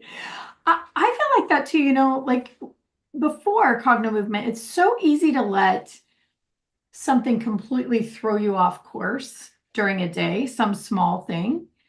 But if you're like, okay, I see what's going on here, you go and do your mini session, like a minute or 5 minutes, and then you're free to move about the planet and do whatever the heck you want. So to me, that is so valuable. Yeah, I can't live without it now, for sure. Yeah. Okay, it looks like Leah's here. That means thank you guys coming on. Thank you, Miriam. Thank you so much, Miriam. Thank you. Okay, so I'm just gonna ask some questions since we don't seem to have Glenn, which is great because we got a lot of them. So I'm gonna try to get through some of them. Bill, are you ready to get back on as well for the questions? He's nodding yes. Oh, okay. I'm asking him to unmute, and then I'll get you. There we go. And I'm back. I'm back on. Spotlight. Okay. What you guys don't? I mean, you're not appreciating my songs. I just feel like they're inspired. Okay. Hey, Leah, wait a minute. Before you do that, I just want to Yeah. say I got to asking Miriam questions and we skipped this part. Sandy said that was great, Miriam. Thank you. Thank you for the session. Beautiful session, Miriam. Yes, I love being part of the magic. Our darling practitioner in Canada, Sheila said.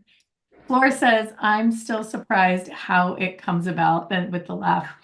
And then Katie says she looks and feels better at 50 than she did at 40 because of Cognomovement. And Sheila says she really appreciates your song. They're just inspired, I You know just what? came up with That is the hidden.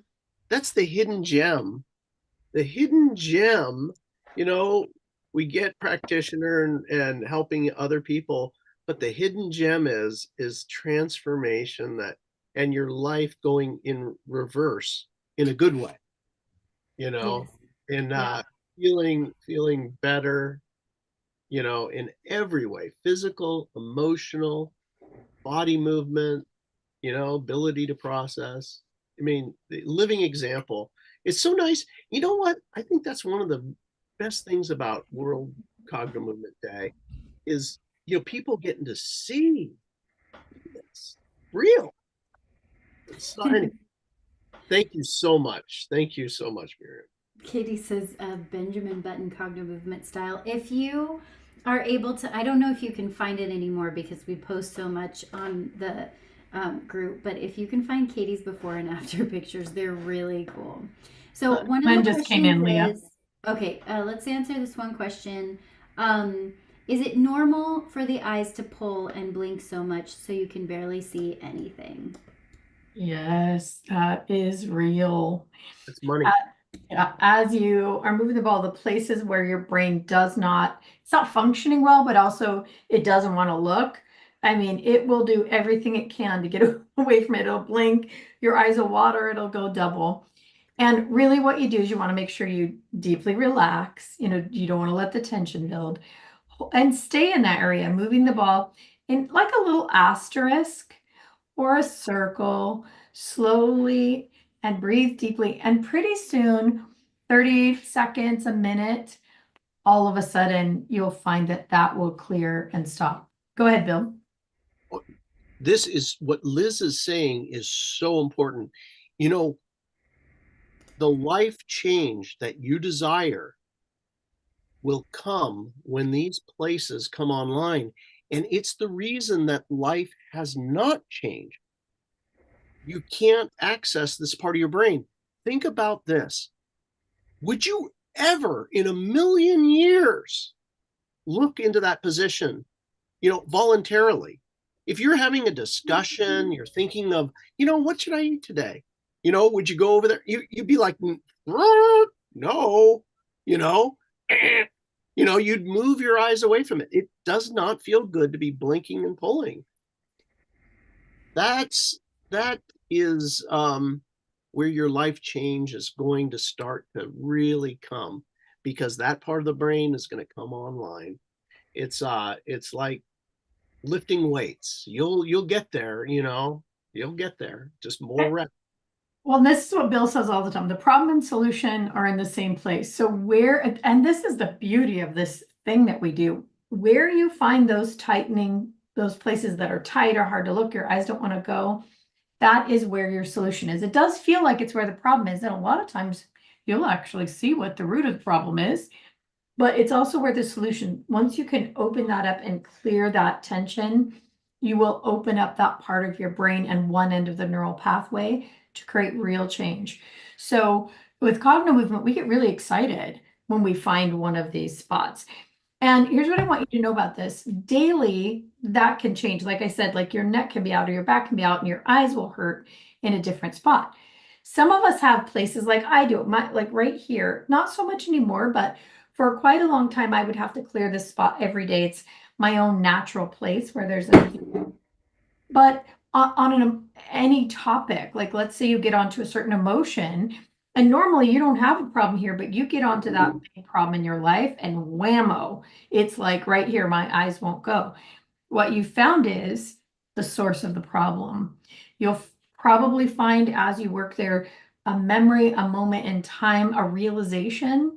And as that happens, that part of the eyes let go, you connect with the brain, and the whole system goes, oh, thank goodness I don't have to deal with that anymore. So those are little mini gold mines for you. Okay, so we have Glenn. I'm just waiting for him to unmute himself. I am unmuted. There we go. All right, Glenn, Hey, you've Glenn. just got a couple of minutes to share your story. Thank you for being here, and go right ahead. Sure. Hey, I just wanted to participate here in this wonderful World Cognomovement Day and just share a little bit about what's been happening with me. I discovered Cogno about 2 years ago, and my background is I'm an executive high performance coach and energy healer. I've been doing that for about 20 years. And I'm if you would call a healing connoisseur, in that I'm always keep my eyes open for effective healing modalities. And I'm certified in at least a dozen of them, from being a certified NLP trainer to energy healer towards high performance coach, got all the certifications there, but I always keep my eyes open. And I saw an ad on I think it was YouTube 2 years ago for Cognomovement, and I noticed that they were doing some things that I was familiar with, and some things that I wasn't familiar with, and I thought, wow, this could be an interesting hybrid or an interesting new development. So I went and did the Cogno Conscious week intensive and got tremendous results there, and it was life changing. And right about that time, a dear friend of mine was having a very serious medical challenge that no one could help him with, and he went to about a dozen doctors, and no one could help him, and he was in real bad shape.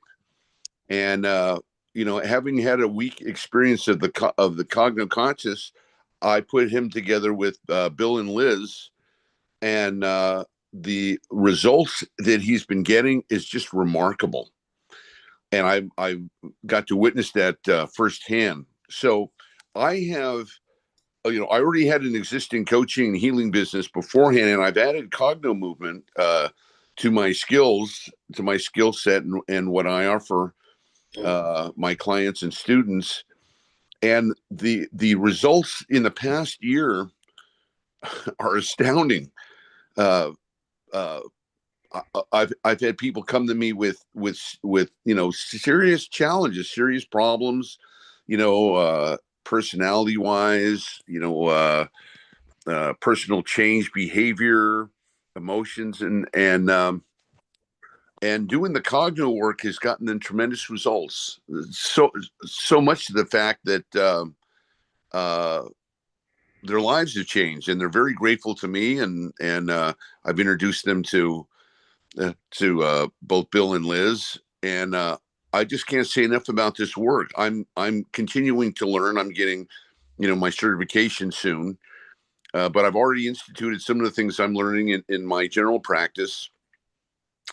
And one of the things I wanted to mention, if you talked about this, is the ability to put yourself in the highest performing states. If you're an athlete, if you're a speaker, if you're a musician or an artist in any way, one of the biggest challenges that we have is the ability to consistently perform. You see so many athletes get into slumps, and where people have writer's block or things of that nature. And one of the most amazing discoveries I've made is that doing Cogno can put you into your highest performing state virtually at will. And in addition to being a healer, I'm also a musician and a singer. So I've been using this work extensively on myself and my own art. And I've been studying and been doing this for a long time. And one of the challenges that I had in singing was constriction, being so tight that you can't make a good sound. And I've been battling that for decades and almost given up hope. And Bill worked with me on that over here at my house a number of times. And the results were startling of a freeing up of the voice. And the voice is just a metaphor for being able to be freed up from life. And I noticed that so many things have shifted in both professionally and personally. And I'm just such a fan of this work. And I just wanted to come on and let you know that this is just the start of great things to happen with this. And if you're hearing about this for the first time, I couldn't recommend it more highly. I'm in the West Hollywood, Los Angeles area, and as you know, we've had some very big challenges, big fires, there's a lot of strife going on, and it's not when you're dealing with people as a healer. I deal with two things. I deal with what happened to them, and then the thoughts and the emotional aftermath of those things. And Cogno is remarkable in the ability to take a catastrophe or something that caused grief, and to be able to realign yourself mentally and emotionally to be able to deal with the situation at hand. And I'm using that now as I get even more busy as people are starting to come back to their houses and kind of deal with what's happened, with the shell shock. So I've got my hands full here, but I just wanted to come on. I'm very grateful, for meeting Bill and Liz and this work, and I can't wait to take it to the next level. Hey, Glenn, you're being modest. Okay. Tell them about your singing. Now, Glenn, he's just like, oh yeah, I'm a singer. No. You don't understand. This is, how many years have you been practicing singing? And he's invested heavily with the world's best. And when I say best, I mean every name you've ever heard on the radio. 2 out of 3 are his instructors. I mean, he is the very best instructors in the world for the past, how many years have you been going at it? Multiple decades. Okay. So because this was so fun. This was a fun project with Glenn. Glenn, you have been working at your voice for multiple decades, and it's a daily type deal. So how many notes and what happened with very specifically with your voice when you did these Cogno sessions? Well, just to give you a little background, I have a music degree, and I was a composer here in Los Angeles for a number of years. So that was my background before I got any healing. And I play about 4 or 5 different instruments very well, but my voice never got to the level of professionalism that I wanted to, that I could do with the piano or guitar. And I had studied with world-class famous voice coaches in San Francisco, opera coaches, and my current teacher right now for voice. And they would work the techniques, but there's something in me that just couldn't get it, and they'd say you're trying too hard, or you got a block or whatever. And I realize now doing Cogno that it wasn't the technique, it was my ability to the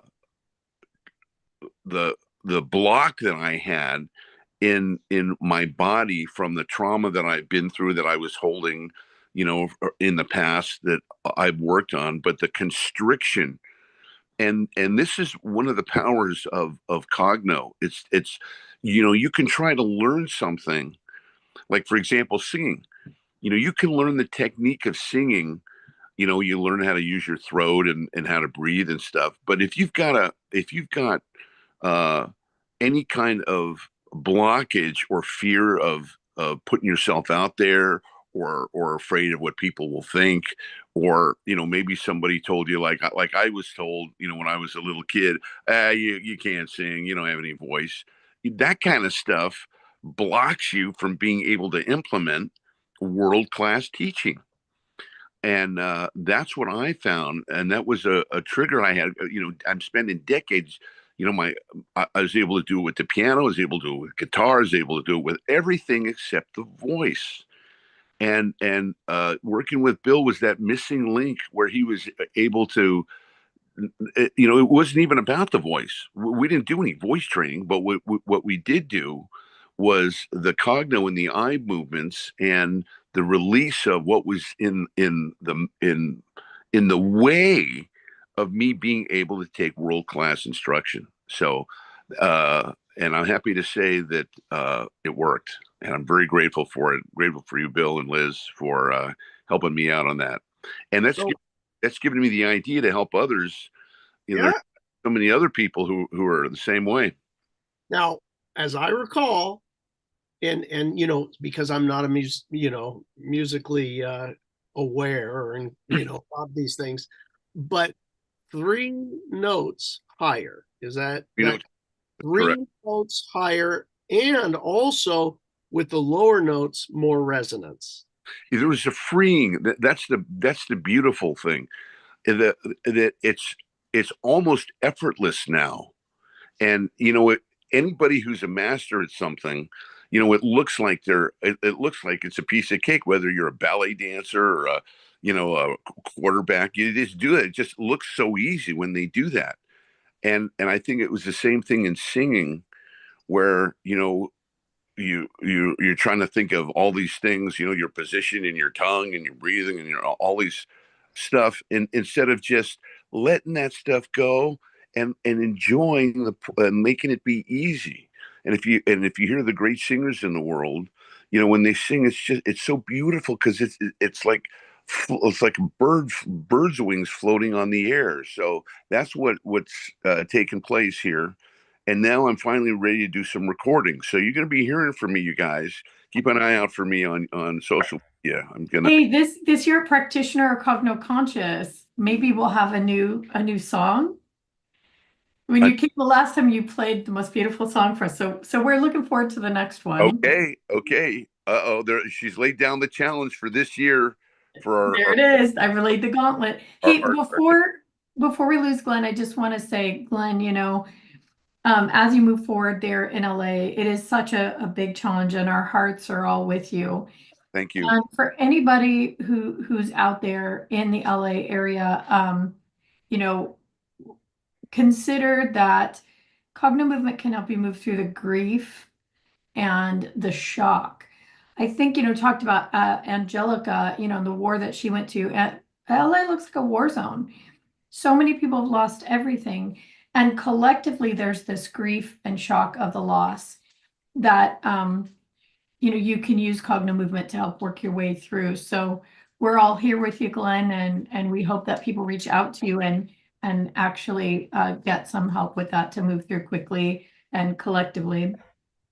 Thank you. It's an honor to serve, and I'm just trying to figure out more ways to be able to be of service to people here. So thank you for that encouragement, and we'll put some ideas together to see what we can do.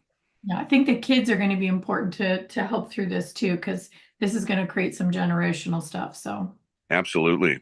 But thank you for telling your story. Thank you for being here, and I'm looking forward to that song. Great. Thank you for having me.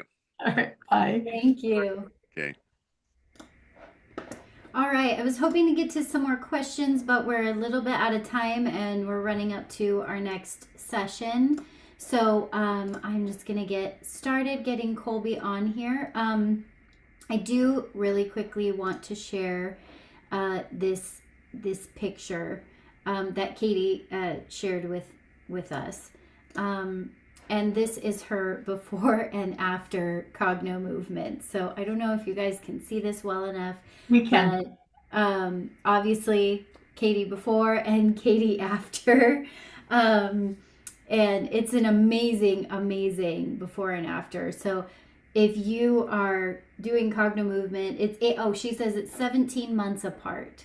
So if you're getting results like this, if you are getting results just from these free sessions, just imagine what Cognomovement can do for you. It's not only for the inside, but clearly for the outside. So I just wanted to share that before we continue. I hope I stopped sharing that. You did. Okay, cool. So again, this Cognomovement's unique. If you have been here the whole day, you obviously know that that this is just the most unique thing and the most effective, and it's amazing. And if you are ready to get started, get that Essentials course. Invest in your future. Cognomovement Essentials is a prerequisite to everything we have. If you want to become a certified Cognomovement practitioner, you must have Cognomovement Essentials. If you want to come to Cogno Conscious, you must have Cognomovement Essentials.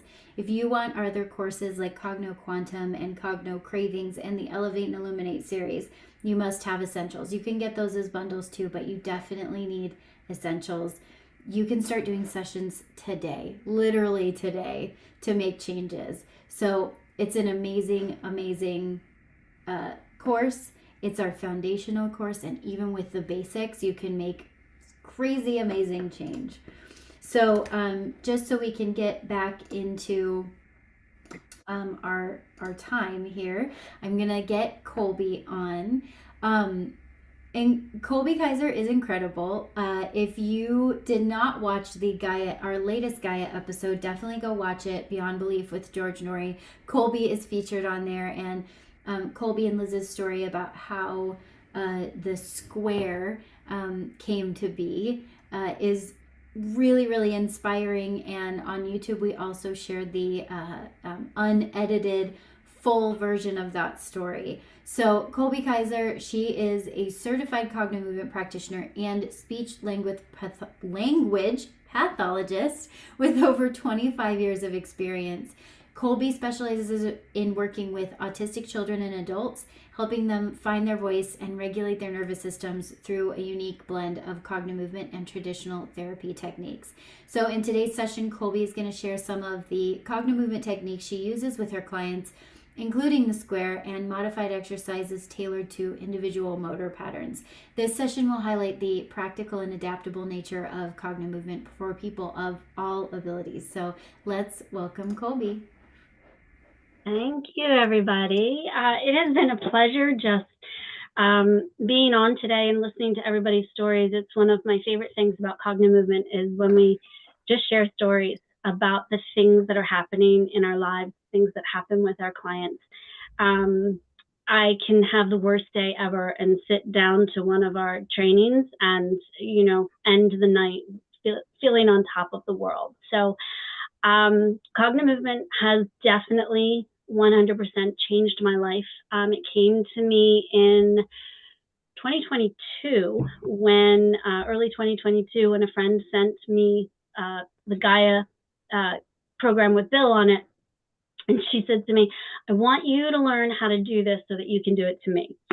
So I checked into it, and I was at a time in my life where my husband had died in 2020 from glioblastoma. So I was dealing with a lot of grief and just kind of not really knowing how to move forward.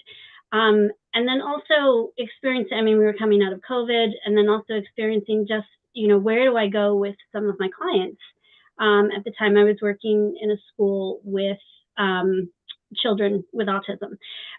Most of my caseload was non-speaking or minimally speaking individuals. And for me, it's like if I'm going to learn something new, I want to know how it can benefit not only me, but my work and the students that I work with. And so when I sat down with Bill and Liz and, told them my story, and then I asked them, can we use this with kids with autism? And well, turns out we certainly can. And it has been such a journey, continues to be a journey, and such a gift as well. So Cognomovement did 100% help me move through my grief. I cannot say enough about it. The practitioners who helped me through it, myself, my daily sessions, anytime I needed a hit, Cognomovement was there to get my perspective, keep me moving forward. I cannot say enough about how this can transform grief into something really beautiful. But as far as work, so we have our basic 3 movements, which is the side to side, up and down. We also have the infinity or the circle around, and then we have the figure 8 that we walk on the floor. So a lot of my kids, so autism is a motor disorder, less of a cognitive, and actually it's not a cognitive disorder, it's a motor disorder for these kids, and they have a lot of difficulty controlling their movements, doing what they want when they want to do it. And there can be aggression, there can be what looks like kids not following directions. There can be a lot of actions that these kids do that can be really misinterpreted. And what I found with Cognomovement was not only did this help regulate, so we call when the body is not doing what it wants, what the person wants it to do, we call that dysregulated. The nervous system is dysregulated, the body is dysregulated. And for me as a speech therapist to sit down and have a person sit down and try and do a lesson, communication, I'm also an augmentative alternative communication specialist. And so I work with that, I do typing, and a person can't do that if their bodies are not regulated. And so, we do deep pressure, we do all of the traditional OT things, a lot of sensory things.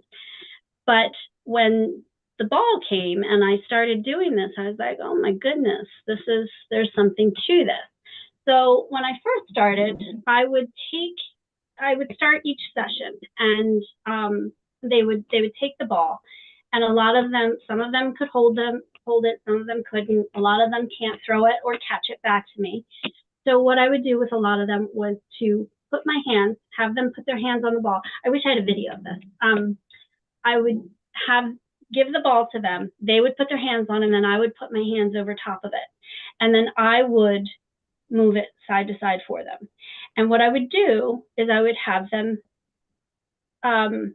move their eyes to the ball. Now, for some of my guys, this is so hard.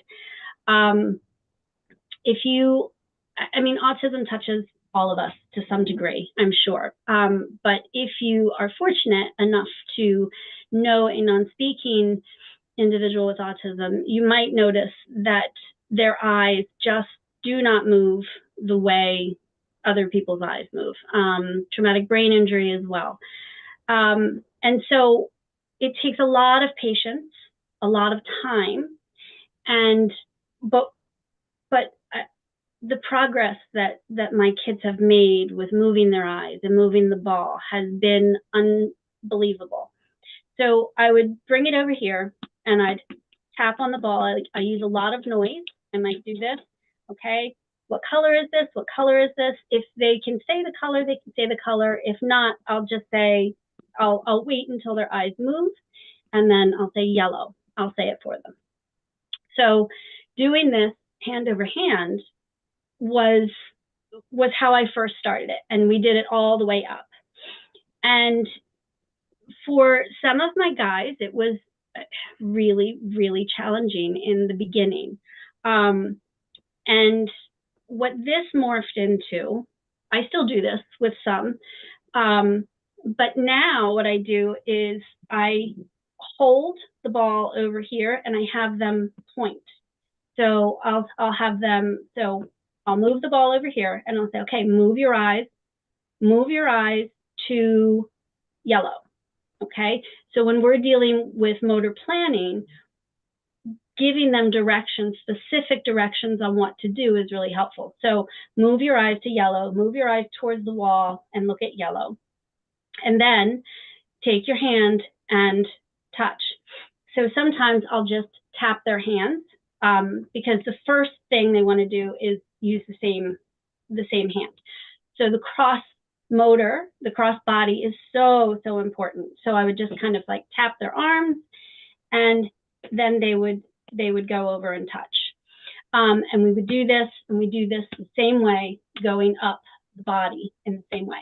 So it really is dependent upon the student which one I use.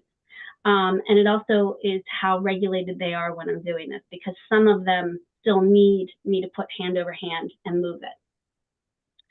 And then the infinity, when I first start with a student, so difficult for them to follow this at all. Very, very difficult.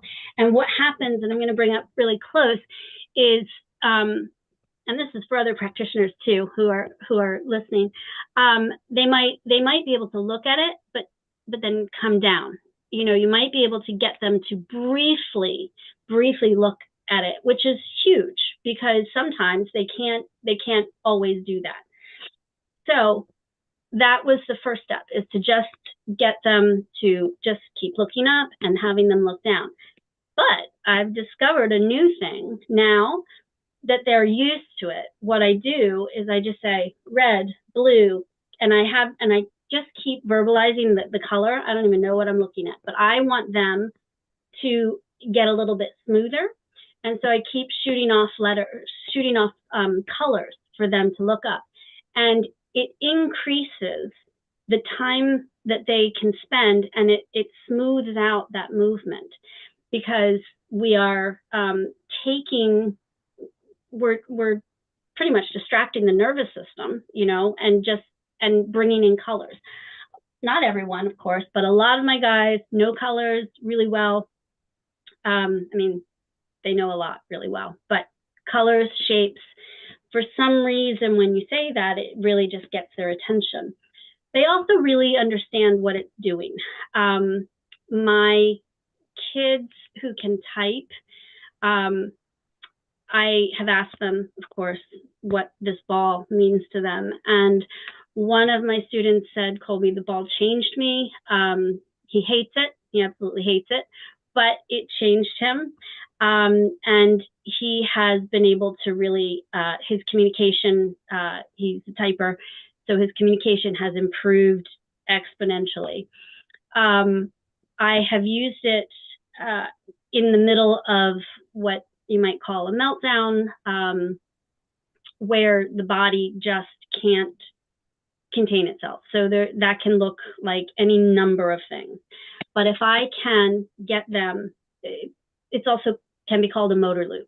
So they get stuck in these loops. This nervous system is just stuck in this loop of trying to protect itself. So if I can get their ball, their hand, and try and move it and try and distract them into calling out colors, it has, with one particular client, I can move him out of a self-injurious action, you know, where he would be hitting himself. I can actually move him out of that with this. And then to the point where then we can keep working.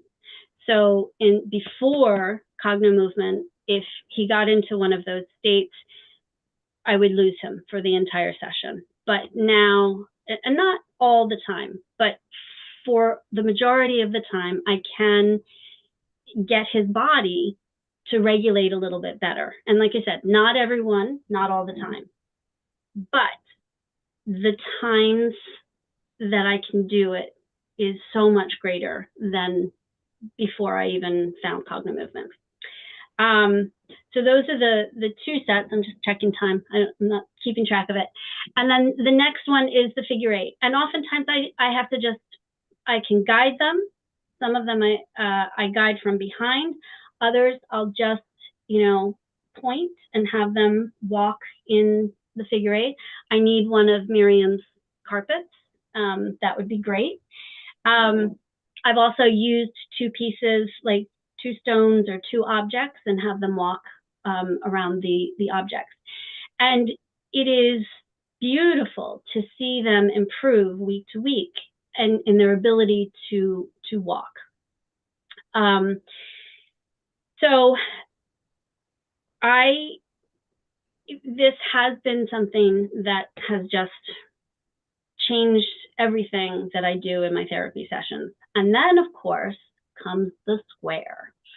And the square came about as, if anyone has seen the Gaia, Liz came out to work with some of my students, and we were working with one young man, and this just came to Liz as things come to Liz, and that's where the whole non-focused vision came up. We were working with his body, and he said that he had told us he was typing. We were typing with him, and his body was very unregulated, and it was taking him a lot of effort to do his typing. And yes, okay, thanks, Leah. So we're just trying to find out ways that we could get more action from his limbs, from helping him just to do things a little bit better. And Liz came up with this, and we practiced it. And it's basically taking the ball and moving the ball in a square around the face. And what my kids have told me, not just the specific man, but other kids that I use this with, is what they've told me is that it just relaxes them. And when you think about it, our kids are extremely sensitive. And so everything, some of them have not the ability to filter things coming into their vision. They see kind of everything. One of my kids says that she can see 360.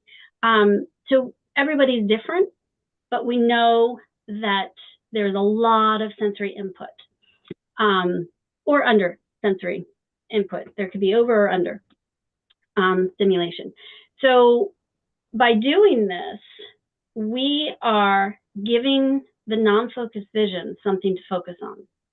And as long as there is something to focus on, all this other stuff in the background kind of becomes more in the background. And the nervous system can relax a little because there is this rhythmic pattern that's happening in the non-focused vision. So there's no threats of things coming in at any time, which can then spike the nervous system again. So that is my story, and it has been just a joy and a pleasure sharing this with my families. I just want to say also, Cognomovement is not only used with my students, but with the families, parents. And if you have a child with special needs, your life can be very chaotic. There can be a lot of emotions going on within the families: guilt, shame, fear, things about the future, of course, joy and happiness too. But our kids are so sensitive, and they feel everything. They feel everything from the people around them. And so for me, it is so important for me to clear myself before I sit and work with someone, because they feel everything that I feel. So to families, parents of kids with autism, please know that this is an amazing tool to be used on yourself, which improves the interaction with you and your child. Because when you are not just calm on the outside, because they see through that, it's more than a smile and a calm body. It is being clear inside about who you are, what you want for your child, with your child. And they see it all. So it is really, really important for you to be aware of what is in your field at all times, so that if it's something that you are uncomfortable with them knowing, then you can communicate that to them. I'm not really happy with what's going on in this particular situation, but this is what's happening, rather than just having them feel this intense emotion coming from you. It's very dysregulating to both of you. So Cognomovement is a beautiful tool for families to regulate everyone in the family. This is so groundbreaking, the work that you have pioneered, Colby. I think for some families has to be life-saving, especially for the parents. So I just kind of want to set the stage even a little bit more. At the time that I met Colby and a lot of the people that she worked with, a lot of them were just barely beginning to communicate with parents. You've got these people that have they can't speak and they have autism, and they are not communicating with their parents at the level of their age. A lot of times I could see from some of the behaviors, they're almost treated like toddlers. And if you could see the situation, you understand why. But would you share some of the communication that is now happening fully with parents and some of these young adults that literally had never happened before? So it's when a child starts to communicate, really communicate their thoughts, it can be, it's challenging for an entire family, especially if you have an older person who hasn't communicated their entire life. And there are things that, you know, parents might do for kids thinking that they're unable to do it. And then kids start to communicate and it's kind of like, oh, you knew that. So there's this time where you kind of have to reintroduce yourself to each other. You have to relearn each other.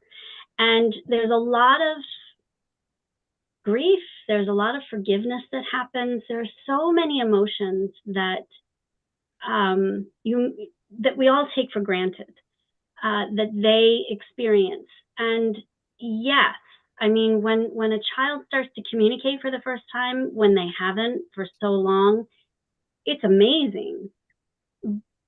But there's also some other challenges that go along with that. And to have your child say that, you know, they love you for the first time, or even that they're mad at you for the first time, is challenging for everyone. And so Cognomovement is something that can help everyone through that. And I have worked with the kids who are non-speaking with their emotions, which I wasn't sure if I could do that, you know, at first, but you can. And they actually process things a lot quicker than we do because there's less gunk in there. Not that there's not trauma. I mean, our kids have experienced trauma. I mean, if you didn't speak for, you know, 10, 15, 20 years, however long, but you were 100% cognizant and capable inside your body, there's trauma with that. And it's nobody's fault. And there should be no guilt felt or blame placed. But oftentimes it's just a byproduct of it.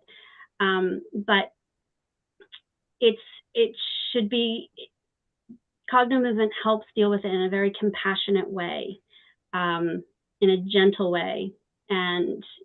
But it can be challenging.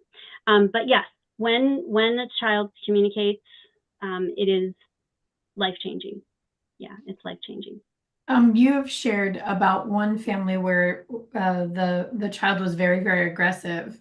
And even though he loved his mom dearly, And over the time that you've been working with them since, since the square was developed, that has changed radically, hasn't it? Yeah, it has. I mean, and not that there's not still points of aggression, but it has changed their relationship, and to the point where he wasn't going home. He's an adult, so he was not placed, but he wanted to move to a different living situation, and things got better because he wasn't living at home, but he's now able to go home and not have these situations. So I mean, we take for granted how much can build up in the system, and when you're unable to express it, it can come out in ways that, and then throw in a body that just doesn't do what you want it to do.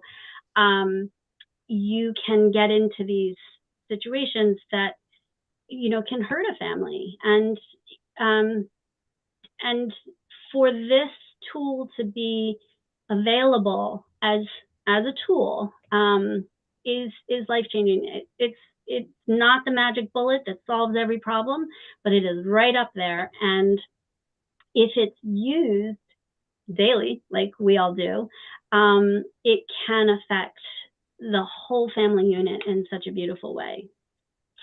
Well, the nature of the Cognomovement work helps the brain and body reconnect itself, reconfigure the way the neurology is running. And one of the biggest things that we discovered when I was there with you is that after utilizing the square with the non-focused vision, the nervous system rested for the first time for this one person. And then they shared with us that for the first time they could actually feel all of their limbs and knew where they were in space, which was amazing. We didn't know that. And from there, the idea has come that they don't want to make these movements. The body's doing it for them, right? So just knowing that, for some families, understanding that it's not the person inside that is doing these things and that wants to do them, but that their body is kind of acting, right? That, I think that's huge just by itself. Yeah. And we're being educated more and more about this, to see autism in a totally different way than has been seen in the past several years. And the biggest thing is that it's for these kids who are non-speaking, it is a mode, or partially speaking, or whatever. It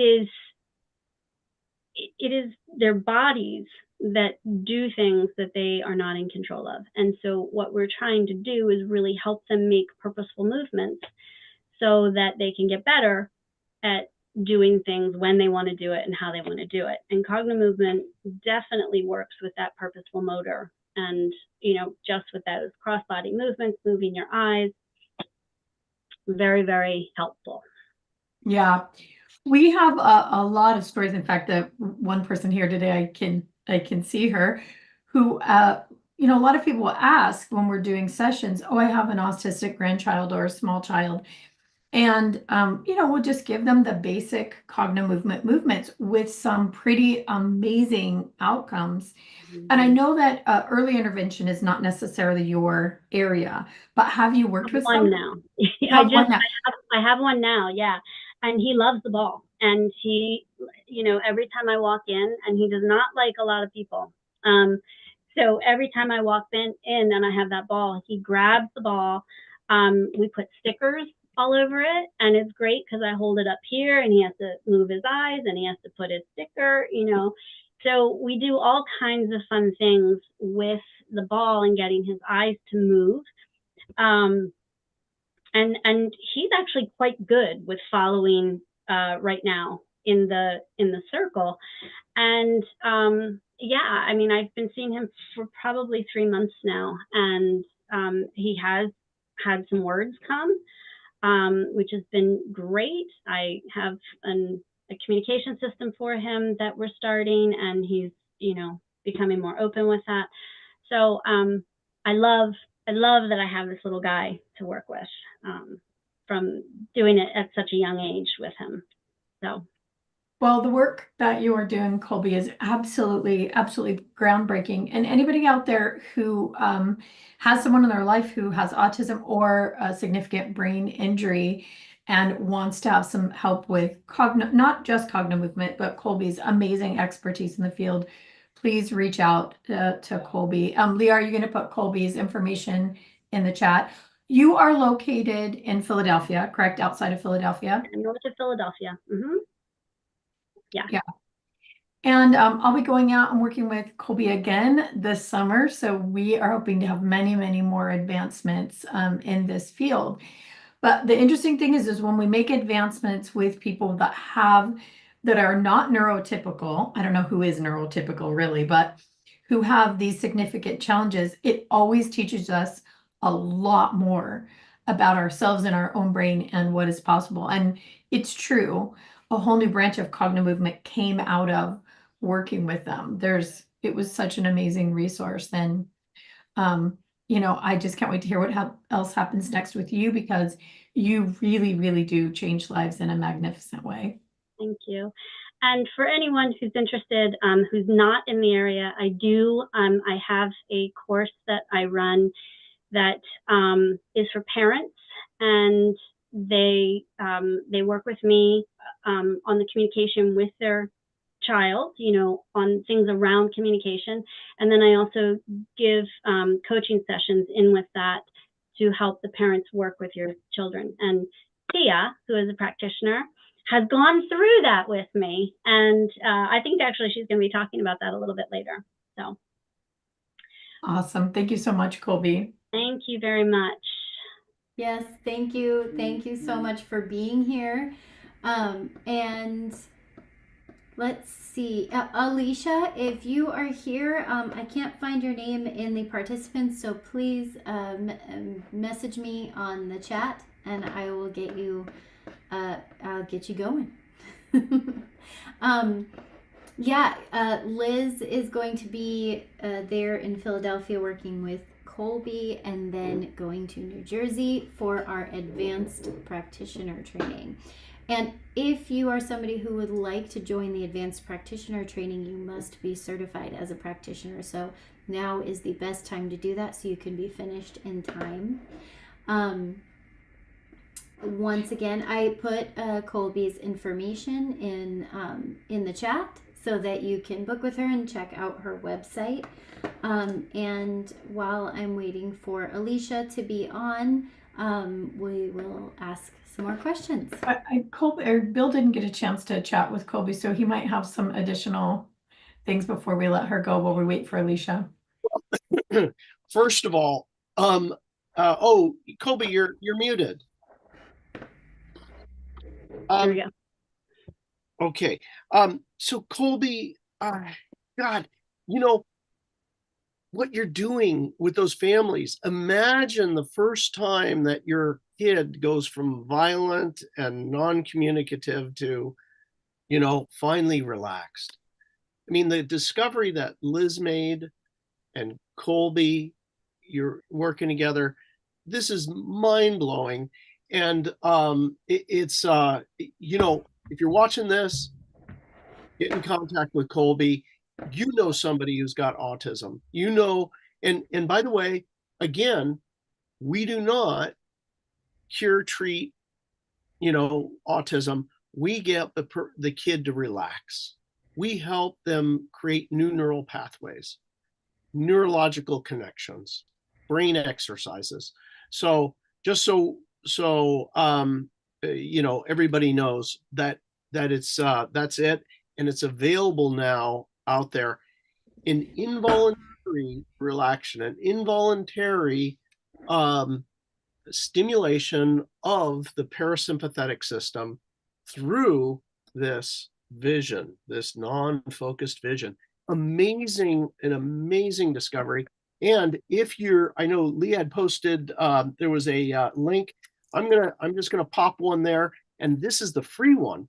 There's two links. There's one that's a share, but that link right there that I just posted, you can watch it. It's 44 minutes, Liz and Colby discovery. And also beyond that, Liz had worked with some other people, which you're going to see unbelievable, like, you know, and again, we don't treat blindness, but Liz has some amazing things on that video that I just posted right there. So when your brain comes online, a lot of things change. Anyway, I see Alicia is Alicia and her horse Picasso is here, and Colby, just it is beyond gratitude. I mean, what you're doing, changing the world. Please share this video out there. Share the Cogno World Day. It's critical for people to know you are a select group. Little to no people know about this discovery. And we have a responsibility. If you know somebody, we have a responsibility to let them know that they can do this and help. So anyway, I'll turn it back over to you, Leah. Sorry. All right, Colby, thank you so much. Thank you, Thanks everybody. for being here. Thank you so much. So I'm doing the wrong thing here as always. So I, just to save time, I haven't been doing very big introductions for our people who are just sharing stories and not doing sessions, but Alicia sent me her intro and I have to read it because it's so, I love it. And I know that Liz is going to appreciate this one too. So Alicia, she is a Cognomovement practitioner as well. And she is a passionate life enthusiast whose perspective was profoundly transformed by her experience with pancreatic cancer in April 2021. With a multifaceted personality, she thrives on collaborating with colleagues in the financial services industry and exploring the deeper questions of human purpose. Alicia cherishes her time with Picasso, her beloved horse, and enjoys invigorating walks and heartwarming conversations with her dog, Tequila Pepper. However, her greatest joy comes from sharing every day with her husband, Pear, as they navigate life's journey together as co-conspirators. So welcome, Alicia, and please share your story with us. Oh, are you muted? Hold on, let me unmute you. Yes, I think now I'm on mute. Can you hear me loud and clear? Yep, we can hear you. Excellent. So thank you so much for the opportunity to share my story with Cognomovement. As you may know, in 2021, I was diagnosed with pancreatic cancer. Of course, it came out of the blue. One day I was in the emergency room. The doctors were performing test after test. And after an ultrasound, a CT scan, finally they saw that mass in my pancreas. And they moved me to another hospital, like 3 hours away, where they had the equipment and the doctors to perform more tests and the biopsy. And 2 days later, it was confirmed. It was pancreatic cancer. At that point in time, they thought it was stage 1. And as you can imagine, I was super sad. I didn't know what was going on, how I was going to face like the biggest health challenge of my life. And yes, you may think you're going to die, and you may think that finally that day that you didn't expect, that you thought you were going to be going on forever and planning like for your retirement, may never arrive. So as I was navigating that sadness, I remember at that point in time I already had Gaia, and I was fortunate enough to follow my intuition. And there was something that told me there's something here in Gaia that can help me. And I remember browsing through everything in Gaia. And then there was this interview of Bill, a simple way of healing. And I said, hey, healing. I guess I know healing. Yeah, I know Picasso. We needed healing. So I recall I Googled him, right? So it's like, okay, Bill McKenna, let me Google him. And he had an immunity gym. And I said, hey, cancer immunity, I think that may help. So I remember signing up for the immunity gym. And that started my journey with Cognomovement. First of all, the way I found it, I have to say it was magical, because it was just, there was this feeling that something could help me there. And then as you navigate, all the third dimension with the doctors and the surgery and the chemotherapy and the radiation, you have to make some very harsh decisions sometimes. And if you have been through treatments like this, like they make you sign up, like, yeah, you may die tomorrow, you may lose your kidneys, you may lose everything. And with all the fear, you're signing all these documents. So as I was navigating this, what Cognomovement helped me with, it was being able to go from this state of fear and despair to a level of neutrality, where I was able to have access to my brain and my intuition to make decisions. And somehow through these 6 months, where my doctors, of course, with pancreatic cancer, they didn't want to say how long, they didn't want to give me statistics or anything else. What they always said is just enjoy life, enjoy life. Once I performed the surgery, it was a very tough surgery with a very long recovery, because I don't know if you've heard about Whipple surgery, but Whipple surgery, they remove part of your small intestine, your gallbladder, part of your stomach, and they try to reconnect everything and hope that your digestive system again gets that magic rhythm where it can take the nutrients. And I remember I couldn't eat almost anything. And when I went through the surgery, they realized it wasn't stage 1, it was actually stage 3. And I remember that they told me it's small, but more aggressive than we expected, because it's already in 6 lymph nodes. I remember the feeling of, forget it, I'm gone. That was end of May 2021. And then again, it was the magic of Cognomovement helping me. Yeah, I would fall into despair and I would feel that I was going to die. But at the same time, it was this tool of, I can find peace again, at least for a little while, breathe. And I would describe this to Liz and Bill, like, you are drowning, but something takes you out of that pool and allows you to breathe. And then you're ready to go in again. So that happened through the 6 months. In the end, my doctors, they wanted me to go through 12 rounds of this very aggressive chemotherapy. My body couldn't take it. They said, you know what? I think we need to give you a break. So they moved me into radiation for a month and a half. Of course, with all the fear. So I went to radiation every single day. And I remember I had by then the tools, and I would go into the machine and I would just picture myself in this amazing path running. And this path had trees around it and it had flowers. And I could, as I was in the machine, I could picture and feel myself running and feeling my foot on the ground and smelling the flowers and feeling the air on my skin. So as I was navigating that, all those tools that Cogno gave me of moving my eyes, doing the way like you breathe as you're moving your eyes, the pattern interrupts, everything would help me go from fear and despair back to being able to function again and make decisions as I keep moving forward.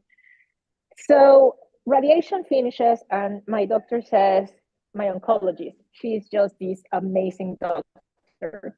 And she tells me, Alicia, there's no right or wrong answer.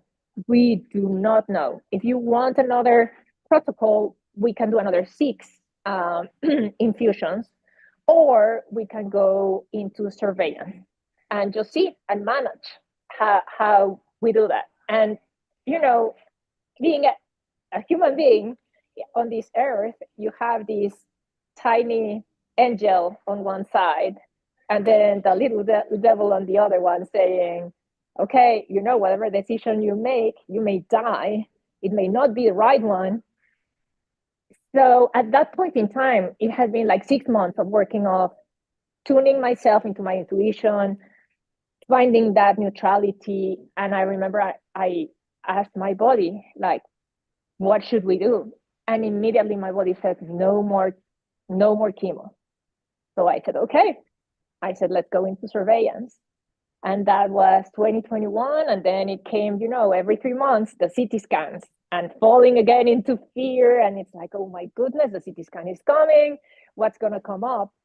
And again, having this tool that can get you out of that fear and bring you back to neutrality, so you are able to make decisions, that has been priceless for me. And it's 2025. I'm so happy to be here. And of course, Picasso was there through my journey as well. So as you can see from my intro, he's been part of the healing journey.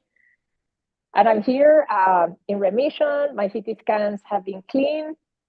And I cannot thank enough the Cognomovement community, because definitely navigating pancreatic cancer stage 3, it's not been, just a walk in the park, but it's made me appreciate every single second of my life, live it to the maximum, and enjoy every single thing, like a sunrise. Being able to share this moment with my horse, with my husband, because in 2021, I didn't think I was going to be here for 2025, right? It's been 4 years. So I'm thrilled to be here. And to be honest, I don't even care how long it's going to last, this ride, but hey, it's about enjoying every day and not falling to despair. I'm still human, and I still may fall sometimes, but then I have the tools to navigate it. And it's more, I always tell Bill and Liz, like, I have Cognomovement balls all over my house. And sometimes you get these feelings of frustration or anger, and you're just talking to yourself and looking at the ball, and then there's the question, the ball is talking to you saying, so how long do you want to stay there? I mean, you know that you have the answer, but sometimes you just want to feel your humanity and say, oh, maybe a little bit longer. Okay, I know I can get rid of it. I will do the work. So I hope this story can give someone hope that there's something else there that can help you navigate this third dimension that may get very dense sometimes in an easier way without so much suffering. And, pain is part of being in this world, but suffering, as Liz likes to say, it's optional.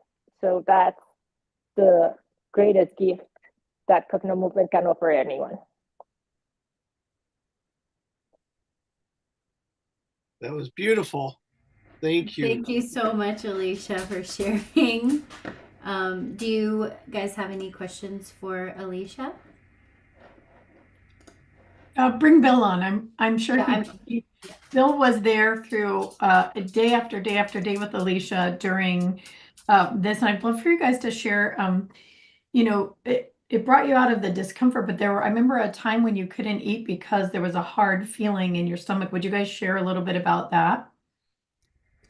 Sure. One of the side effects of chemo is that you feel full. You do not feel hungry, and actually you are nauseous.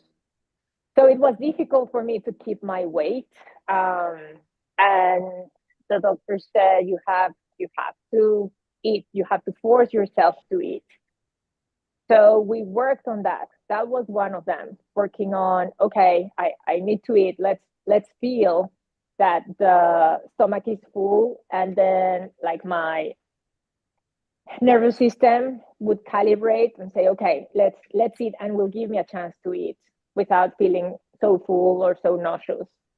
The same with neuropathy. I started getting the neuropathy, and we would work through that one. And I remember when I finished the treatment, it was difficult to walk. I couldn't walk. There was that pain, and now I can walk, run, go horseback riding. It's like, I love having my feet back and hands, of course. Those are two major ones that I remember being, well, on top of, all the crying, right? Like, why do I need to go through this? And then a lot of talking to the bull, of course.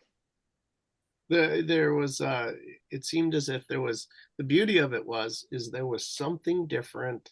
There were some pattern things like eating or whatever, but there were so many like odd little things that affect the nervous system that were different. Your part of your tongue going numb, or or can't taste, or God knows what weird type of what, oh, huh, so anyway, the cool thing is again, we're not treating anything. We're working with the nervous system and building the brain, because it gets really harsh with that radiation. And so we were building mental acuity, building the senses back through the performance. But a couple things. First of all, when Alicia says that she is living each day to the fullest, I have the good fortune of getting to see Alicia most days, and it's true. It's not like, and it's not like, like, oh yeah, I want to, no, she's doing it. I mean, she is traveling internationally, doing this, doing that, and a full-time job, and all the things. I mean, she packs more in. She comes to San Diego. She's out there with my mom. My mom is like going to restaurants here, there, everywhere. There's full plan going on. Anyway, it is really an amazing transformation that took place, and not only that, but I got to have, and this is kind of I don't know how to say this other than just to say it, but I had the most amazing experience. We worked online, and I just had this, when I finally saw her, and it was, I don't know how long, but we had been working, and then finally, I don't know, a year, whatever, but she was done. And I remember when I got to hug her, it was like almost a surreal experience of, oh my God, there's nothing here. It's like a complete healing. Like there is, it's only the only time I've ever had it in my life, but it was like, I was like, oh my God, she is 100%. It's like, there's nothing, there is nothing. And as it turns out, there is nothing. And, she has to go through these tests, right? And, okay, the test again, 3-month test, well, check, it's just flying through. Anyway, again, if you ever have a chance to just meet Alicia, she's a practitioner, but she doesn't really see clients because she's a pretty high level executive. So she did it for herself, but which a lot of people do practitioner training for that. But heck, if you can get half of what Alicia got, you're in pretty good shape. She usually comes to Cogno Conscious, usually. So hopefully this year too, but that may be an opportunity to meet this incredible spirit. Thank you, Bill. It's an honor and a privilege to be able to be here and share my story, and hopefully that helps more people to not be in fear. Or also, when you receive a diagnosis like mine, there's a lot of guilt and shame, right? So the first thing that I had to work on was all the guilt and shame, because I was no longer the perfect daughter and the perfect wife. And now I was going to be a burden to my family, and I didn't want to be that. So I think digesting and processing all those feelings helped me navigate my big adventure, as I like to call it. And definitely, I look back, and as they say, you shouldn't judge what's happening in that moment, because honestly, I wouldn't be enjoying life to the fullest if I didn't have that big adventure. I think I was taking life for granted and not putting my priorities where they needed to be. And when I remember in that bed and the doctor gave me the diagnosis, I wasn't thinking of the next project or the next meeting. I was thinking of not being able to hug my husband again, take a walk with my dog, take care of my horse, to see my parents and tell them I love them in the physical world. So that's what I was going to miss. Not all the stuff that we believe that we are here for in this world. That is an amazing way to put that, Alicia. It's my big adventure. If each of us took the worst thing that ever happened in our lives, and some of us have had doozies, and reframed it to a big adventure, I think just that alone would change how we feel about the things that have happened to us, because it is so true that when we go through something like this and we survive and we actually are better, it does become our biggest adventure, our biggest teacher. So that is gorgeous. Thank you so much for sharing that. Thank you so much. Thank you, Alicia. Thank you, Alicia. Bye, everyone. Okay, so while we've got a couple of minutes left, I want to get through some questions because we've got a lot of them, and we keep going over time. So I want to get some questions and comments in. So one of the comments was, as a practitioner in training, each time I do a session with someone, I feel so much good energy in seeing, hearing, and feeling their healing transformation. I have trained in a number of modalities, and Cognomovement is the best. So I know that's not a question, but I wanted to share that comment because as a practitioner, this is the modality that you can use to heal people without taking away energy from yourself. And actually, you're really just leading people to heal themselves in these sessions. So you are a miracle worker as a Cognomovement practitioner, but you do not have to have your empathic energy stripped away from you while you're doing your sessions. And you learn, even in life, that you don't have to be healing people with your own energy every day, which a lot of us healers try to do. And one, it never works, and two, you end up being sick, and you just don't want that. So it's a really good point. I believe Beverly shared that. And okay, so here's I believe this was answered already, but I think it applies to a lot of things. So if I have a pain in my jaw, TMJ, etc., I can use Cognomovement to possibly release on it. So do you guys want to answer, one of you want to answer that question as far as just, uncomfortableness, pain goes in general?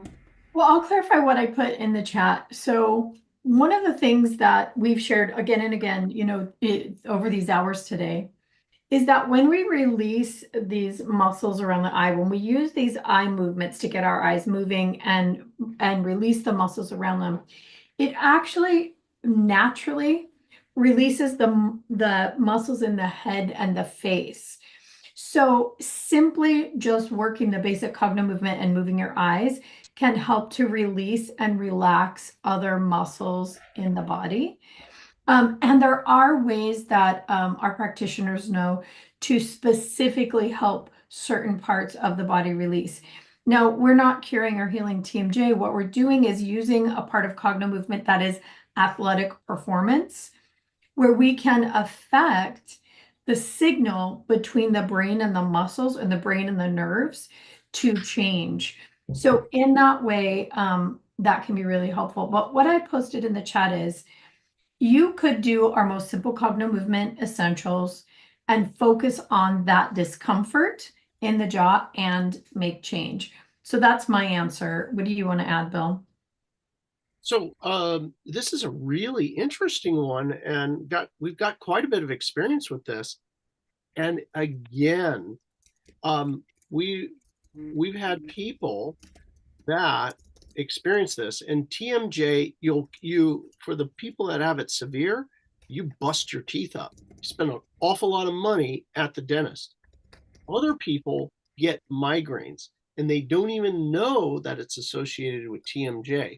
And the reason is that the TMJ there is a tendon that basically goes into the brain and it pulls. And you can imagine kind of like you're tensing a muscle over and over and over and over, and then that tendon just constricts. Anyway, that can be the cause of migraine. So if you've got both, you're especially going to love this. It's not about that. It is, for most part, what it is the unprocessed. Remember the basic premise that Liz, myself always say is your body will express for you the emotion you can't process. So if you have unresolved issues during the day, tension, stress, those sorts of things, traumas, looping thoughts, what happens is you start clenching at night as you're and there goes the cycle. And once you start that cycle up, it's like a real mess. Anyway, standard cognomovement, and you should relax. You should have relaxed sleep. So you take away at the causal level is stress, and we can really affect the causal level of this. And we have seen this one multiple times when even people are not directly addressing it. Boop, just there you go. Yeah, it comes as a side effect. I just want to answer Tammy really quick, Leah. So when you're focusing on discomfort, as in any cognomovement session, you can focus on the discomfort of an emotion or the physical pain. So let's say that you're doing just an infinity. You're putting your full attention, your mind's full attention on that discomfort, and then doing the cognomovement moves, whatever you're doing. What this does is it signals the brain right here. This is what we're talking about. We are talking about this discomfort. So it shows the system what we're asking to change. When that pain and the signal between the brain and the pain is addressed, the body then gets to autocorrect. It gets to decide, is this a resourceful signal or not? Most of the time it is not. So the body will automatically collapse the pattern and reroute that energy somewhere else. So it's by focusing your attention, it shows the body right here. The other thing you can do is actually apply some pressure, show the body right here. This is what I'm talking about. This is what I mean. So a couple of other things are that we've seen during sessions, the bones in people's face move. We work with a craniosacral therapist. I often work in tandem with them. So they're on the table and that is what they do, is feel the bones in the face. And as we're moving eyes, they can actually feel the bones move back into place and readjust through simply releasing, the muscles in the face and the eyes. So anyway, that's a little bit deeper into that question. Okay, so we're running into the top of the hour again. We've got one more hour left, you guys. Thank you so much for everybody who stuck around for the whole time. We will send out the replay in a couple of days. And excuse me. So stick around. I know we're going to run over a little bit today. I just know it. So stick around for a little bit longer if you want to get your questions answered. If for some reason we missed it or we didn't get your questions answered, please get your Essentials course, because it comes with the private members community on Facebook.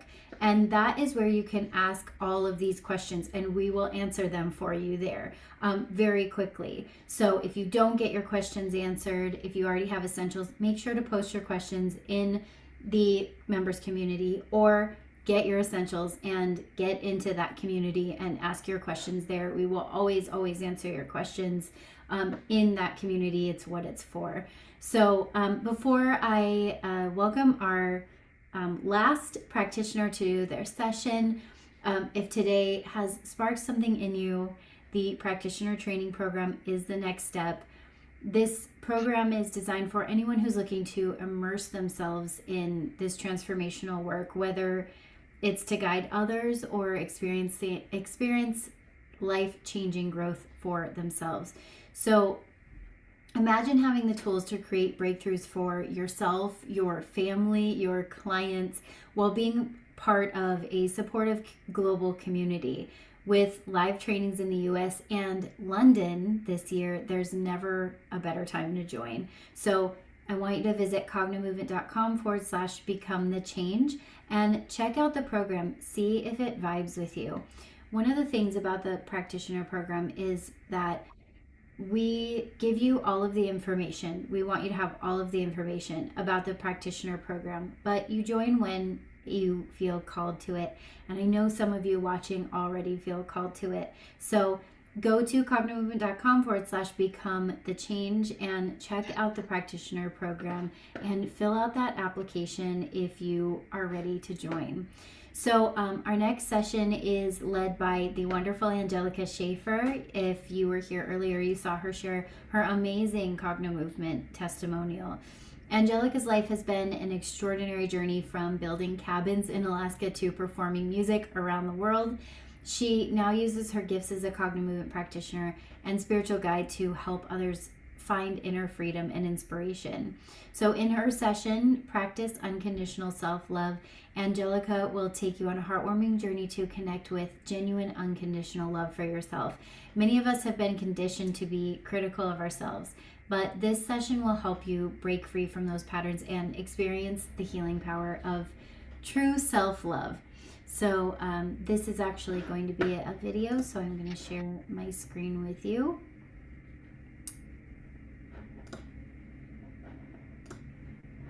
And here we go.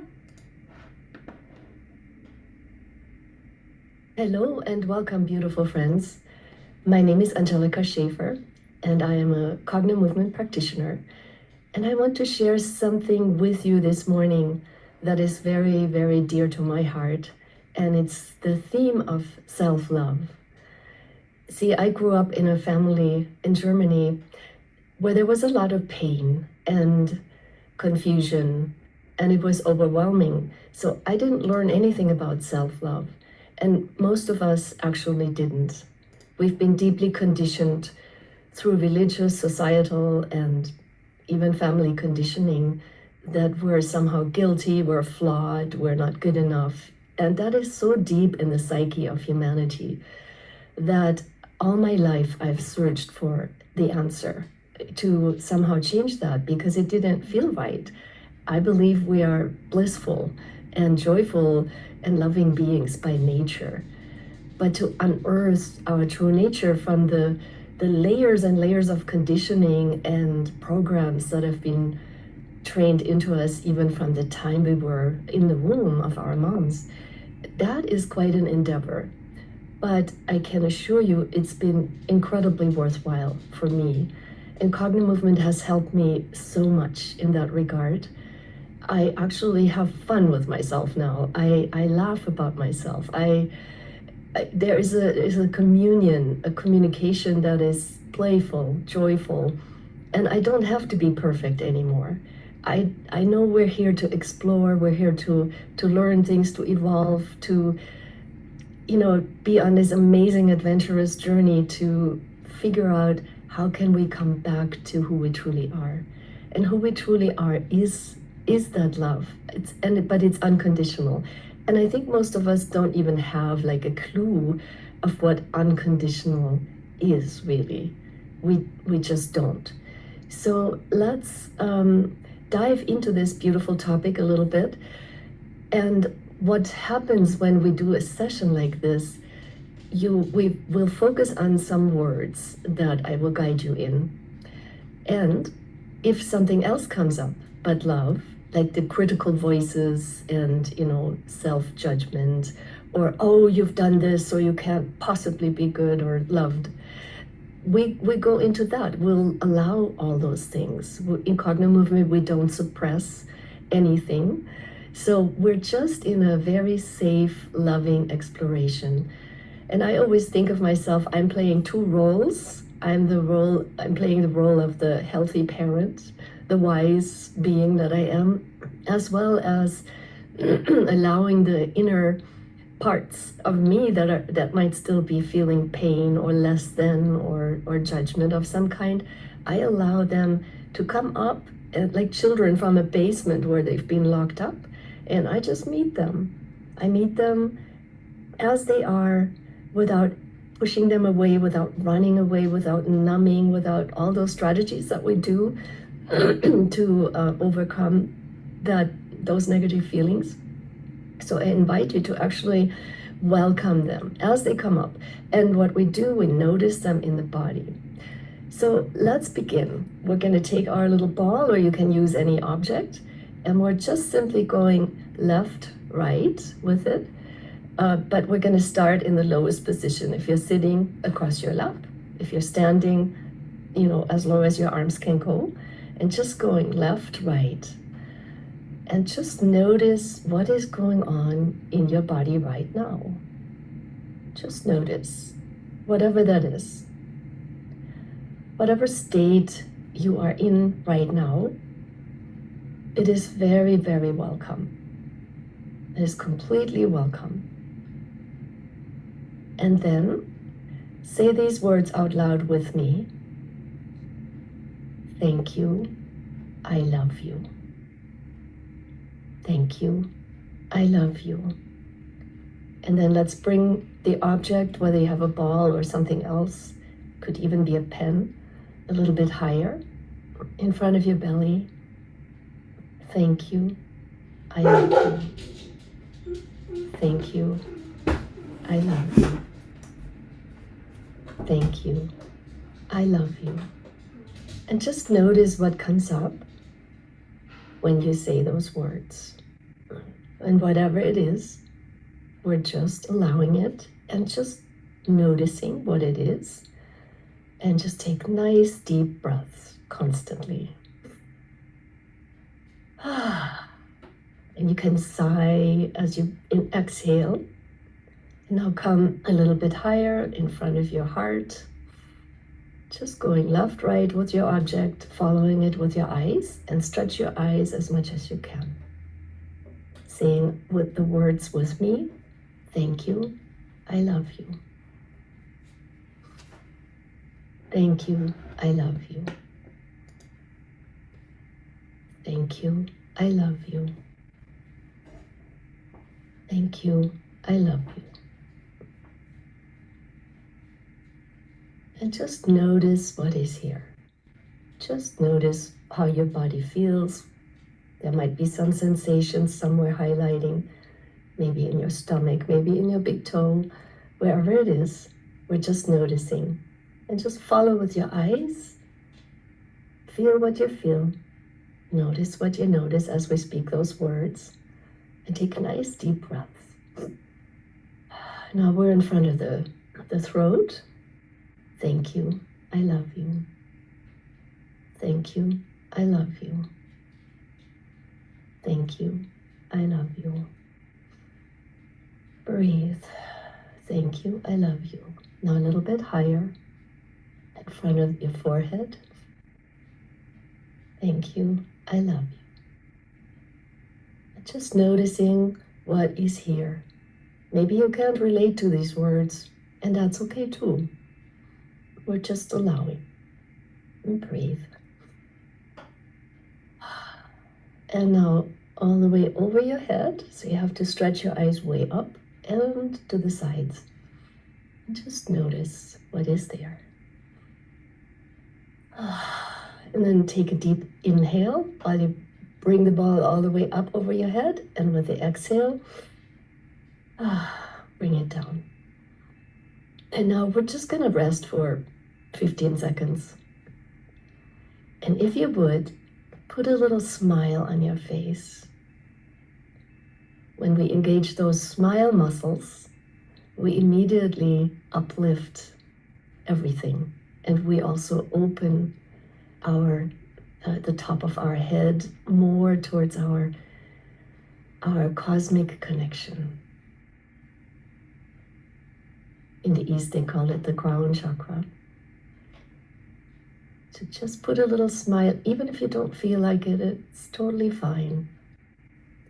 And now let's open the eyes again and look in the down position as you just explore what you're sensing right now in your body. And what kind of qualities do those sensations have? Just notice what came up. If some sorrow came up or some tears. You know, we are all heroes here on earth. We have embarked on a most challenging adventure here. We're challenged on every level, physically, emotionally, psychologically, spiritually. So just for you to be here is quite amazing. For us to keep looking for better ways, for solutions, that is amazing. It's actually miraculous all that we have survived. So allow that in, that no matter what your life looks like or what you think about yourself, you are a hero. And let's just breathe that in.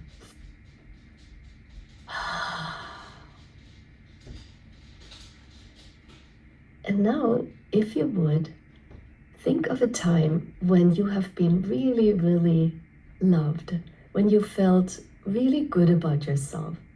Maybe it was a time when you had someone very loving, could have been a pet, or a parent, or a sibling, or a friend, or a situation made you feel like you deserved some more love than usual.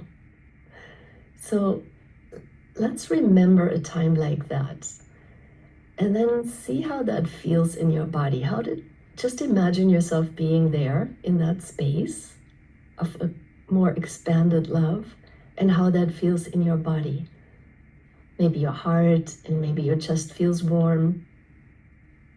But whatever it is, let it expand. Let that feeling grow. Let it get bigger. And we're gonna use the object, whatever object you have. I have the little beautiful Cogno ball. And we're doing the infinity now. So it's like some big sunglasses around your head, a big figure 8 around your head, and you can change hands as you're doing it on the other side. And we're just following with our eyes. So make sure you make the circles, the pattern big enough so your eyes really have to stretch. And you can accomplish that by moving the ball a little bit further back or a little bit further out. So let's start. And let's focus on expanding that feeling that you could remember where you felt really, really loved. Oh, I forgot to mention, if you have glasses, you can take them off. It might be better. I'm keeping mine on just because I'm facilitating, so I can see the computer screen. And just move quite slowly and notice where that feeling increases, that feeling of love, that you actually deserve love, more love, not less. Especially when you're hurting, when something in you is hurting. Like a child, upset child, what would you do with an upset child? You would grab them and put them on your lap, and you would comfort them and just hold them and just listen to their pain. So whatever comes up, allow it to give more love, to be more loved, not less. And breathe.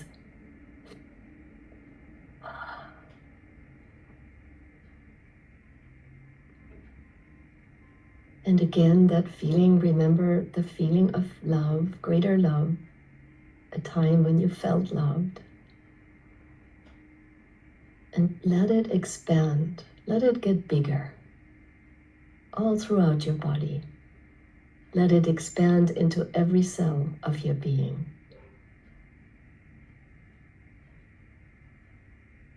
And if there are any voices that say, no, no, it's not true, I don't deserve love, just let's invite them too. Let's bring them right into this field of love and practice a little bit what it would be like to not have any judgments about anything. Just imagine how it would be if we were all free of self-judgment and judgment of others. If we could allow things to be as they are without criticizing. Just imagine that for a little moment with me. Wouldn't that be amazing? And breathe that in. And do you think that could change our world and how we experience it instantly? And just breathe. No judgment. Just love. Loving whatever arises, no matter what it feels like, no matter what the flavor is. How amazing would that be? And let yourself smile. I actually can't stop giggling right now because I can really feel it in my cells. It's a beautiful feeling, very joyful. And my passion here in the world is to set the prisoners free. Breathe.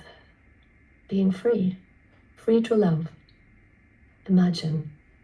Free to expand out of your little confines of the mind, of the programs of the mind, into a much greater experience, expanded experience of what it would be like to truly love life, to truly love yourself, to be in love with yourself, no matter how you perceive yourself, just because you are a miracle. Now let's bring the ball in front of our heart and just say that to ourselves. Let's take a deep breath in. I am a miracle. And put a smile on your face. I am a miracle.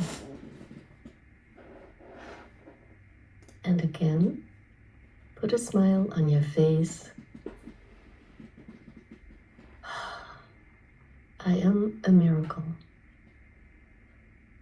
And you are. And I am. It is the truth. I promise I won't lie to you. All right, let's take a few minutes, a few seconds of rest and just being with whatever is here.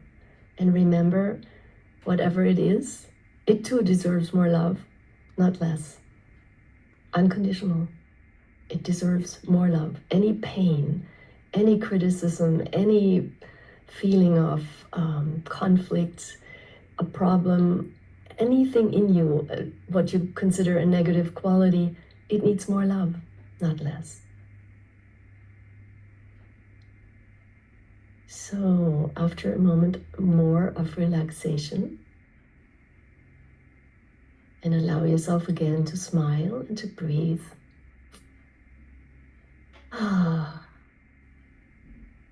Just letting go of everything, the good and the bad and the indifferent, everything, just with me for a moment. Go into an emptiness, a beautiful, relaxed, released space. Free.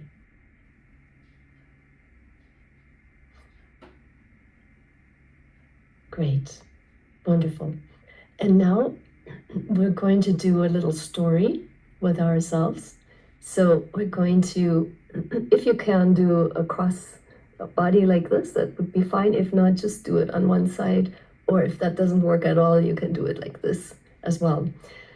So we're gonna pinch and wiggle and massage our ears from the very top where they're attached. Slowly, very slowly, all the way down until we get to the earlobes while we tell the story. All right. And then just tell the story with me in your mind. Okay. I was a little angel and I came to this earth to explore all these different experiences. And it's been hard and it's been heartbreaking. And I've been sad and I've cried and I've been hurt. And I tried to protect myself from the hurt. It's been very challenging in so many ways. But I'm still here. I'm still here. I am still looking for ways to free myself. And I'm finding them right now. I am doing something very, very constructive with myself and my friends here online. And breathe. And I am a miracle. All right. And let's pull the ears forward and take a deep breath in. And release on the exhale. And again.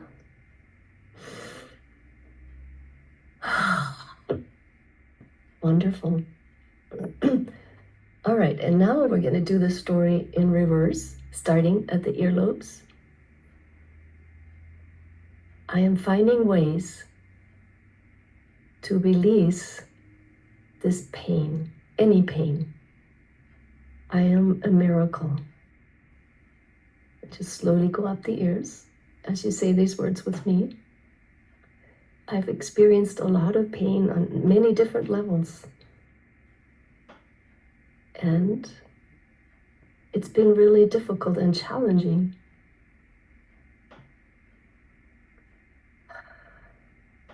And I didn't really know what I was going to get myself into. When I came down from somewhere to this earth, from a much more loving space, as a little angel. And I am a courageous being to take this on, this journey. All right, now we're going to pull the ears forward again with a deep inhale. Okay. And let's relax for a moment. Completely relax your body as best as you can. There is no right or wrong here. You just do everything as best as you can. And just let's blink our eyes a few moments. Open and shut. Open and shut. While you breathe in deeply. All right, great. And let's do a little tapping around the eyes here. Just Coral calls it eye yoga. Just did a nice little workout for our eyes, which are connected to our brain. So we gave our nervous system a good workout. And then let's tap on top of the head. Breathing. And here under the collarbone, there are a lot of wonderful acupressure points, meridians, and a good lymphatic drainage point, the one that's sore. You can massage that a little bit right here. And then let's do a little self-loving gesture, a movement from your shoulders to your elbows, very gentle and tender. And say with me out loud, as we're moving the eyes around in a circle, so we're multitasking. Thank you, I love you. Thank you, I love you. Thank you, I love you. Just look around the room or wherever you are. Just look around, curious what you see in this world. What you see. Just here and present. Just looking. curious. No judgment, no evaluation. Just neutral from your center, from the center of your heart, which is your true being right here. And let's put our hands on our hearts and take a deep breath in. And you can close your eyes or open them. Thank you. I love you. Say those words out loud. Thank you. I love you. And now, if you can see yourself somehow, either on your phone or on the Zoom screen or wherever you're looking, or perhaps you have a mirror in your handbag or wherever you are, just take a look at yourself and just say, thank you. I love you. Thank you. I love you. And with that, we conclude our session on self-love. I wish that it was helpful for you and that it brought you a little bit closer to what is true, that you deserve more love, not less, in any circumstance. And hopefully we see each other again sometime soon. You can always reach me through the Cognomovement website. My name is Angelica Schaefer, and it's been a delight to be with you. Much love.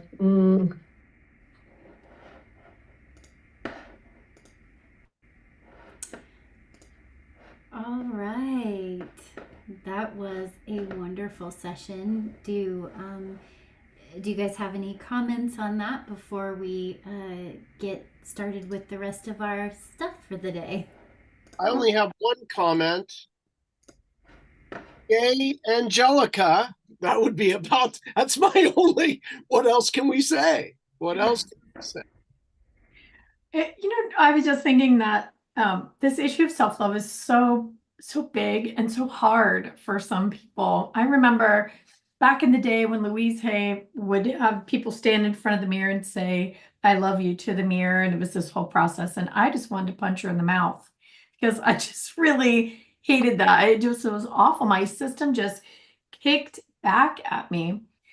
So Angelica pulling that into a Cognomovement session allows the nervous system to feel how it feels about it, want to punch somebody in the mouth over the idea, but also finds that place that is keeping you from having, just absolute love and adoration for yourself. So, brava, Angelica, for sure. And I would say to anybody watching this, do that session again if this is an issue for you. And if you already have great self-love, do it and feel more and more and more. Make it bigger, make it greater, make it better. It doesn't have to be a problem to use Cognomovement. It can be one of those things that you use simply to make the feeling and the idea grander. So Angelica is not with us. She's traveling, but again, thanks, Angelica. There's I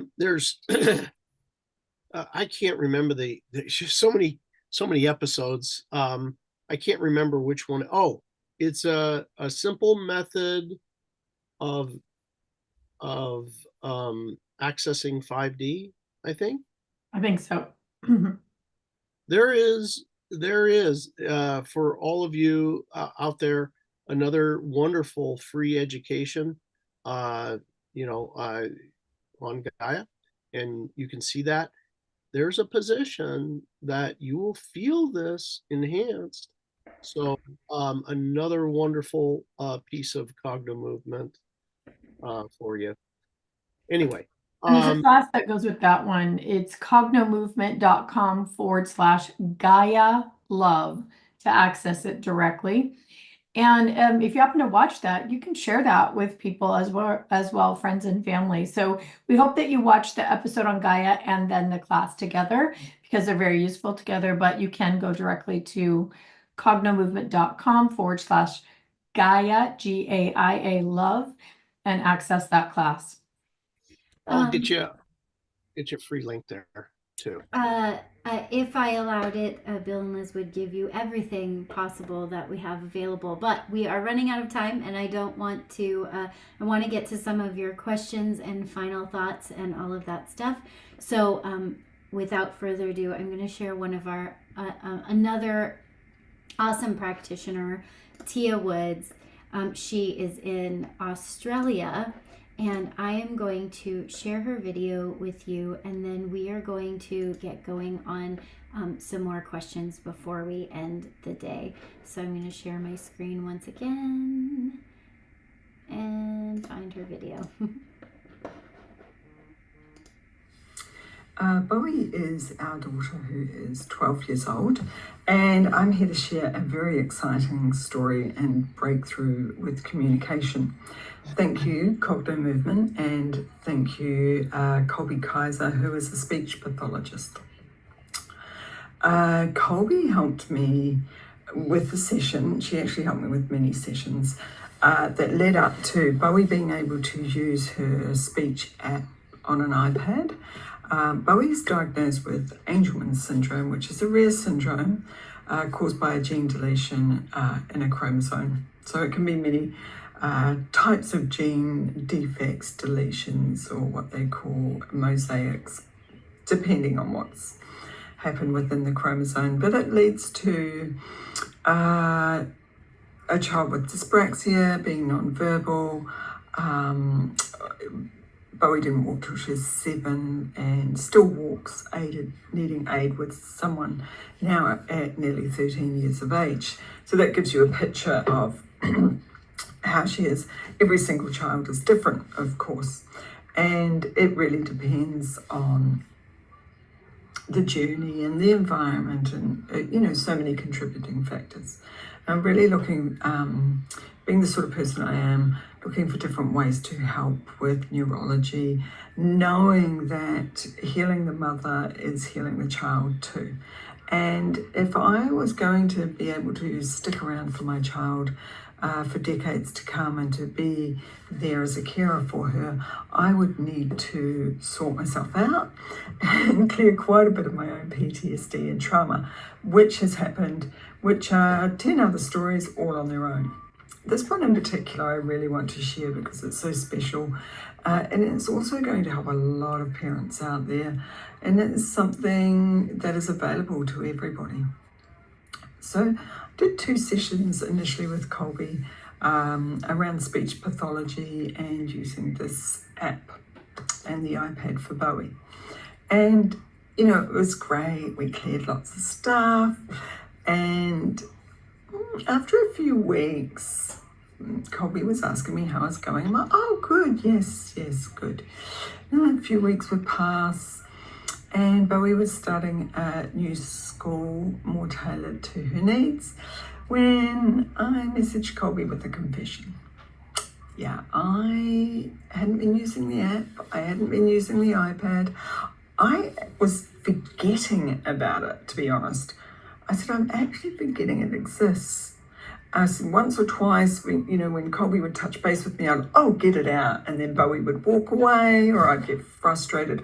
I didn't understand it. I hated it. It was dumb. It was all those immature issues and frustrations that I had. And I said, we need to revisit this. I'm at fault here. I need to do something. And that's one of the things I love about Cognomovement. There is no fault. It's just trauma. It's limiting beliefs. It's decisions you made when you were a little kid. It is just the way you feel about something is stored in your body, and that's what drives you. So there was the feeling of frustration and abject hatred towards this iPad. So we did the session, and Colby had me hold on to the iPad for most of the session and look at how I felt about it, which, I wanted to throw it out the window, generally the car window, then run it over, because this thing, I hated it. It was causing me so much stress and overwhelm in my life. What it came down to was the fact that I felt like I was less of a parent for having to use this, that I had somehow failed because I needed my child to use this communication app and that she couldn't speak and it was my fault, so therefore I should suffer. Yes, I'm very British, from New Zealand originally, so, you know, you must suffer in the name of adversity and go without, just drink tea and carry on. And basically that's what I was doing. And my brain was trying to keep me safe, and it was saying, well, if you're feeling guilty, then you're safe. You know where you're at. And so we're going to keep you feeling guilty, and we're going to keep you from using the iPad. So nothing like, you know, a bit of self-flagellation and beating myself up to not use something. It really didn't make much sense, I can tell you, but the feelings that broke down within me were just so freeing. You know, it lasts about 10 seconds where you're kind of getting into the nitty gritty of what's really going on and the story your brain had made up. And there were some great stories my brain had made up as to why I should suffer and why I should not be friends with this app. And of course, a lot of it was to do with the fact that I had a lot of grief stored around my child being nonverbal. You know, I'd built up idealistic dreams that we all parents to be do. When I have children, you know, all the things we're going to do. But I really was looking forward to those toddler talks, to those ridiculous conversations, to those made-up words, to imagination and imaginary friends. And I was grieving the loss of those. So Colby helped me work through those, which, you know, once again, took about 30 seconds. And, you know, she helped me with this amazing magical ball here. She helped me with the iPad and the app. By the end of it, I was like, what was that? Cognomovement has that effect. And it was my new best friend. I was like, this is our best friend. This is our buddy. It's going with us everywhere. And it does to this day. Look, that was 6 months ago. We use it so much. And we were blown away by how Bowie took to this speech app. The communication was incredible. And at first you sort of go, was she just mashing buttons, making it up? But no. The first day at her new school, we got in the car and I opened it up for her, which surprised me that I opened up this iPad and this app, and I said to her with the app, how was school? And this was the thing, I was using it to communicate too, and I found it easy. It just worked. Whereas before, like I said, I wanted to run it over with the car. Now I just wanted to never let it go. And she pushed Bowie, love, happy. And how brilliant is that when your child tells you how much she loves school and that she's happy? And one of the things I wanted to share was recently how she was able to express how she felt just in the last week.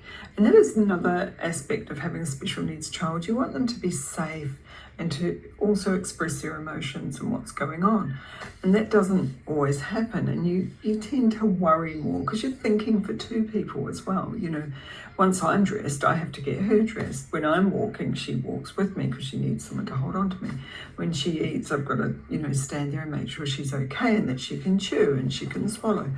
That's the degree that we're, you know, there's incontinence. But at the same time, she's a shining light of pure intelligence beyond what we ever imagined. And yesterday we had the sad news about a doggie that is 13 years old. I'm looking over there because she's right there. Bowie was at the vet with me and the doggie, and you know, we got the news that she'd need to traverse over the Rainbow Bridge. Now, I've been working with this personally myself with Cognomovement, also with Colby. So I was sad and shedding tears knowing that this is still the best thing for her. When we got home, Bowie took her iPad into her dad and sat down and pushed, Mummy's sad. Stella, that's the dog's name, sad. Bowie is sad. We are all sad. And she kept doing that. This went on for about half an hour, backwards and forth, a conversation about us all being sad. Now, that may seem a bit weird for me to be happy that she has told us that she's sad and I'm sad and that the doggie's sad because she's sick. But it is absolutely brilliant. It is a huge breakthrough. She has never been able to tell us how she felt, express her emotions, what's going on, and be able to regulate her nervous system as well. So it is a relief to know that she can express this. And because of Cognomovement, you know, in dealing with grief and taking through the grief of the doggie, I'm able to explain the process to her now too. And so, you know, it's just wonderful to be able to explain those big milestones, sad milestones, happy milestones in life to your child. And that's the biggest gift. So thank you, Cognomovement. Thank you, everybody, and have a beautiful, beautiful Cognomovement Day.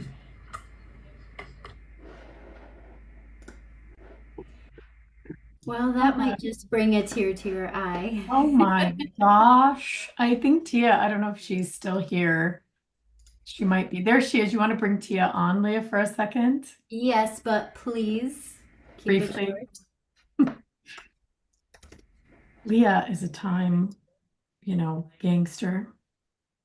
Oh no. Yes, I'll be quick. I don't know if that's possible. Wow, Tia. Oh my gosh, congratulations. This Thank is amazing. I mean, for Bowie to be able to share what's going on in her mind has to be such a massive relief for you and your husband and for Bowie. This is a miracle. And as you were talking, I was just thinking how incredible this is. Do you realize you are in Australia, Colby is in Philadelphia, like you couldn't be farther apart on the planet. And yet you guys have come together through Cognomovement to help Bowie make these changes. And the ability to communicate what you want and what you need on this planet is massive. So just wow.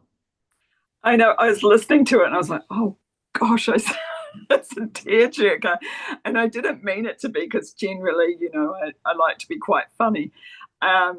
You know, that's a good trauma response. But it was just such an amazing, mind-blowing situation. I got that text from my husband yesterday morning. It's like, I forgot to tell you, she came in with her iPad and sat down with me.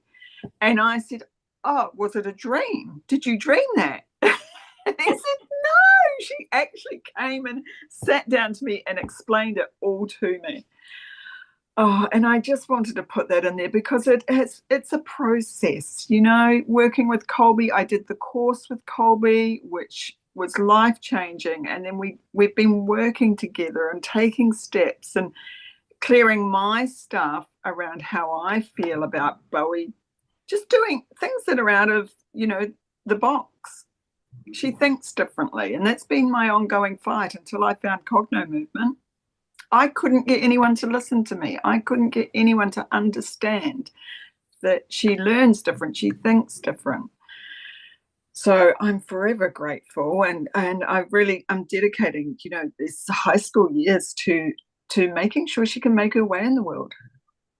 Because that's what our parents want. You know, your parents, you know that your child may not be special needs, but you want to make sure that when you're gone, they are going to be okay in this world.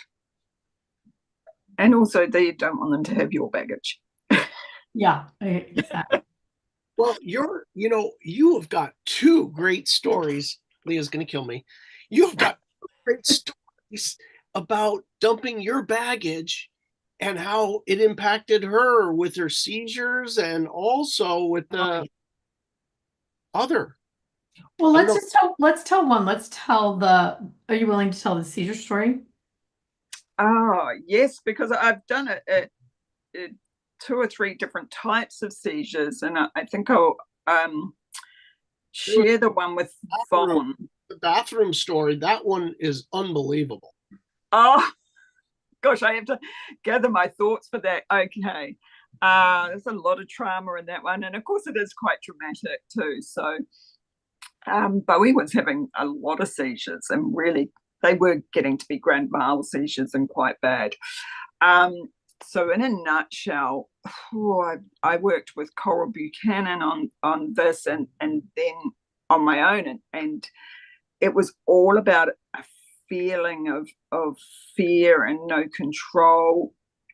And basically, as a child, we were self-sufficient. So we would be taken to the farm to help prepare the meat, for want of a better word. And so what had happened was I was probably anywhere between 5 and 7 years old. And of course, I was talking to all the lambs, having a great conversation, and we were playing. And then I went inside, and these lambs were being prepared for Sunday lunch. So I just didn't understand. So I helped, and it was my job. My mum sort of gave me what she thought would be a very small job and less traumatic.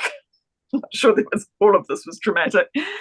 And so it was my job to carry the insides of the lambs and put them in a bucket. When I was going through my Cogno movement with my sessions around Bowie, this all came up. And it was that loss of control, that not understanding. It was also the trust. Unfortunately, my mother had said to me, I said, I don't understand why we kill the lambs. They were my friends. Why don't we do that to the cat and eat it? Because the cat was my best friend as well. She's like, oh no, we don't do that. They're our pets. And it's very confusing to a small child. So I was like, oh, she's like, they trust us. So as a small child, when you don't have a lot of experiences, and unfortunately some of them early on are like that, they really anchor into your subconscious, and the stories I kept making up around it too. So there was a lot of feeling of Bowie trusting me and me trusting the process that I had to move through with her as well. There was we were having a lot of poop smearing as well as the seizures. So they were actually happening together. And, physiology-wise, I knew what was going on. But energetically, I couldn't understand why there was poop, seizures, smearing. It's any special needs parent, you probably know what I'm talking about. And she was like 9 or 10 at the time. And what it came down to is all of a sudden I was standing, literally in PTSD, standing there in that moment with all those lambs and those sheep, sorry.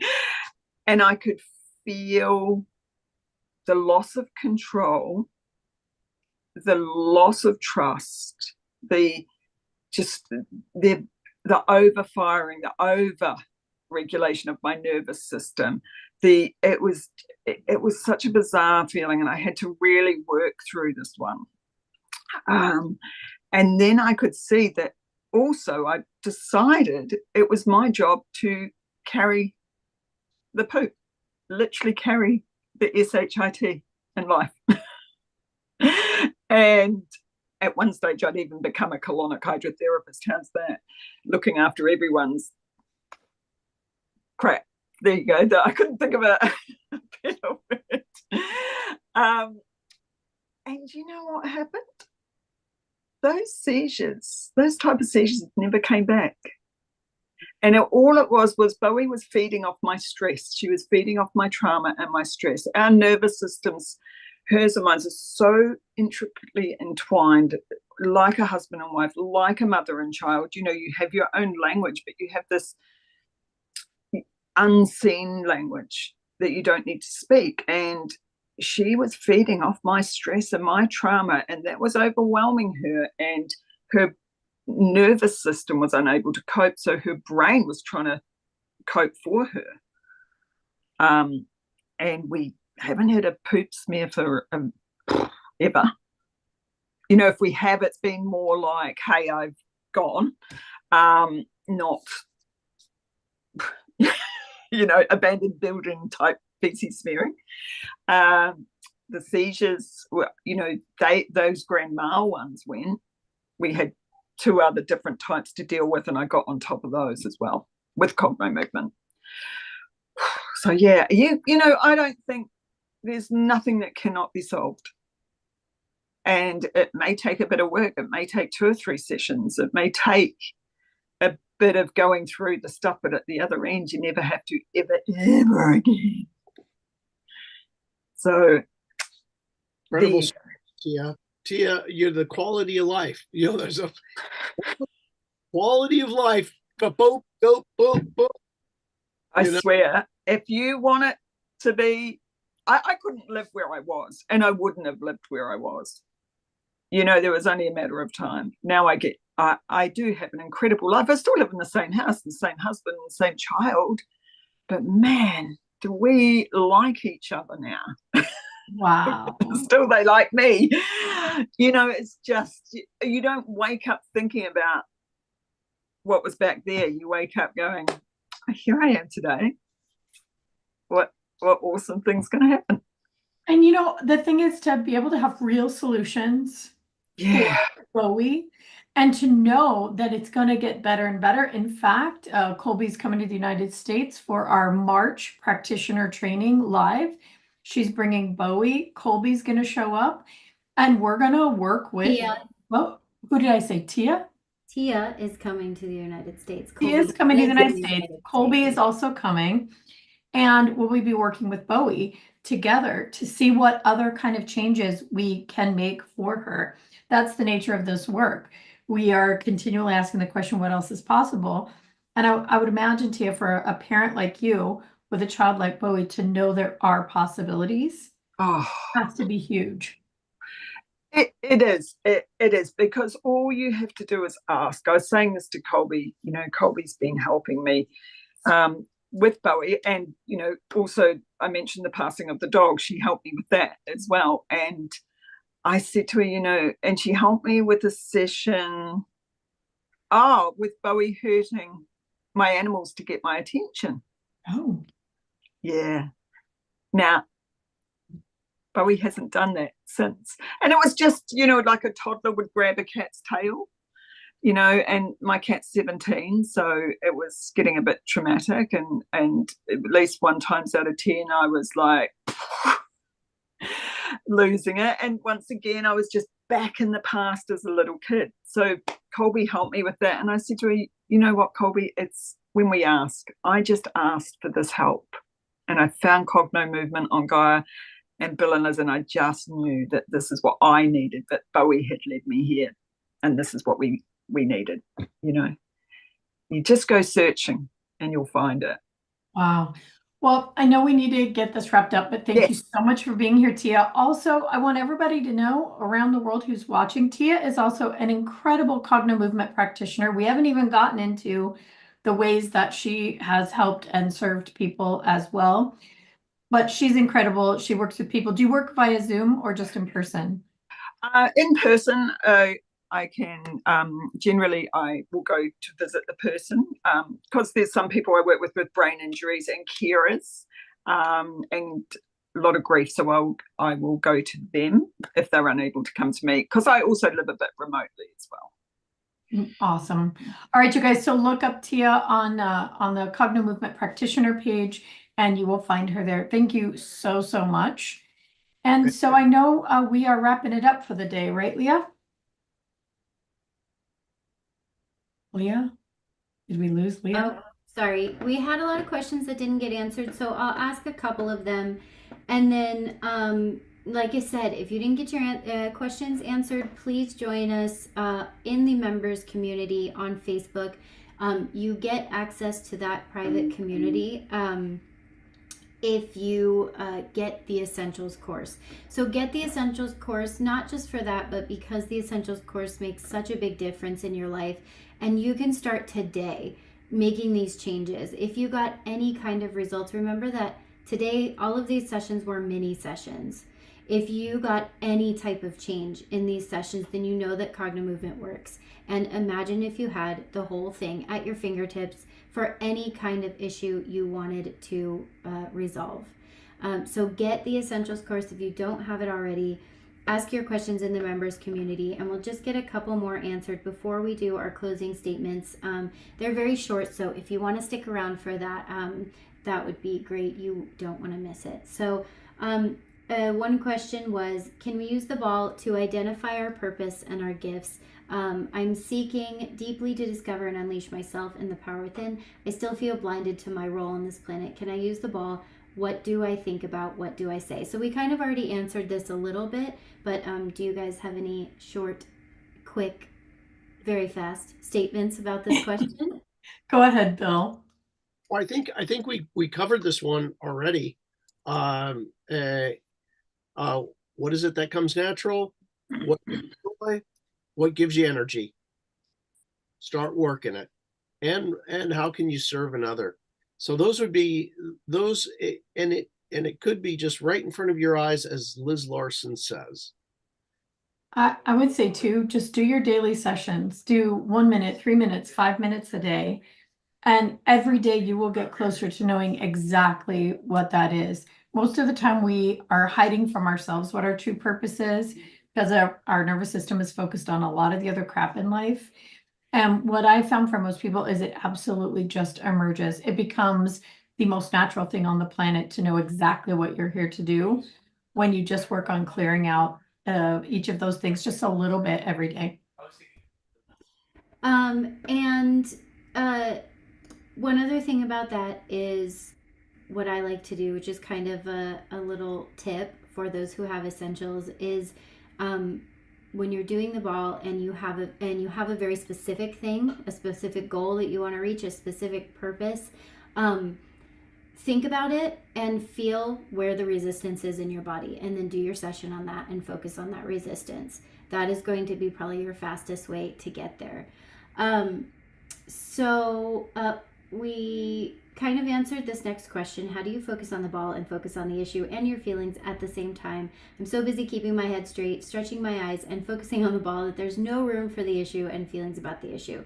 So we kind of already answered this. In the Essentials course, you are going to be guided through that. So eventually you'll be able to do sessions on your own, but while you're watching the Essentials course, it'll take you through the session. And as Bill said, the most important thing is 1% on the ball and the colors and 99% on the actual issue. Stretch your eyes and focus on the actual issue. And as Liz said, you can't really do it wrong. If you're, the only thing is just keep your head straight and move your eyes, and you will get results, and it will get easier to do sessions. But one big question is, how do we protect ourselves from others' energy? This is a really good one. And this is something I'm really, really passionate about, especially for those who feel like they're empathic. So this is a much bigger topic, but really I think those of us who are empathic, meaning that we have the type of nervous systems that seem to pick up on other nervous systems, problems, illnesses, worries, concerns, right? So it's structural. It's sort of how we're built. We all have it. Every human does, but some of us are just have more of it. Like some of us are great at playing the piano or speaking languages. Some of us are great at picking up on other people's energy. So in modern personal growth development and spirituality, we're taught to cocoon or to protect and in my opinion, this is exactly the wrong thing, because what we do is then we end up cocooning ourselves. We end up shutting ourselves off from what is a natural and beautiful gift. So one of the things that we build into the Cognomovement practitioner system is about getting to neutrality, knowing when your nervous system is at neutral or better. You do not tend to take on other people's energy. The reason we take it on is we're a match to it. We have to have it in our system to be able to recognize it and feel it. We're just slamming into another person's nervous system and magnifying and feeling what they are because we have a match. The more of those things that we delete, the less we are a match. The more often we move about the planet in a state of neutrality or better, the more that we are flowing outward, filling our own field of potential, the field around our body, the extension of our nervous system, with loving or flowing or beautiful energy, sending out blessings in the world.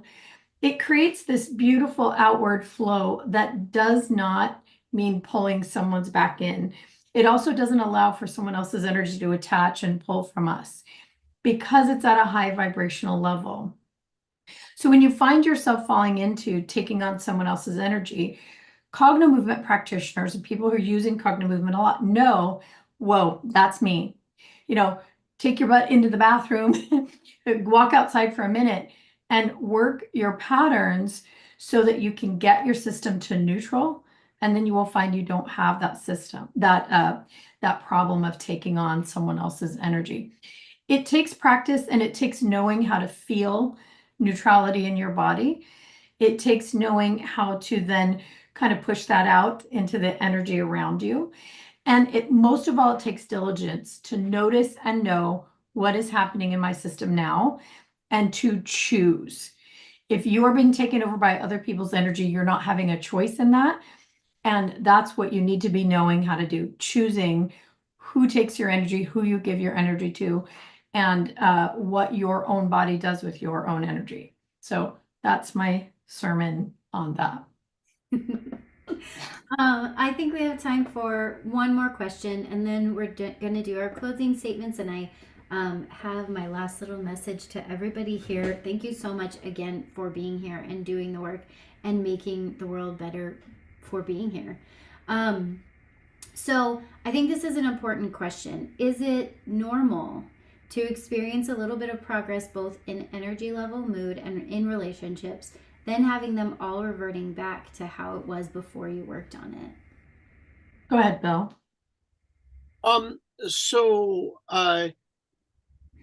Here's the thing about it is you may find that it's another layer.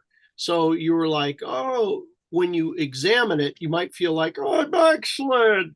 But really, it was just another a next layer in the process. So that's the first thing. So you just examine that, and you continue on, and whatever that is. Like, let's say you got a problem with your spouse. I know that sounds nuts, but let's say there could be people with problems with spouses, and you're like, I hate the way that they eat their food, and I'm so disgusted, and like, oh, they annoy me. And you clear that, and then it's the dishwasher. It's like, you know what, they're not respecting me. I've told them to load the dishwasher, and whatever. Anyway, in different layer, right? And you'll notice when you go through your training, you start to learn, especially in the practitioner training, where is it? Oh, I used to feel it around here, but this is a little different feeling. And that's kind of that next layer. Anyway, lastly is, let's say that your issue was really related to a trauma, physical or mental trauma, in your, like a concussion type thing. These type of things, when we build mental acuity, right, there's a stage where you have to build, and you're getting better and better. And then, like, if you just quit and you're like, maybe I only did it for a week or something, and yeah, things are better. And then I quit. Things that fire together, wire together. But if it's not exercised, the neurons disconnect. So really, it's a little bit complex question. What are we dealing with here? But those are kind of the two basics. point is, the more you do it, the more you wire together, the firmer that connection gets. Like any feeling that you can repetitively have, good or bad. I would say on this one too, if you're doing it on your own and it keeps coming back, there's a good likelihood you didn't go far enough and get the roots out. It's kind of like, cutting the top off of a root in your yard, but that keeps off of a weed in your yard, but it keeps coming back. So that's what we find. So if you keep doing it and you're not having it clear very, very quickly and permanently, you may want to reach out to a practitioner to help you with this one. Especially if it's a really big issue in your life. It's like I shared about my own story. I'm the co-creator of this work. You'd think I'd be able to do it. And most of the time I can, but on a few subjects that were really significant in my life, I couldn't see myself and I needed a little bit of help. Turns out it was really a small amount of help, but it changed everything. It got to the root and then the problem was gone. So that would be my advice on that. A really great word that Bill and Liz use for our practitioners is neurological detective. If you become a practitioner, you actually can see on other people what is going on in their neurology and where to go in your session. So it's really, really cool. And so I think we got to get going. Everybody's had a really long day here. If you are feeling very sleepy, go to bed early. Today would be a great day to eat things that are a little bit salty, a little bit greasy. You burned a lot of calories doing a lot of these sessions. And so indulge a little bit today and get a lot of sleep and drink a lot of water and put some Himalayan sea salt under your tongue. Today was such an incredible day. I want to thank everybody again, all of our wonderful practitioners, for coming on and sharing their stories and sharing their sessions. And thank you, Bill and Liz, for doing your sessions and being available to answer everybody's questions for an entire day on a sunny Saturday in the middle of winter. Thank you, everybody that came here for spending World Cogno Day with us. From inspiring stories to life-changing sessions, we've explored the immense power of Cogno movement together. So before we wrap up, remember, today is just the beginning for you. Whether it's joining the practitioner training program, attending Cogno Conscious, or starting with the Essentials course, or coming to our newest relationship series, the next step is yours to take. So thank you again for being part of this transformative day. We can't wait to see you at our upcoming events and trainings. And if you want to come to the March training in person, practitioner training, you must join the practitioner program this month to be eligible to join that. So please apply. And if you have any questions, let me know. You can email me at info@cognomovement.com. And thank you again for being here.